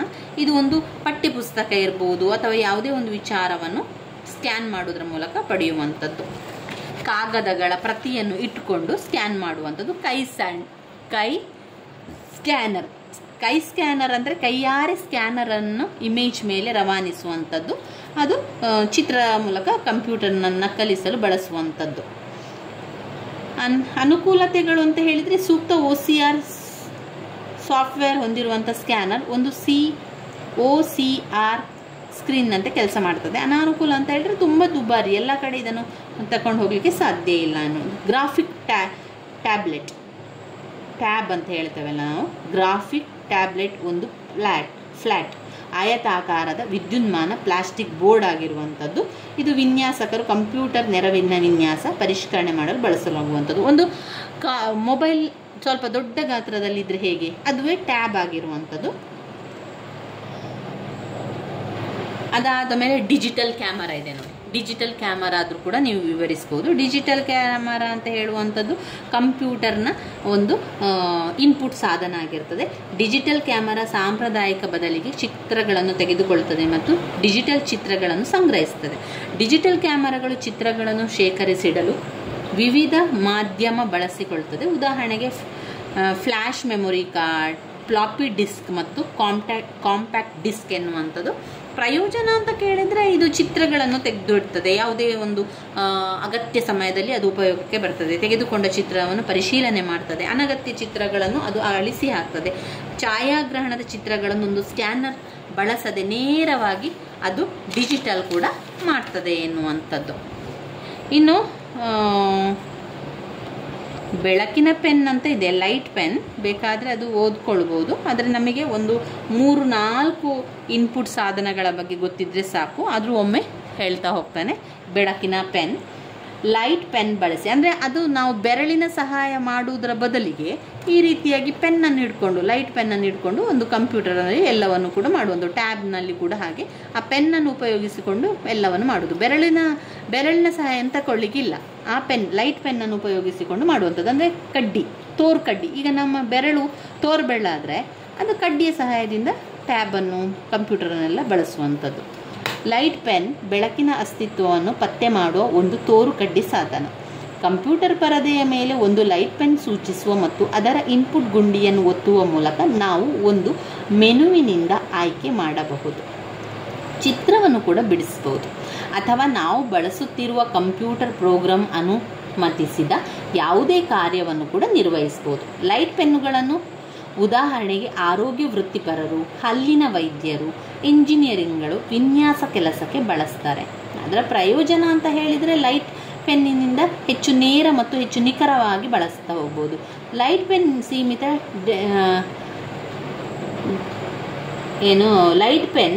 ಸೀಮಿತ ಡೆಸ್ಕ್ಟಾಪ್ ಸ್ಥಳಗಳ ಅನ್ವಯಗಳಿಗಾಗಿ ಅನುಕೂಲಕರ. ಅನಾನುಕೂಲ ಅಂತ ಹೇಳಿದರೆ ಕೆಲಸ ನಿರ್ವಹಿಸಲು ವಿಶೇಷವಾಗಿ ವಿನ್ಯಾಸಗೊಳಿಸಿದ ಮಾನಿಟರ್ ಬೇಕು. ಈ ಒಂದು ಲೈಟ್ ಪೆನ್ನನ್ನು ಬಳಸಬೇಕು ಅಂತಾದರೆ ಅದಕ್ಕೆ ವಿಶೇಷವಾಗಿ ಮಾಡಿರುವಂತಹ ಮಾನಿಟರ್ ತುಂಬಾ ಅಗತ್ಯ ಇದೆ ಎನ್ನುವಂಥದ್ದು. ಇವಿಷ್ಟು ತುಂಬಾ ಇಂಪಾರ್ಟೆಂಟ್ ಆಗಿರುವಂತಹ ಒಂದು ಭಾಗ ಇನ್ಪುಟ್ ಸಾಧನಗಳು. ಇದನ್ನು ನಮಗೆ ಕಂಪ್ಯೂಟರ್ ಸರಿಯಾಗಿ ಗೊತ್ತಿದ್ದವರಿಗೆ ಎಲ್ಲವನ್ನು ಕೂಡ ಸುಲಭವಾಗಿ ವಿವರಿಸ್ಬೋದು. ಇನ್ನು ಕಂಪ್ಯೂಟರ್ ಗೊತ್ತೇ ಇಲ್ಲ ಅಂತಾದವರು ಈ ರೀತಿಯಾಗಿ ಕೆಲವೊಂದನ್ನು ಅರ್ಥ ಮಾಡ್ಕೊಳ್ಳಿ. ಕಂಪ್ಯೂಟರ್ ಅಂತ ಹೇಳಿದ ಕೂಡ ನಮಗೆ ಕೆಲವೊಂದು ಸಣ್ಣ ಪುಟ್ಟ ವಿಚಾರಗಳು ಗೊತ್ತಿದೆ ಅಲ್ವಾ. ಈಗ ಮೌಸ್ನ ಬಗ್ಗೆ ನಮಗೆ ಗೊತ್ತಿದೆ, ಕೀಬೋರ್ಡ್ ಬಗ್ಗೆ ಗೊತ್ತಿದೆ, ಈ ರೀತಿಯಾದ ವಿಚಾರಗಳು. ಹಾಗೆ ನಾನೀಗ ಇದೆಲ್ಲ ಹೇಳಿದೆ, ಇದೆಲ್ಲ ಗೊತ್ತಿದೆ ನೋಡಿ. ನಾವು ಮೌಸ್ ಗೊತ್ತಿದೆ, ಹಾಗೆ ಜಾಯ್ಸ್ಟಿಕ್ ಆಟ ಆಡಲಿಕ್ಕೆ ಬೇಕಾಗಿರುವಂಥ ನೋಡಿರ್ತೇವೆ ತುಂಬ ಜನ. ಬಾರ್ಕೋಡ್ ರೀಡರ್ ಪ್ರತಿಯೊಬ್ಬರು ಕೂಡ ನೋಡಿರ್ತೀರ. ಯಾಕಂದರೆ ನಾವು ಈಗ ಮಾಲ್ಗಳಲ್ಲೆಲ್ಲ ಹೋದರೆ ಅದೇ ರೀತಿ ಬಳಸೋದ್ರಿಂದ ಅದಕ್ಕೆ ಹೆಸರು ಕೂಡ ಕೆಲವೊಮ್ಮೆ ಗೊತ್ತಿರುವುದಿಲ್ಲ ನಮಗೆ. ಅದರ ಹೆಸರೇ ಬಾರ್ಕೋಡ್ ರೀಡರ್. ಅದು ಇನ್ಪುಟ್ ಸಾಧನ, ಬಾರ್ಕೋಡ್ ರೀಡರ್. ಆಮೇಲೆ ನಾವು ಓದಿದ್ದು ಯಾವುದು ಅಂದರೆ ಇದು ಸ್ಕ್ಯಾನ್ ಮಾಡುವಂಥದ್ದು ಇದೆಯಲ್ಲ ಅದು ಕೂಡ ಹಾಗೆ ಪ್ರತಿಯೊಬ್ಬರಿಗೂ ಕೂಡ ಗೊತ್ತಿದೆ. ಈಗ ಸ್ಕ್ಯಾನ್ ಮಾಡುವಂಥದ್ದೆಲ್ಲ ನಾವು ನೋಡಿರ್ತೇವೆ. ಆಮೇಲೆ ಈ ಒಂದು ಟ್ಯಾಬ್ಲೆಟ್ ಅಂದರೆ ಟ್ಯಾಬಿನ ಬಗ್ಗೆ ಸಹ ಗೊತ್ತಿದೆ. ಕ್ಯಾಮರಾ ಯಾವ ರೀತಿ ಉಪಯೋಗ ಆಗ್ತದೆ. ಆಮೇಲೆ ಬೆಳಕಿನ ಪೆನ್ ಅಂದರೆ ಆ ಒಂದು ಕಡ್ಡಿಯನ್ನು ಉಪಯೋಗಿಸಿ ಮಾಡುವ ತೋರು ಕಡ್ಡಿ ಅಂತ ಹೇಳುವಂಥದ್ದು. ಇದೆಲ್ಲ ಕೂಡ ಈ ವಿಚಾರಗಳು ಇದರಲ್ಲಿ ಬರುವಂಥದ್ದು. ತುಂಬಾ ಮುಖ್ಯವಾಗಿರುವಂಥ ಪ್ರಶ್ನೆ. ಇನ್ಪುಟ್ ಸಾಧನಗಳು 2023ರಲ್ಲಿ ಕೂಡ ಬಂದಿದೆ. ಇನ್ನೂ ಹಳೆಯ ಪ್ರಶ್ನೆ ಪತ್ರಿಕೆಯಲ್ಲಿ 10 ಅಂಕಕ್ಕೆ ಕೇಳಿರುವಂತಹ ಪ್ರಶ್ನೆಯನ್ನೇ 2023ರಲ್ಲಿ ಏನು ಮಾಡಿದ್ದಾರೆ ಅವರು 5 ಅಂಕಕ್ಕೆ ಕೊಟ್ಟಿರುವಂಥದ್ದು. ಯಾವುದೇ 3 ಇನ್ಪುಟ್ ಸಾಧನಗಳನ್ನು ವಿವರಿಸಿ ಅಂತ ಕೊಟ್ಟಿದ್ದಾರೆ. ಇವಿಷ್ಟು ನಾವು ಅದರಲ್ಲೇ ನೋಡುವಂಥದ್ದು. ಇನ್ನು ನಾವು ಓದ್ಕೊಳ್ಳೇಬೇಕಾಗಿರುವಂಥದ್ದು ಅಂತ ನಾನು ನಿಮಗೆ ತಿಳಿಸುವಂಥದ್ದು ನೆಟ್ವರ್ಕ್ ಟೊಪಾಲಜಿ, ಜಾಲಬಂಧ ಟೊಪಾಲಜಿ. ನೆಟ್ವರ್ಕ್ ಟೊಪಾಲಜಿ, ಜಾಲಬಂಧ ಟೊಪಾಲಜಿ ಎಲ್ಲ ಕೂಡ ಅದರಲ್ಲಿ ಬರ್ತದೆ. ಘಟಕ 16ನೇದು, ಪುಟ ಸಂಖ್ಯೆ 158ರಲ್ಲಿದೆ. ಮುಂದಿನ ವಿಡಿಯೋದಲ್ಲಿ ನಾನು ಟೊಪಾಲಜಿಯ ಬಗ್ಗೆ ತಿಳಿಸ್ಕೊಡ್ತೇನೆ.